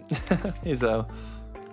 A lot of work though, driving, setting up, tearing down. So one thing that I've been considering, I'm really putting a lot of thought to it, is how do I consolidate my vending so I don't have to take so many trips? Because right now I have a lot of boxes, so it takes me around 3 trips to the car. So next up, Duskull Deoxys Reverse Stamp Hollow. This one is... It might just barely be near mint. No, I probably put it at LP.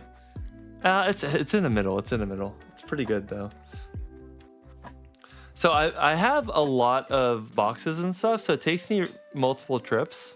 And luckily, you know, I don't go alone, so I'm always with someone. But I'm trying to figure out a way to make it so I just have to go 1 trip.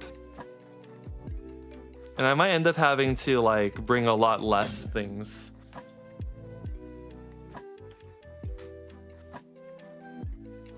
Oh no, Ahmad, everyone run.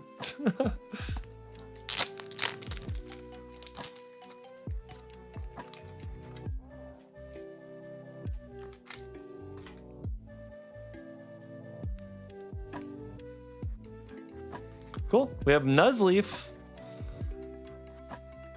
Probably LP on this one, have a little bit of there and then down here. And also a little bit of scratching on the hollow, but not too much. This has one of like the most hollows I've seen though. Like it really pops out. This is Hidden Legends.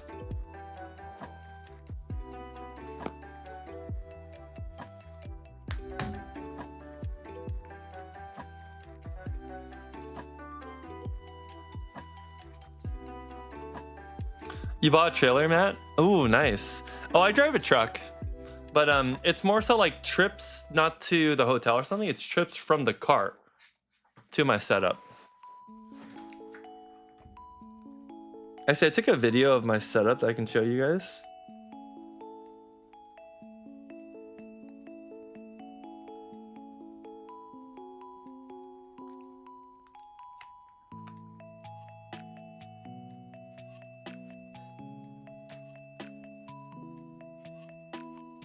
So here was the setup for the show. What the?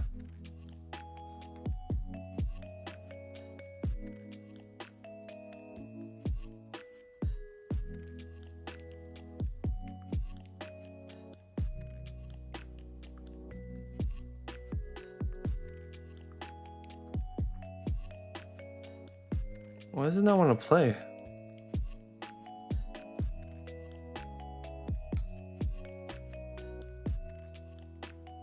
Oh, I know why. It was connected to my speakers.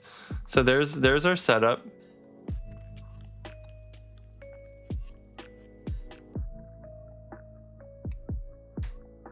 It's not the cleanest video, but this is how our setup looks at shows.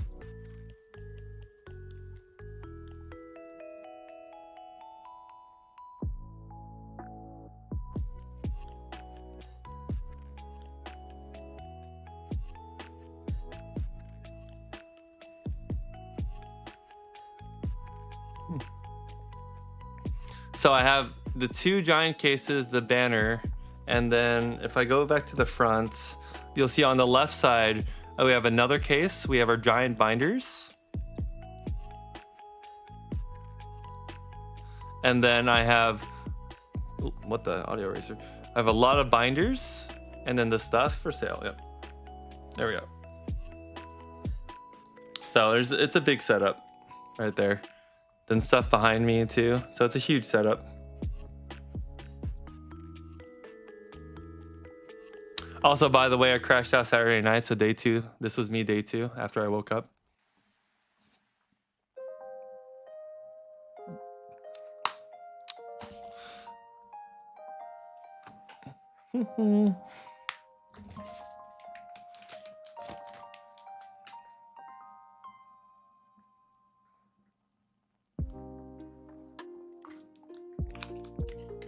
Any sealed product this Sunday? No, I didn't buy any sealed product.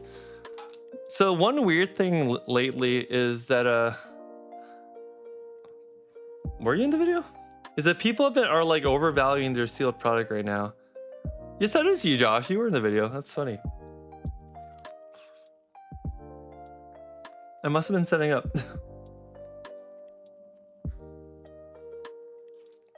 Flexing in? What am I flexing?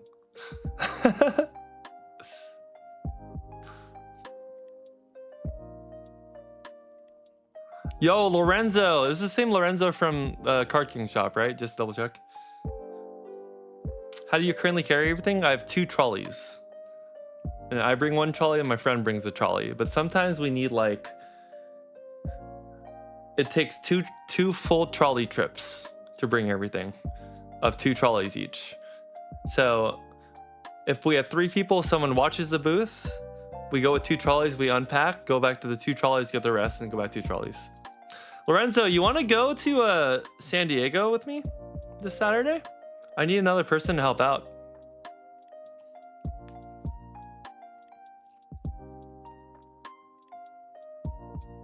San Diego Front Row Card Show.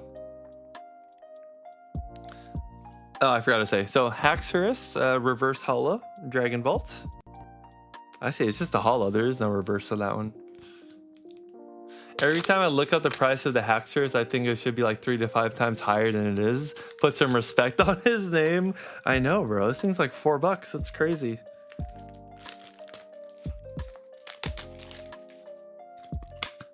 The Shauninator. I did not feel cool wearing sunglasses inside. Yes, sir. Saturday, Sunday.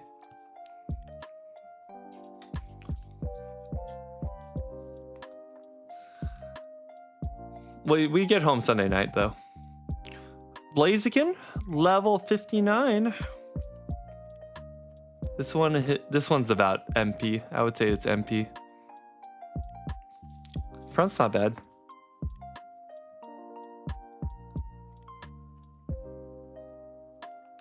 One thing I'm having trouble right now is finding people to go with me to shows because I don't like going by myself.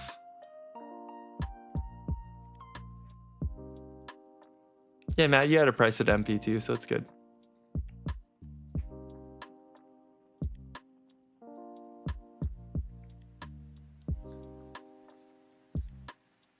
Okay, next, let's see, next 5.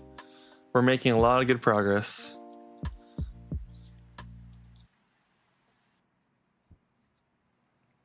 Your message on Discord, Xavier? Okay, awesome, got it. Thank you. What's up, Cade? Lorenzo pay you in kisses? That is so much cheaper than paying you Pokemon cards, so okay, that sounds fine.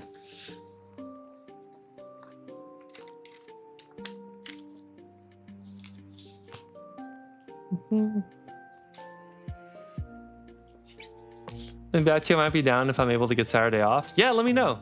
This is gonna be the first front row card show in San Diego, so it's gonna be really good. Venusaur.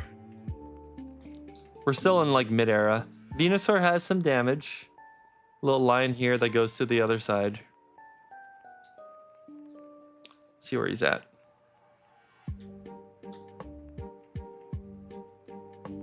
He's from Crystal Guardians.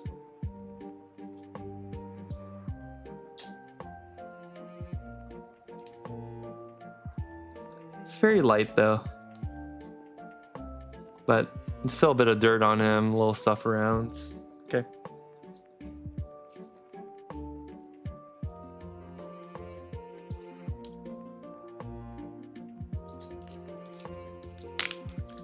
Crash out, butter. When in doubt, crash out.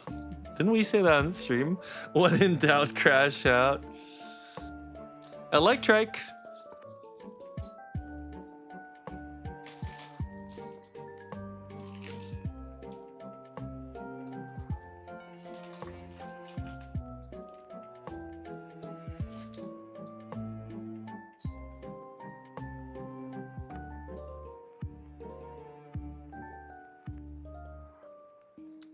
This is from Holland Phantoms.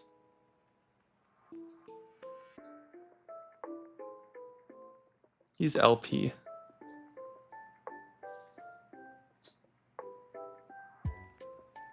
You see more and more people take that advice lately, the when in doubt, crash out.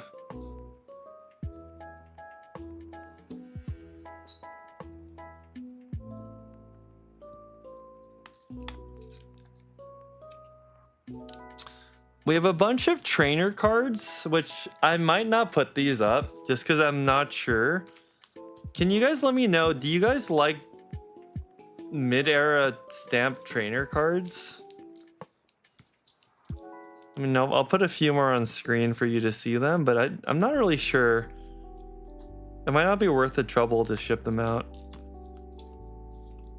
There's a bunch of cooler cards coming, by the way, but...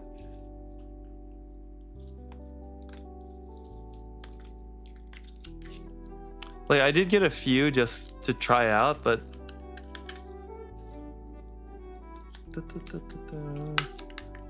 TV reporter.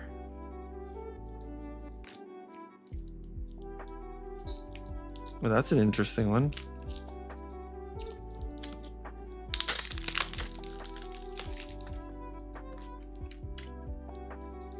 Is Spirit Link subtile? What about the dual ball?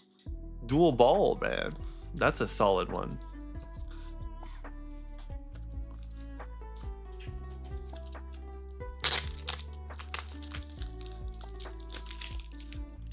You're telling me you don't want 2 dual balls? You don't want to dual wield the dual ball?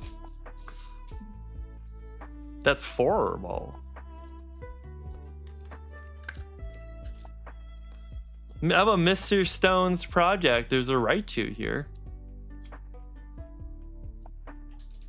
Oh, I see these trainers have hidden Pokemons on them. Can I interest you in the legendary Aeron?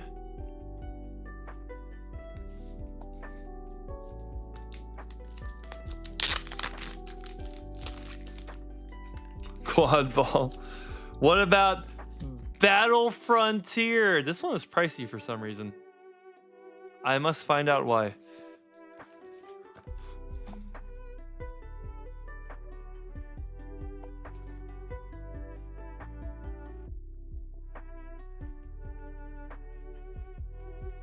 From Pokemon Emerald.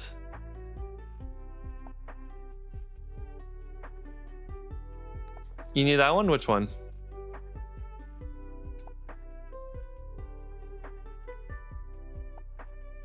Near mint.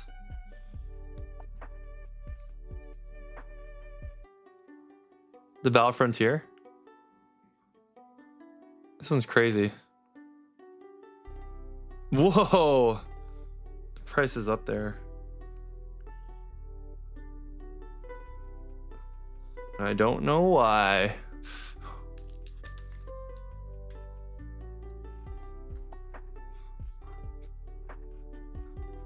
Not that much. It's like a $30 card. But that's still up there for a trainer. It is an old school, 2005. I have to top load this one. I did not expect that. Waffle House is good for a crash out, true. Any government office, 3 a.m. in your bathroom. What about the Denny's parking lot?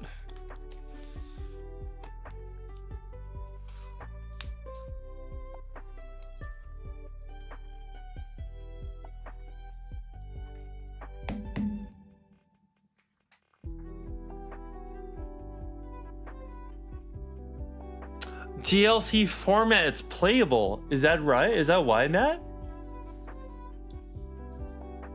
That totally makes sense if that's the case.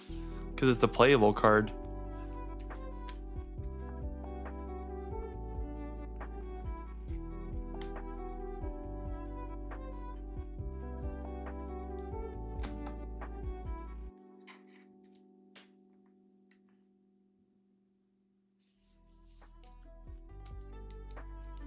It's very specific, Sean. Wait, what did I say? What did I say? Sinez, what's up?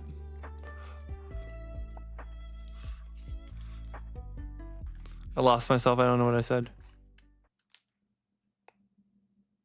I have another damaged Tyranitar. I forgot to put this in the pile of deltas, but we're going to add it. He's damaged. You got some crazy good deals? What'd you get? What'd you get, Sinez? We went a little wild also.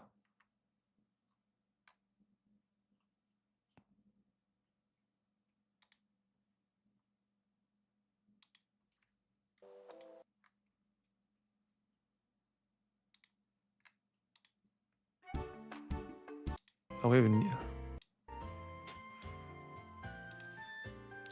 Waffle House Index is a true American innovation. Crashing out in the Denny's parking lot. That has to be the top one. Oh, that's what you asked me. Okay. No, nothing. Pikachu McDonald's from 2013, guys. It's cute. Not diverting the conversation or anything.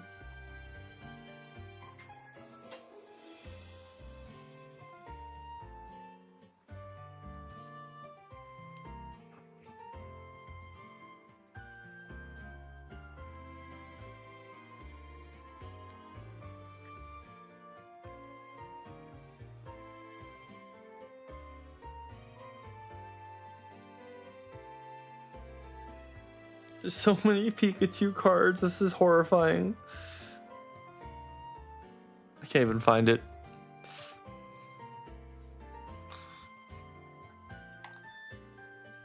What?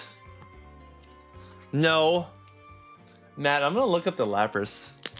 The one that we put aside that we were confused about. We're not confused, but that was priced really high. I just took it at the price. Let's see what it's going for. Or we're gonna be meticulous because this is a pricey card.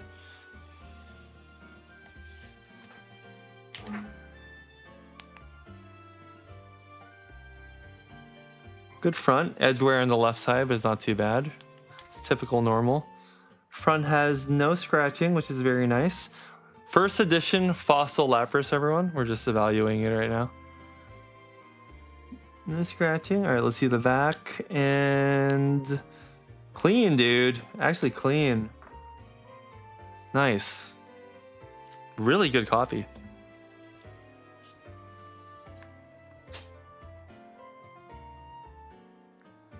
Insanely good copy for a first edition. First edition fossil Lapras.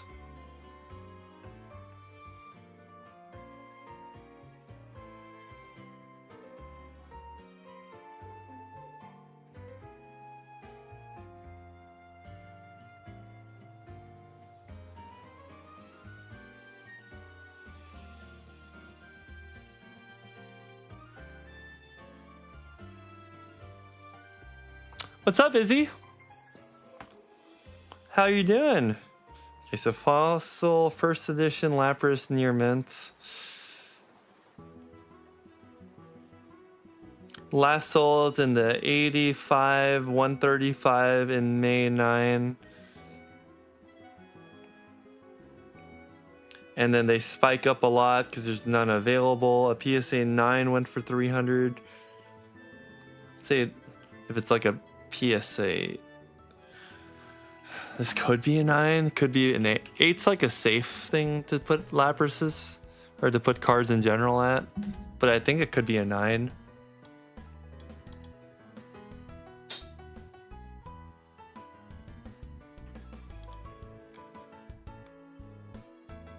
That's the hard part with this one. First edition. I mean, this one's really clean though. I think it has a small chance of getting a 10. Well, no, maybe not. It has some like dots in the top left corner. You can see right here. And the top right has a little bit of edging. But not too bad. Overall, like really, really clean. Like it's super near mint. Guaranteed 7. Very strong 8. Likely 9. And like if the grader got married last night, he put it as a 10. Centering is slightly off. That's true. It is slightly, but technically it's 55-45 is usually their grading standards.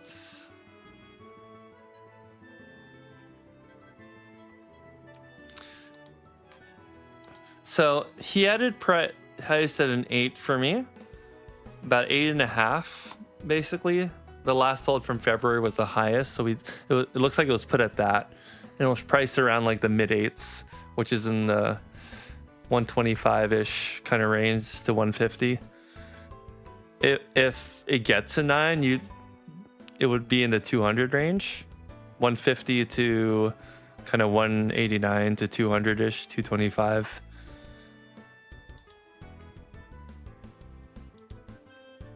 If it gets a 10, it's worth $4,000.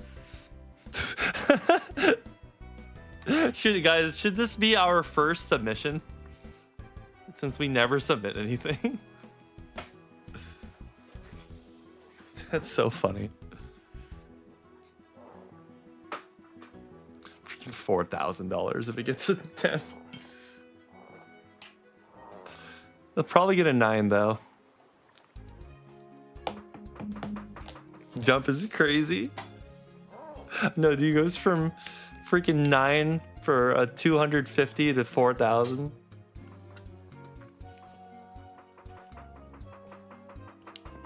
We pay $35 and we wait 3 months and we'll get the answer.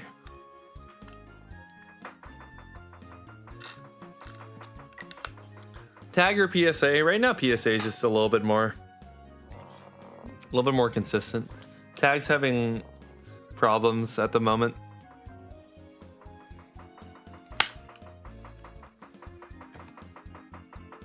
If you get to 10, you better get a Christmas present in the mail. Brother, if I keep getting more stuff from you, you will absolutely get a Christmas present in the mail. This is fun. This is fun for me to go over with the stream, so big thank you. Masquerade from Holland Phantoms. Put that there. Da-da. We have a very damaged, but the damage is fun. Sunflora. Guys, look. The damage looks like it's a leaf. You know how leaves have like the vines? You know what? This isn't damage, guys. This is just part of the design, right? Because it's a plant. So it's all just part of the design, really. I think this is near mint.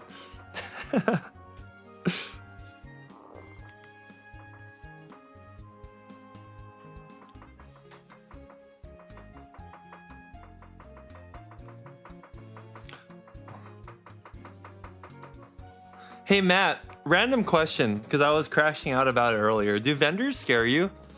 Other vendors scare me. When a vendor approaches my booth, I get really scared.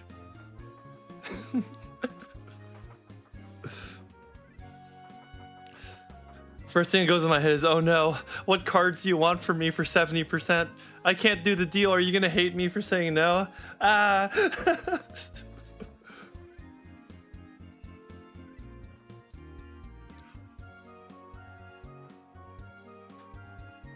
Hollow foil damage Sunflora. Nah, okay, that's me then.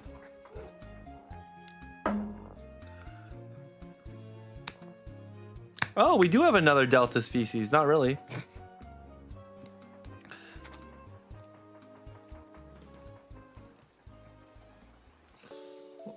This is Golbat X Delta species. Yeah, like whenever I deal with vendors at shows and stuff, like I try to limit myself. If I ever ask for anything, it's like, because I'm always comfortable getting 10% off when people buy from me. So if I ever buy from vendors, I don't usually offer less than that, because out of like mutual respect kind of thing. Because they're there to make money too, so it just feels not cool. Yeah, it's like, hey, you sell me these for 75%. Hey, 80%. You know, it's just weird. The scalper vendors make me crash out. Oh yeah, me too. When I see products that are only you can find them from like Target and stuff, and like their entire shelf is just those, I'm like, that's fishy. Just assert dominance, Sean, and crash out, bro. I would be, it would be crazy if I crash out in person to someone and I just start yelling. I'll start doing that like SpongeBob. Like they won't know what's going on.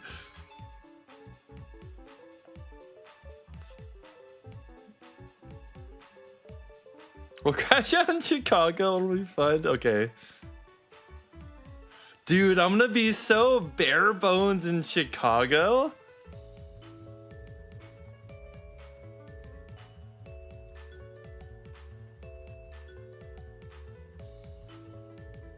Because I will not be bringing any of my like setup stuff. Yo guys, should we have the Team Sen hats by Chicago though? Do we need to get those made? It'll just be a black hat with a version of our logo, but it's just gonna have an S on it and like cyan and white. Kind of like Team Rocket and stuff and like Team Plasma and them, but it'll just be S for Sen.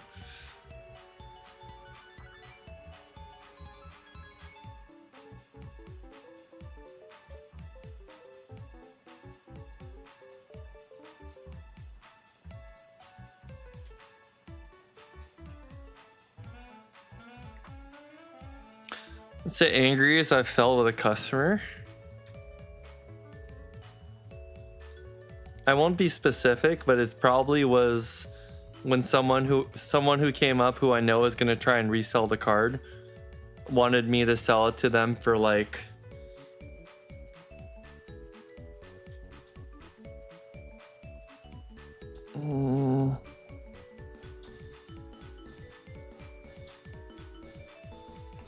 what's the number? So someone who I knew is going to resell the card wanted me to sell it to them for like 62% of my sticker price. And they were arguing that, oh, it's sold for lower. You should sell it for this amount.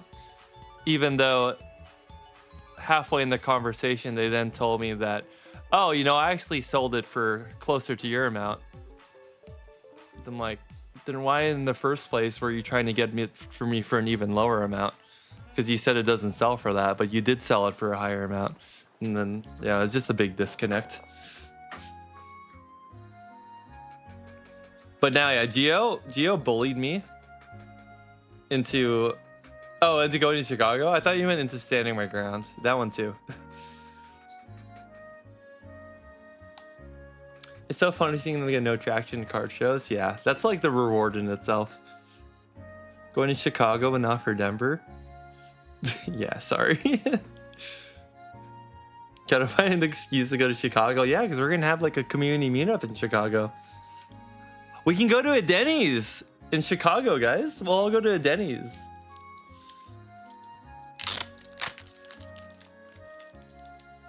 You have some thoughts on vendor-to-vendor sales you'll share in a moment.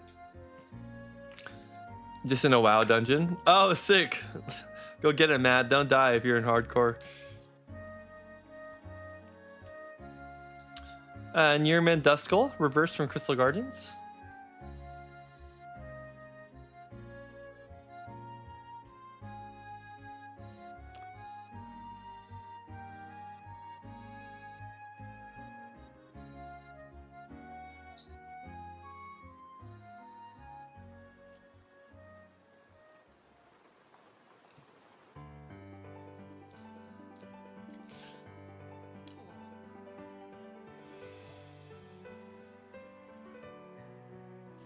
Lorenzo, you hate Denny's, unpopular opinion? Then perfect, you should go with us so you can crash out after we eat.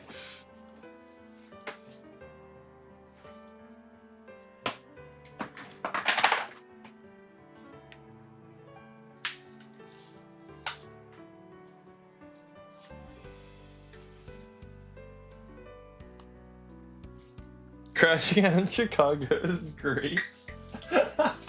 These are fun. These are wild.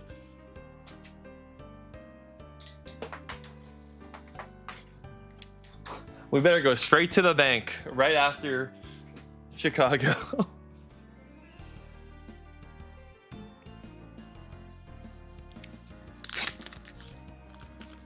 That is something you ate every weekend when you were in high school? Bro, Josh was rich. Damn. That's a... Denny's is a high-class, high-dining experience, my guy. I was in high school. Oh, maybe it isn't. Okay, maybe it is cheap, broke student food. Never mind. I'll take that back.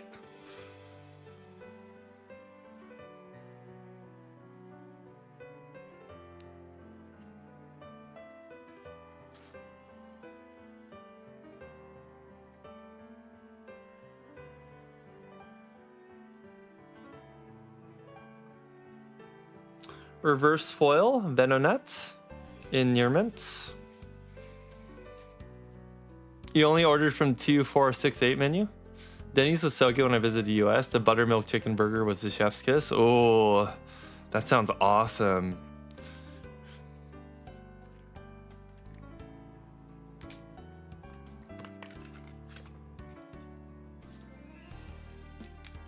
Oh, look, it's Aaron from Legend Maker. In near miss. I'll do LP. I'll do LP on that. It's a near mint though, but I think I might just do LP on it.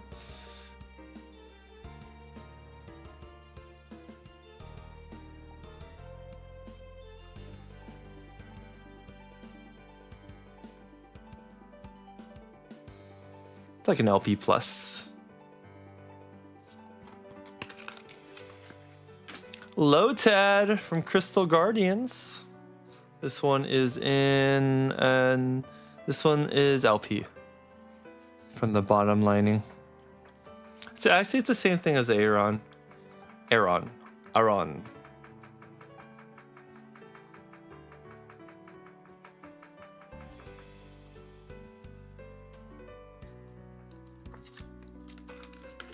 Yeah, trying to find one. You think Denny's is horrid? We were talking about the Denny's in the past. The Denny's now agree. You're probably right. What is your go-to what is your go-to fast food place, everyone, if you have one? Like y'all thinking like Taco Bell, Jack in the Box?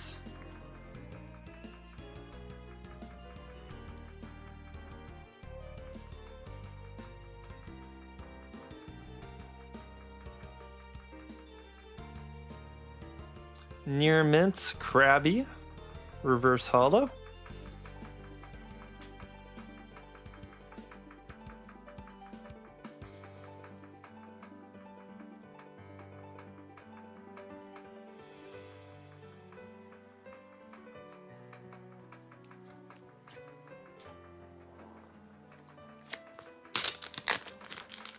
You're not classifying In-N-Out as fast food. What? That's kind of how I feel about, like, you guys know Raising Cane's? You might not have that in Chicago. It's really popular here in the West Coast, or maybe just California. Turtwig from Diamond and Pearl. This is a cute card. Wow, I wonder what you put this one at. I lost it. This one is moderate to heavy, I think, but the front is clean. That's a hard one to actually categorize.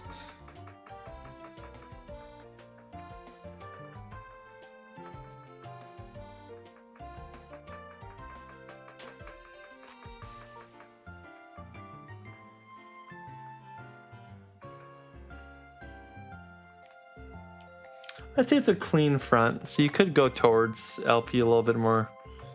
It's like in between LP and moderate.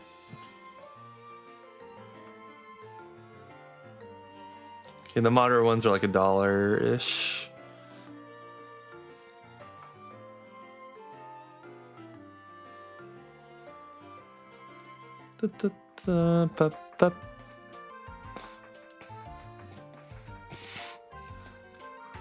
Raising Cane's you have and it's hot dog water. Yeah, Gio, really? Any street taco place, the dirtier the place, the better. That's so funny.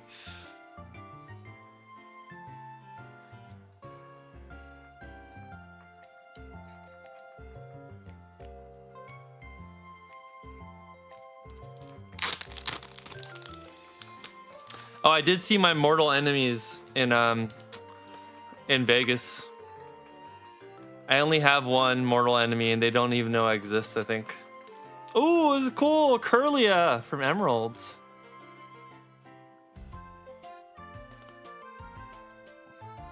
I did crash out upon the first experience. It was at a different show though. So I like Japanese cards. I sell a lot of Japanese cards. I think Japanese cards are cool and fun, and I think there's people who like them too. It's very small percentage, but there are people like them, so I like stocking them. So I went up to a vendor once, and I saw they had some Japanese cards, not too many, and I wanted to buy all of them out. And I wanted to buy it at like a good percentage, like 92%-ish, like something really respectable. They don't have to waste a lot of time and they can sell it all in one go. They don't have to hold it. They can buy stuff they want. So I was like, yeah, 92 is like a really nice percentage. I thought it was like more than fair, straight cash. I went up to them and I was like, hey, would you be interested in like selling some of your Japanese stuff to me? And like, I'd be interested in like getting all of it actually, just at a high percentage that makes it work for you. And they're like, no, that's stupid. I would never do that. That's so silly. Why? That's the worst idea ever. We're just gonna hold on to them. No. And then he was like with his partner. I was like, yeah, well, I was gonna pay you like 92%. And he's like, oh, you know what? No, it's fine. You can have them all. Yeah, go ahead. Which ones do you want? You can look through it. And I'm like, I might come back. And I walked away. I didn't go back. Gosh, it was a horrible experience, dude. They were so hostile. But the moment the words 92% came out of my mouth, the tune changed, dramatically changed, and then I left. I was like, no, I'm not. You're not getting my money. I think Charizard 151 in Japanese. I don't. But I crashed out in my booth after that to my friends. I was like, bro, what happened? I'm confused. Slide to Chicago for October CollectCon, Helen. Bring the boyfriend. Yeah, Helen. Elite Four meeting IRL.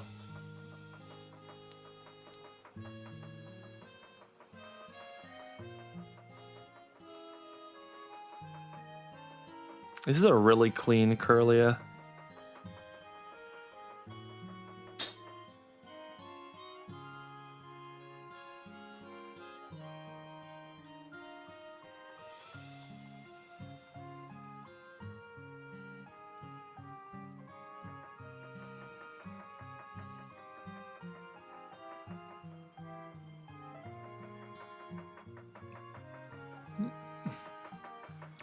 There's been some talks about those vendors on other videos and stuff. They've gone around as like not being great. So, good thing I didn't deal with them. Don't let crash outs get to you, Sean. No. Okay, they won't. Thanks, Xavier. Be like, never mind, do 80% now. I'm not starting to, I don't want to try and start a fight. But yeah.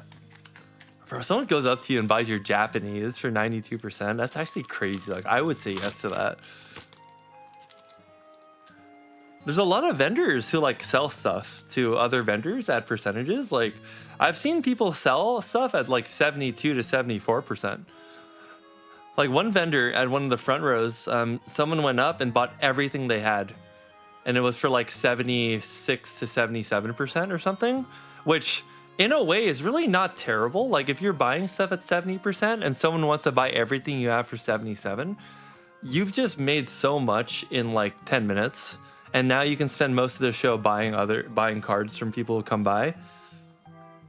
And like replacing inventory you had that like you shouldn't have had because you made a mistake buying it, or like it hasn't sold in a long time. There's a lot of really good advantages to being bought out. And so like if someone's buying you out at like 88 to 92%, like or more, that's insanely good, I think. Personal opinion though.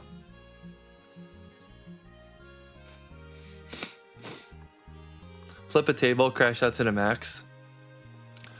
I'll have a new thing where I'll rent a couple more table spaces and there'll be a sign that says, had a bad deal or experience, come crash out for $5. You can flip the table at my booth.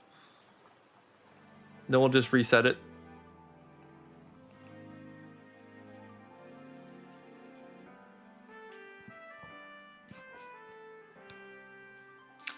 I learned the experience with the seller can crash the entire deal. Went to one this past weekend in Garden Grove, and I nearly bought cards worth between $1 to $4 at $15. What? You got 300% upcharged? That's crazy, bro. I couldn't live with myself. 300% upcharge is wild. You pay for that service, Joshua? That's so funny. Swallow! Look, dude, look at him. He's eating something. Reverse hollow.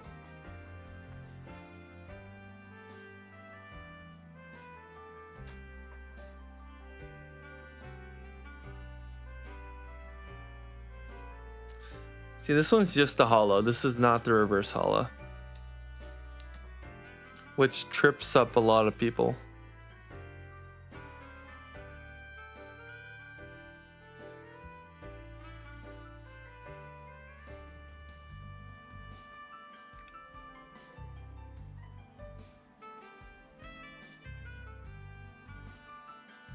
Okay.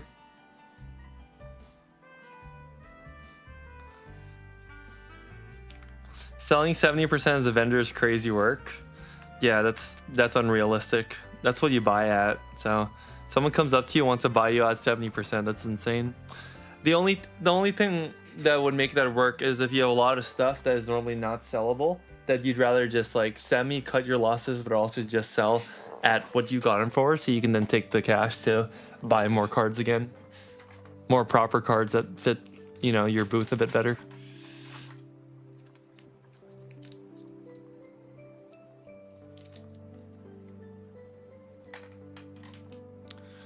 Seen or heard about those anger rooms where you pay to break stuff? Yeah, we'll have one, but it'll just be filled with Delta Species cards and you have to rip everything. It's a $3,000 experience.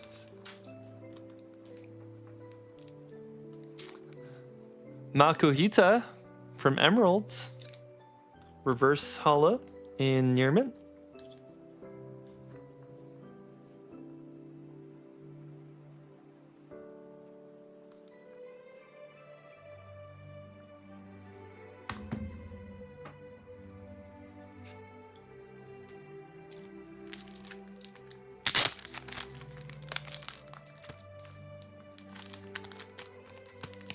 Ooh, a couple cool cards coming up. First up is the Venusaur, level 58.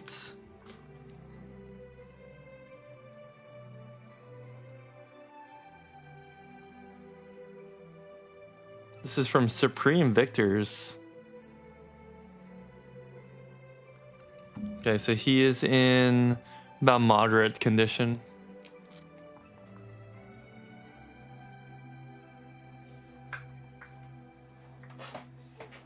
Yeah, Makuhita, you don't see him very often. Crash out rooms? That's a better name for it now. They call it crash out rooms. Okay, he priced us exactly where it is. We have the same thought process, which is funny. Do you want empty prismatic SPCs? Is that euphoric just to be destroying Pokemon cards? Very cool. Gardevoir EX. Oops. Ooh, this card is nice.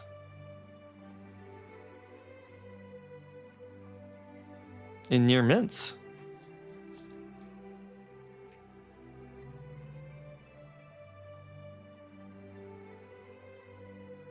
This is from Pokemon Platinum.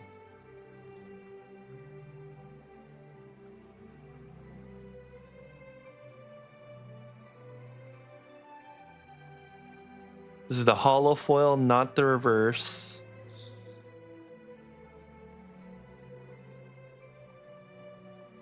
It got bought out also. There's none left. Man, a lot of these cards are disappearing. It's crazy.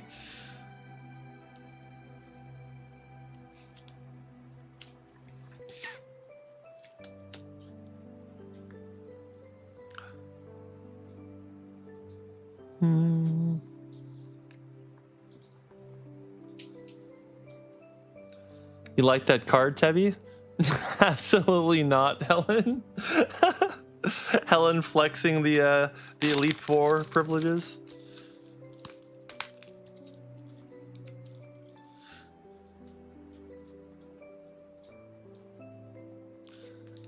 Ooh, Team Aqua's Cacturn. You don't see that often. It is damaged. That is cool.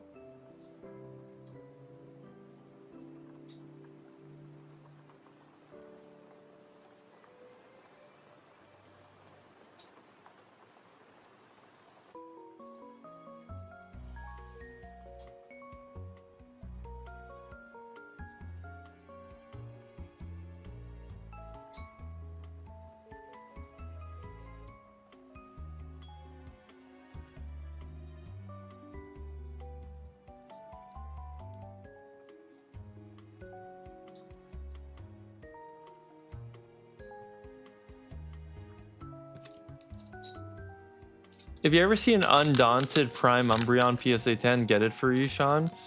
It's like a $3,000 card or something.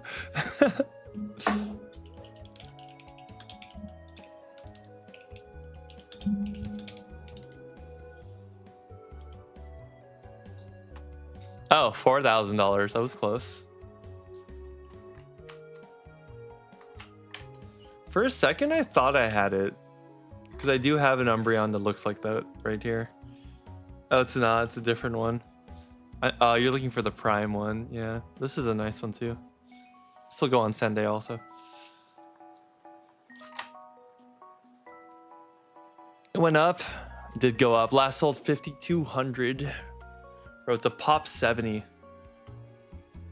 Asking me to see if I see one for a pop 70 is like, bro, that's like one out of every 2,000 vendors probably for a pop 70. Whoa, I've never seen this Aaron. That looks pretty cool. Crystal Guardians. I've never seen this perspective of like under him. Because you usually see like above him, right? You never see under him. He's a little frowny face. It's kind of cute. It's a near mint.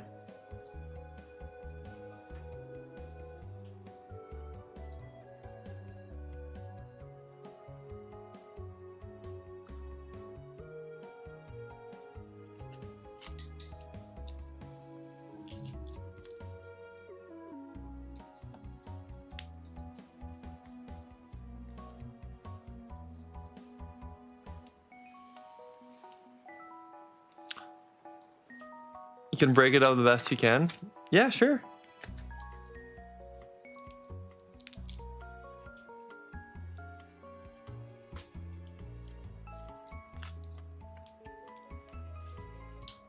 I was wondering if you forgot about it or not. I was like, it's okay. You don't have to. Yeah, Helen, the Gardevoir is on Sunday also. Everything we're showing right now is going to be on Sunday. This Gardevoir, I'm probably going to put it at 20. I think there's one being offered for 16 or so, but there's no photo. And this one's for sure near mint. I wouldn't trust the near mint one without a photo because it's probably near mint is like a PSA 7, so it's going to have dots. This one's more like a mint. It's like a 9. It's really nice. Oh, there's types. Let's go. Okay, so Matt's talking about vendors that will buy from other vendors. I'm so fascinated. The first type is the fake nice guy. They usually take a lot of time to comp everything and try to hog your space/time and make it hard for you to interact with other customers. This makes you depend on them for the big trade or whatever it is they're doing, so you don't waste your time, right? When they're done with the comps, they usually jerk you around the condition and you fudge comps by a few dollars here or there, so you really end up getting sub 70% a lot of times. Avoid at all costs. Have to be able to identify what's going on and nip it in the bud ASAP. When I encounter people like this, I usually tell them we can do a deal after the show, and then they disappear into the sunset. Will masquerade under the guise of this is for my PC, bro, I swear. Yes, that's true. That is so true, dude. Oh man. Okay, I gotta switch my music.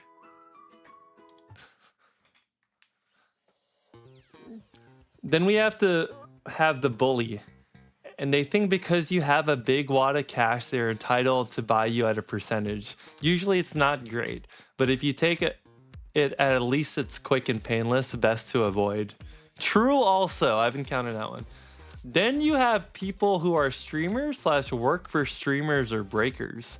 This one is totally personality dependent. A lot of the time they are willing to trade straight across for what they want because they can sell at a higher markup and you can get the stuff that you want. 50-50 mixed bag, totally based on personality of the person you're dealing with. See, y'all don't crash out enough. Gio. I've come up with a lot of categories of people who come up to you and ask for percentages. We have the best case scenario, the unicorn. I call this person Senpai continued. Senpai con? What's that? I call this person Senpai continued. Offers high percentage. Super easy to deal with. Would do these deals all day.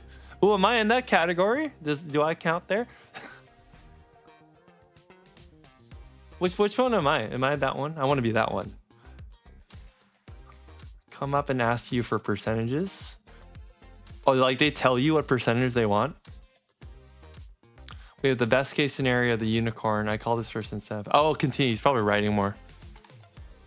Matt's spot on. Dude, these are so good. These are actually perfect.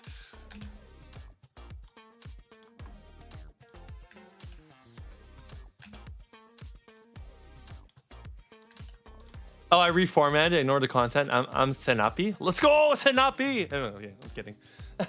I'm senpai. Okay. Let's go. Yay. I like to be that one. I like the win-win. So I like to be in that one.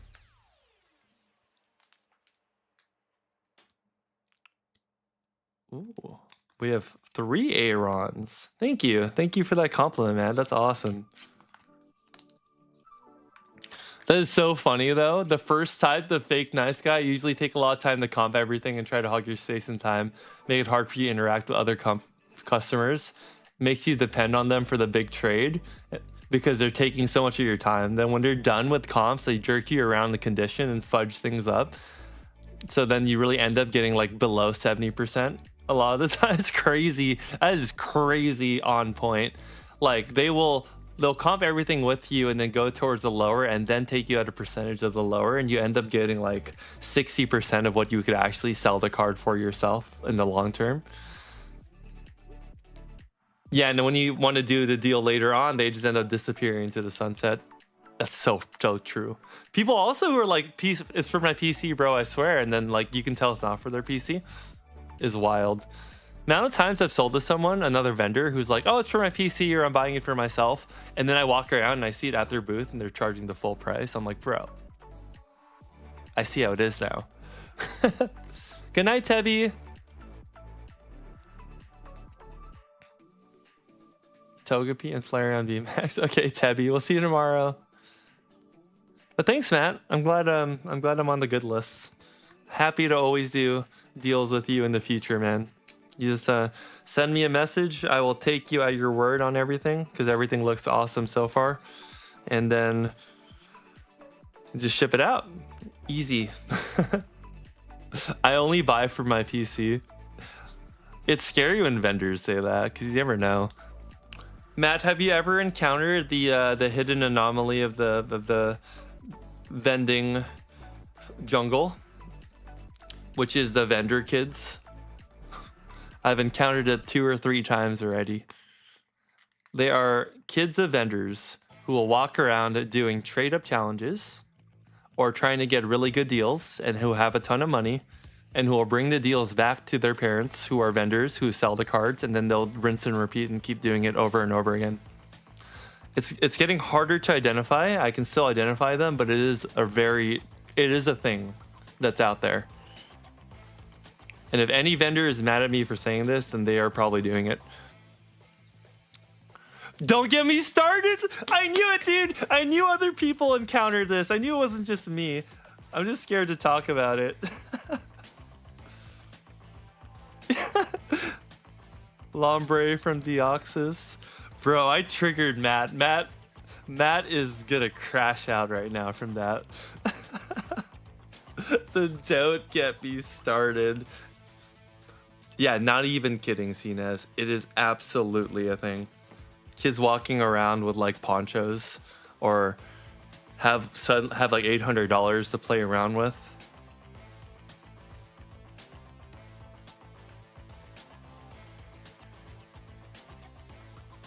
It's the dark side of vending, man. The dark side. Near mint on that. Let's check the Raichu.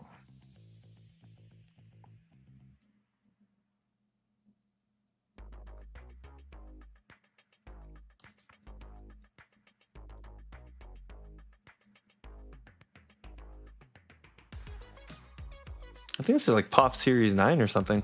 This Raichu. I have a box of vintage bulk that I started to give them and just tell them to keep it, and I don't want their card. Here's an unlimited base head Rattata for your troubles, kiddo. Oh, nice. Yeah, I need a better response for trade-up challenges. I get too concerned doing them now. I don't like it.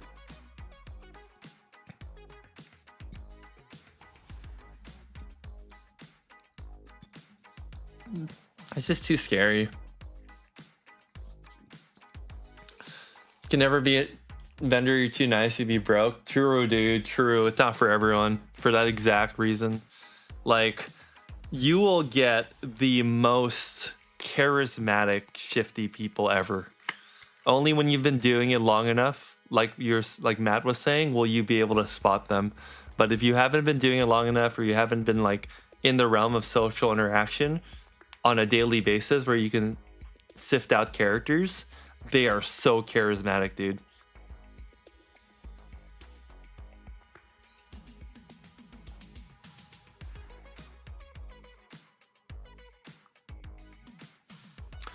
There's some people that do this really nicely. Like, I have some friends who do it in a kind way, but there's a lot of shifty ones who do it in a bad way. But Matt, another thing like I experience too oftentimes is people who want to trade down the higher slabs for your stuff, which can be good for you at sometimes, but it's also like, it's kind of like they'll give you a $3,000 slab, but they'll take all of your cards at like 80%, right? Or like 75% or something.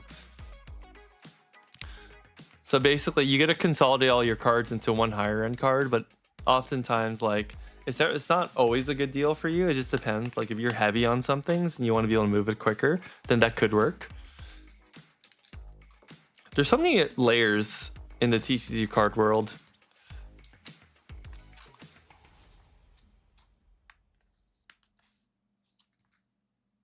Ho-oh, in like heavily played. It doesn't go to the other side.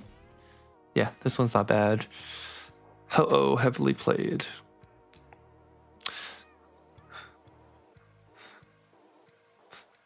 That's just dumb. Is the only response you need, Sean, to a child? Wait, Josh, I would pay to hear Sean say that in person. Oh my gosh, bro. I've gotten close, bro. I've gotten close. Sorry, I'm not doing trade challenges right now. Is what I would say. I do say that, but there's only so many times you can say that.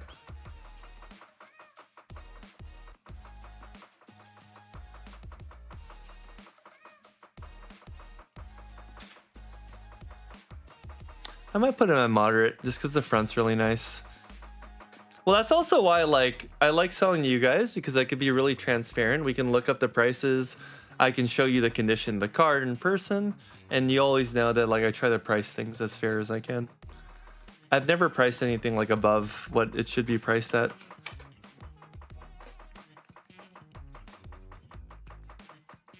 Cool. We have a near mint also. It might be near mint or lightly played. I'll look a bit closer.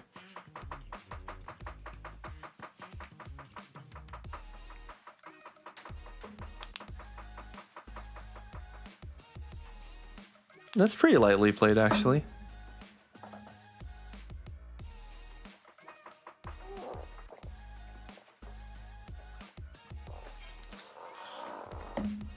You counter that with a lot like people like Vortex, etc. But like you said, it's nice if you have a bunch of mistakes or excess slow movers to consolidate. Yeah, it's definitely like there are times to do it.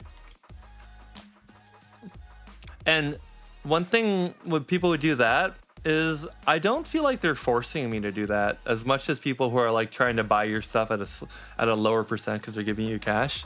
A lot of them are like they push it a bit, but they're kind of just like, you know, if you want to do it, they're very what I like, Matt, is their terms are clear from the very beginning.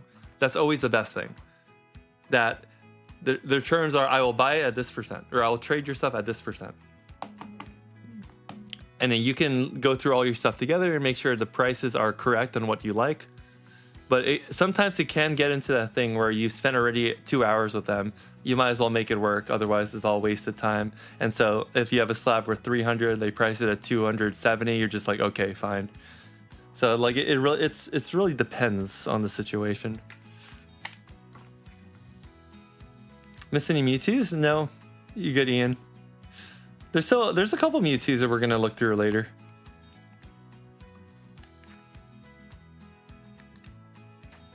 Krabby. No, I like dealing with you too, Matt, because when we were doing it, like I really appreciated you held everything for me. And from the very beginning, I was like, yeah, I'll pay a really high percentage for everything. Just price things however you think is fair. And if anything, please lean a bit lower on the side, just in case some mistakes will make up for other mistakes. And then it's all good. And everything's like pretty accurate and spot on. Like some of the stuff that I got was like a little low, and a lot of stuff was like a tad bit high, but the mistakes made up for the lows and everything like evened out perfectly. And then paying with the high percent like still gives me a bit of room, so everyone's super happy. Those are people I like dealing with. It's actually funny because when I deal with other vendors, I'm so transparent that they will like be stunned for a second. Like people came up and like were like, hey, would you be interested in buying me out or everything? And I straight up tell them like, yeah, I could buy you out. Probably at like for this lot of cool stuff, I could probably do like 82% or so. And they're like, wow, you're not going to start at like 70 and then negotiate? And I just tell them, I'm just like, I'm not going to do the back and forth with you.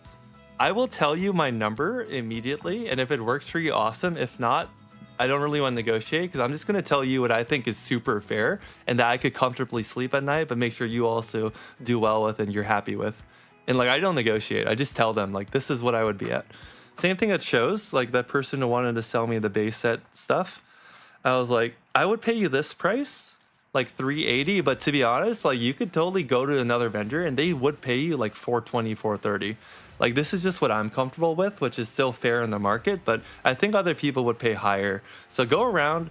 If they'll pay you that price, amazing. If no one wants to pay you that price, I'm happy to still pay you the one I said. Like I do that all the time. And I think it annoys people too. I think it annoys other vendors. Sorry, I'm crashing out a little bit.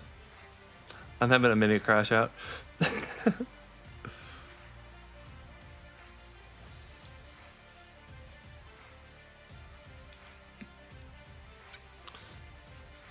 You have a PSA 9 Lugia you want to crack out? Crack it, dude. The slab's only important if you like it. Otherwise, slab is just a glorified carrying case, you know? In some ways. If someone's PSA 9 is someone's PSA 10 in their binder. If someone doesn't like a slab, then it's not worth them picking up, even if it's nice. Some people just like that binders. That's totally cool. Like everyone collects in their own way, you know. Magnemite, ex Delta species. You got kicked out of the Delta species program. Endearments. And then we have an LP Krabby.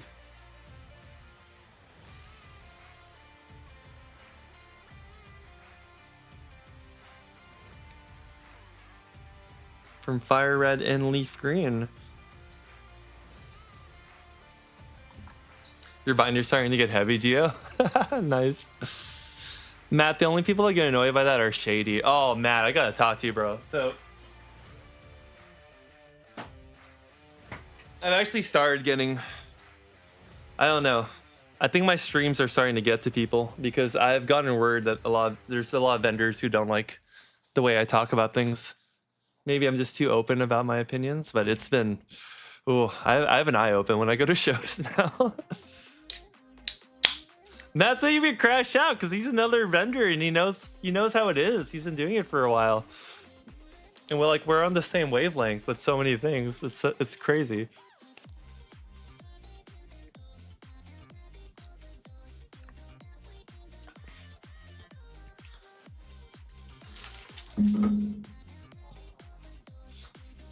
Like now at shows, dude, people who stop my booth and buy stuff from me and who've seen my videos, they will come back middle of the show, say, hey, this person has this card at this price and here's the picture and the quality of it. How much do you think I should pay? What's fair? And I would tell them, I'd do like a live evaluation. I think this is super fair for you and them. And then they would go back. So it's so funny, actually. Here we have a slow bro from Phantom, I think, or Unseen Forces. Looks like it's a strong LP, but it does have a little bit of lining up here that does not go to the other side. Oh, it does slightly, but you don't really see it. I think it's pretty strong LP. Is there a swirl? No. I think that's Phantom. Oh, Unseen Forces, not Phantom Forces. And it's a regular.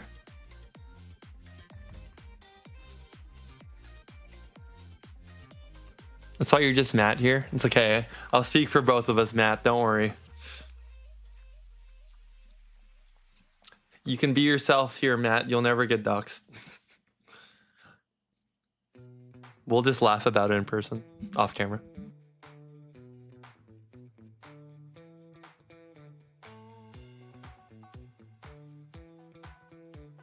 Remember putting the slab in a gallon Ziploc bag when you go to crack the corners so the shrapnel doesn't fly everywhere? Ooh, it's not a bad idea.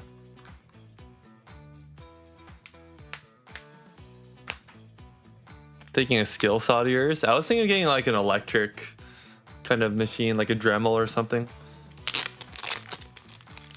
That way you can get all four corners and just pop it open.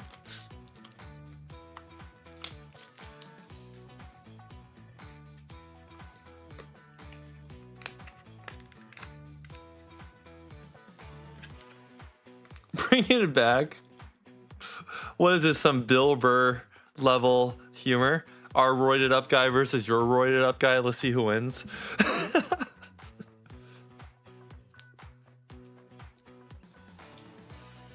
Because everyone was doing it in the Tour de France. You're a cute Turtwig, level 10. Pop Series 6.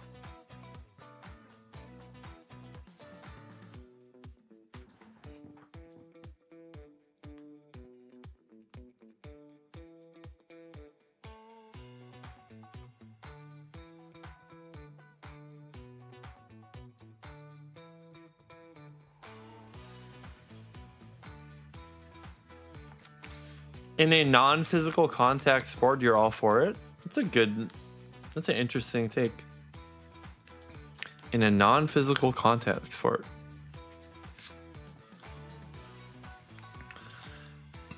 All right, guys, we have a heavily played FireRed. Has a little bit of lining on parts of it, but overall, you can't really see it too much. FireRed reverse hollow stamp from Unseen Forces. This is actually a really, really cool card. Look at it. Look at the shine on this. Sleeper card just popped up.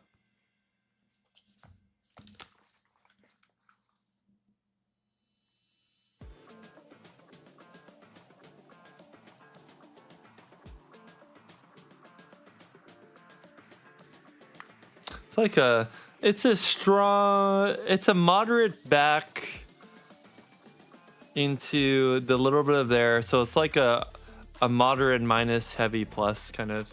We'll figure out what to put it at later. That's really nice. Just gotta top load that one.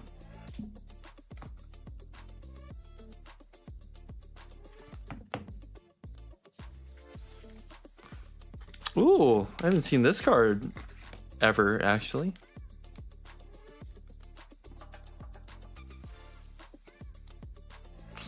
Spinda hollow. Oh, that's crazy, guys. Look at the hollow. The hollow has different like energy emblems. That's pretty cool.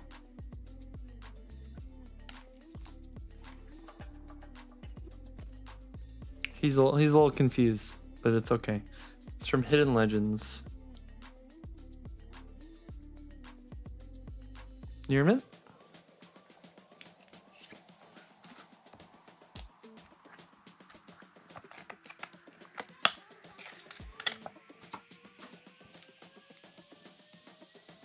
Firo from FireRed LeafGreen.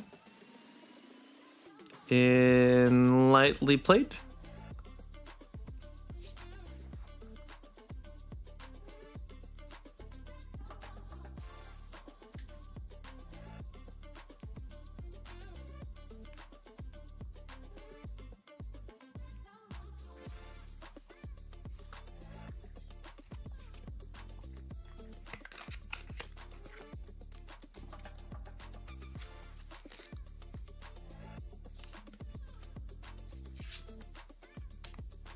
What's the trick? Spitfine? Cut around the card. It's like a Nearman minus LP plus Blaziken. We have a little bit of whitening down there. Some people would say it's still near mint.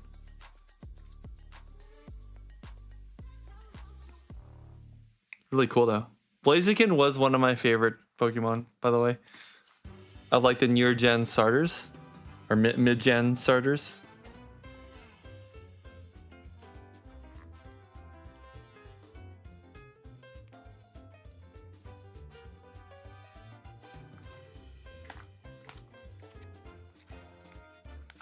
Blue marker? Is it really blue Sharpie? Oh, blue Sharpie. I get why you said blue Sharpie. That's so stupid, guys. Blue Sharpie. Don't do that.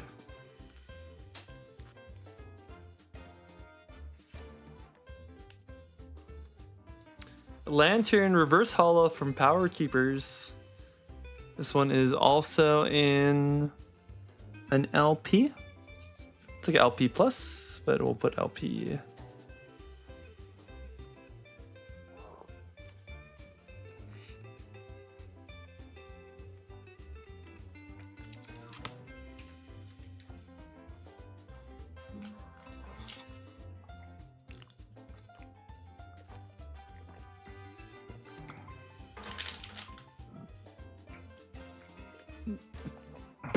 Maybe it's just a for dirt. Maybe we just use a can of WD-40 or something of like cleaner.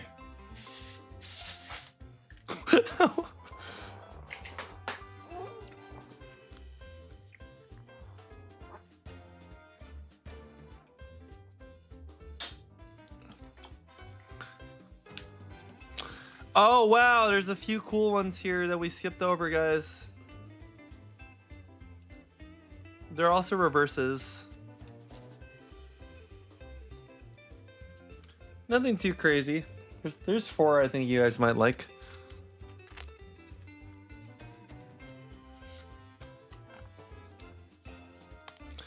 The Why Nots from Power Keepers in Near Mint.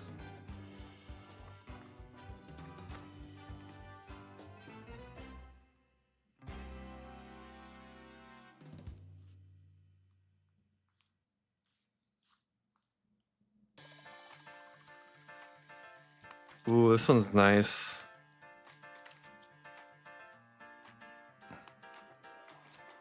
I see we'll show this one first. Wobbuffet from Power Keepers. Goes with the Why Not really nicely. Maybe we sell it as a set. Should we sell it as a set? That way no one like has to waste 2 turns to get it.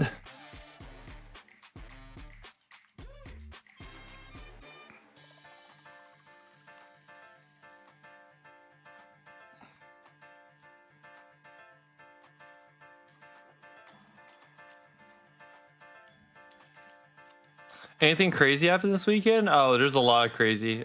You should check the beginning of the stream. I talked about like 10 different stories. Here we have a Near Mint Charmander from Power Keepers. This one probably is going to go really quickly, actually. Yeah, that one's really nice.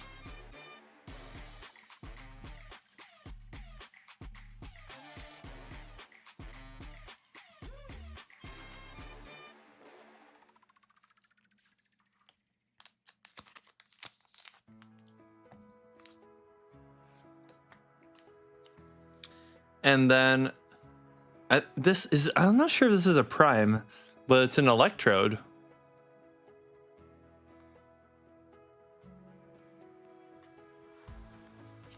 Is it buying stream tomorrow? Yes, Mason.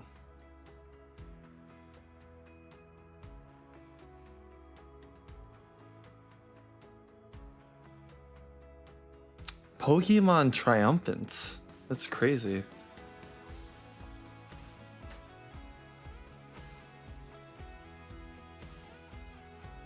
What? That's not it.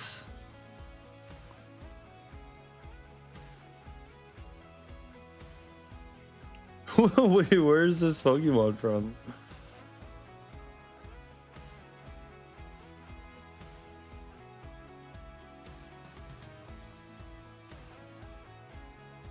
Oh, it is a prime. Oh, it is a prime. Yeah. I wonder we couldn't find it. It's in Near Mint.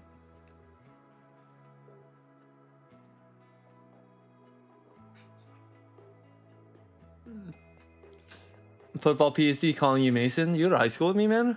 We had a Mason.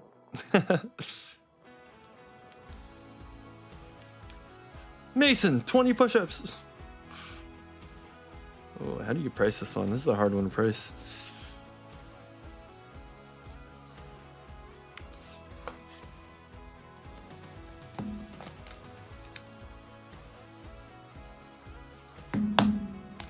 Tell me him tomorrow.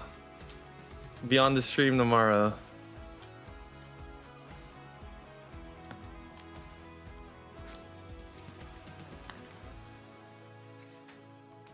We're gonna do something to prep for tomorrow that we haven't done yet. Near Mint Dusclops, which is we're gonna alphabetize everything.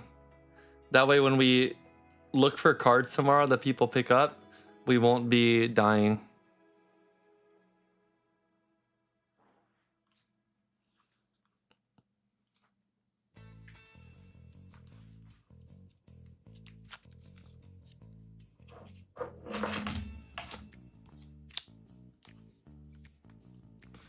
Mason, he's in the Tech 3. Come on. Dibs? There's no dibs here. You'll have to show up on time.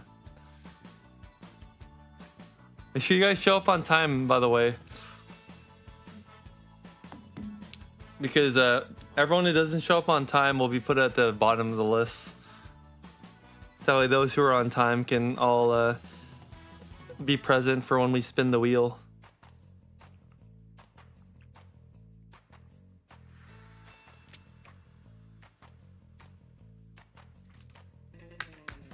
Lightly played Glalie. Going to bed? Alright, see you, Final. Thanks for hanging out.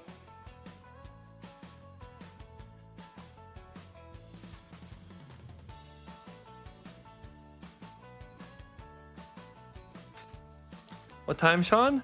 6 p.m. Pacific. Same time every day. It'll be really fun.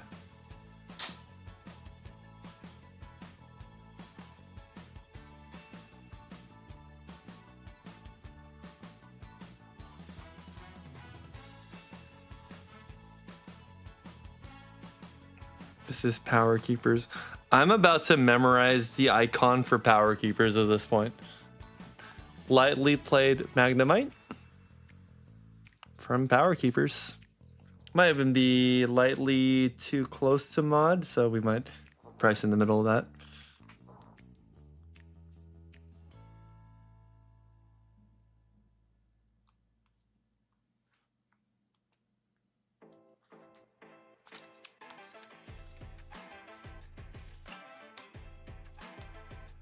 Yeah, no luck on them, Geo. Sorry.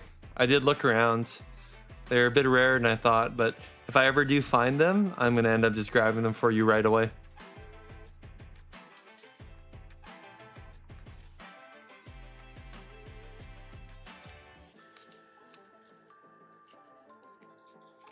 More like 6:05 or 6:15. Hey, the stream started. The stream started exactly at 6. That's all I can say.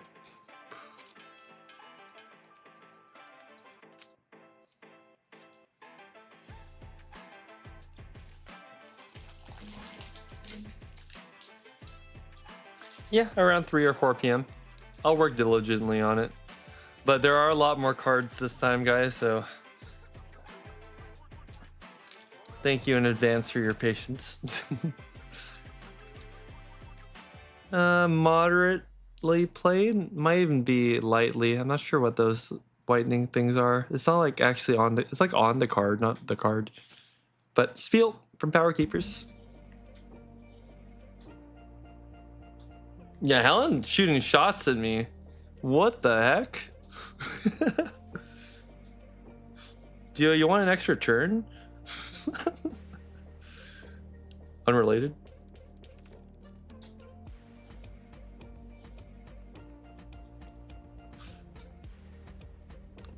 Vibrava from Power Keepers. Stream doesn't start. No, the stream starts when the connection is established. Lightly played for by Brava from Power Keepers.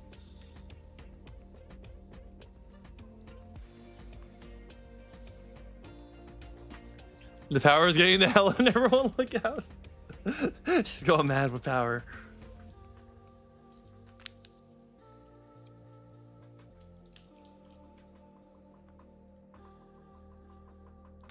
Blaziken on Facebook, FB level 50.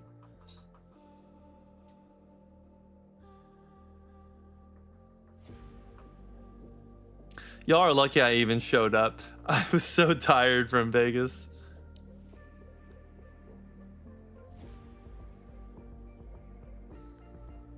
This is the hollow foil. Yes. Hollow foil and a near mint. Oh, wait. Yep, near mint. Nice.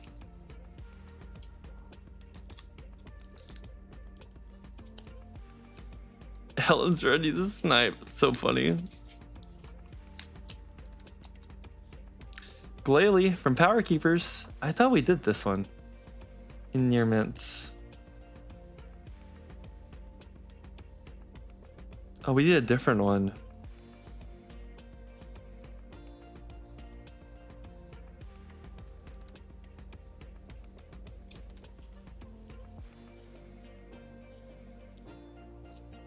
Ooh, that is an expensive Chimeco.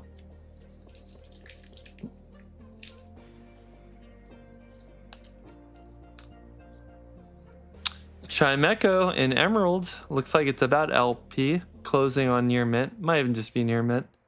It's very close.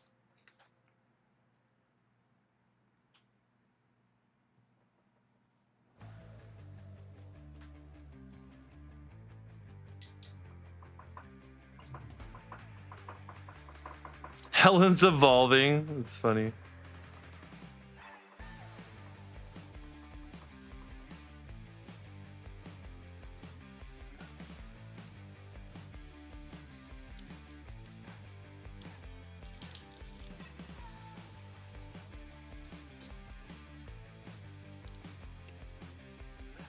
Near mint. Talo from X Delta Species.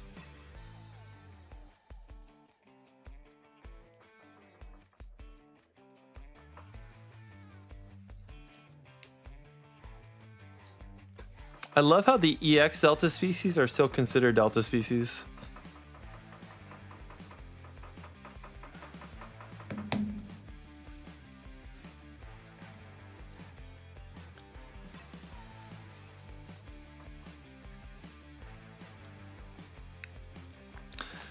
All right, last card. The ball toy.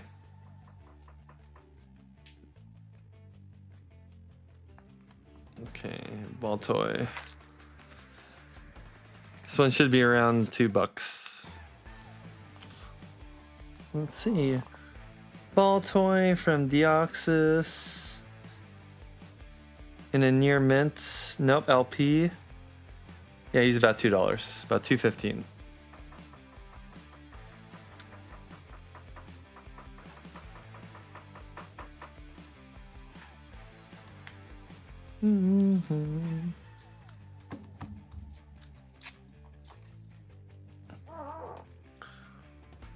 Okay.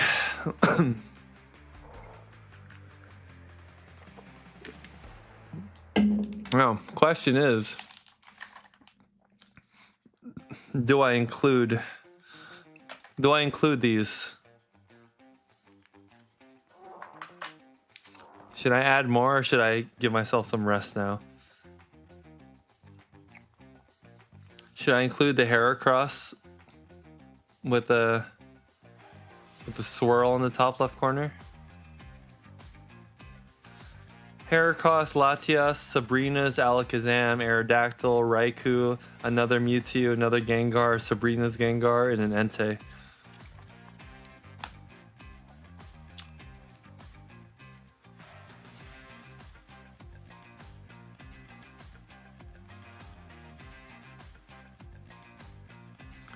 I'm probably gonna be curious what they go for. Heracross from Neo. We're looking at a LP to moderate. Like nothing big enough to make it moderate.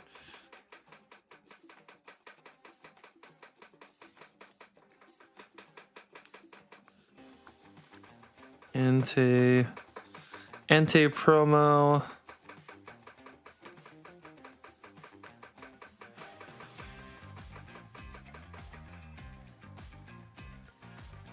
There's a Rocket Entei?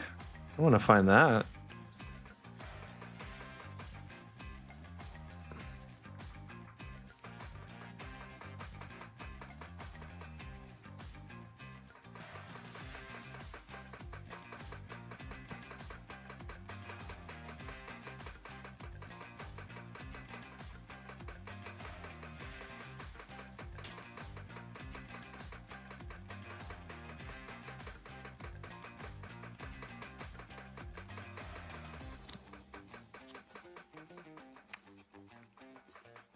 Lightly played Entei from Wizards of the Coast promo, and it has a swirl in the bottom right corner, which is crazy. Hey now, Joshua. Still tired? Dude, I'm tired. I'm exhausted from Vegas also. Sabrina's Gengar, please. Okay, Trent. Sounds good. Near mid minus, probably, to Sabrina's Gengar. Front super clean. Centering looks good too.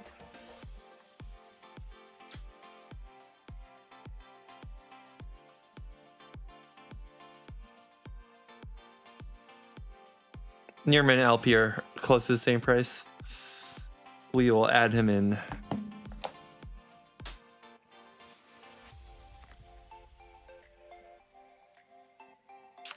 Latios in an LP.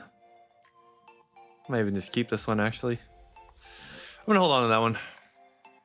I don't have enough Latioses. I have more Latioses.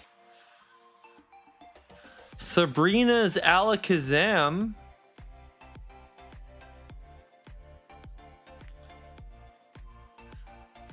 Now this is a rare one, guys. This Sabrina's Alakazam comes with one of a kind children's marker in green edition. For the bottom left. I don't know what happened to this guy. What the heck? It's obviously damaged, but the front is super clean. Just never show someone the back of this. Like never ever show someone the back.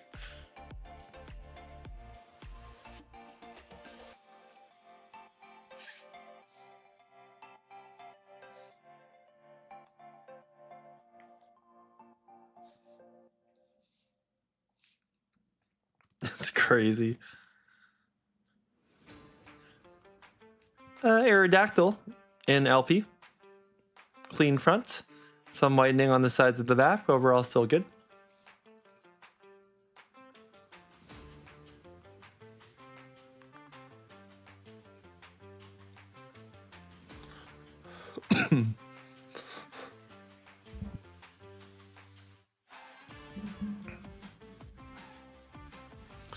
Wish it was a purple marker. I can make it a purple marker. I can marker over it. Heck, we could even marker black over it. Or blue. At that point, the back doesn't even matter anymore. Raikou, I think it's from Neo. He's in about LP. LP to maybe close to moderate also. A little bit whitening in the bottom.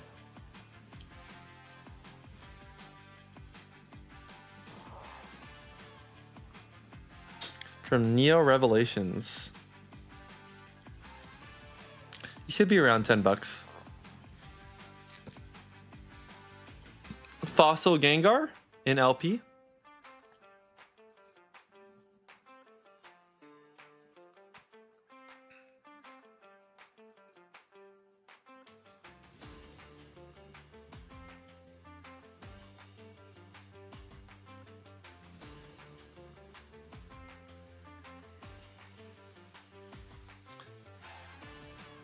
And then lastly, we have a Mewtwo base set in heavily played.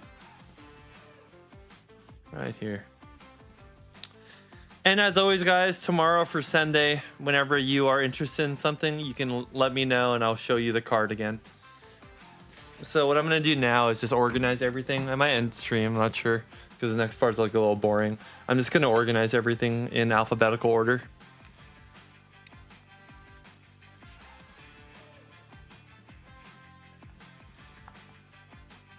That way, when I price everything out, it'll be a lot easier. So like we do A, B, C, D.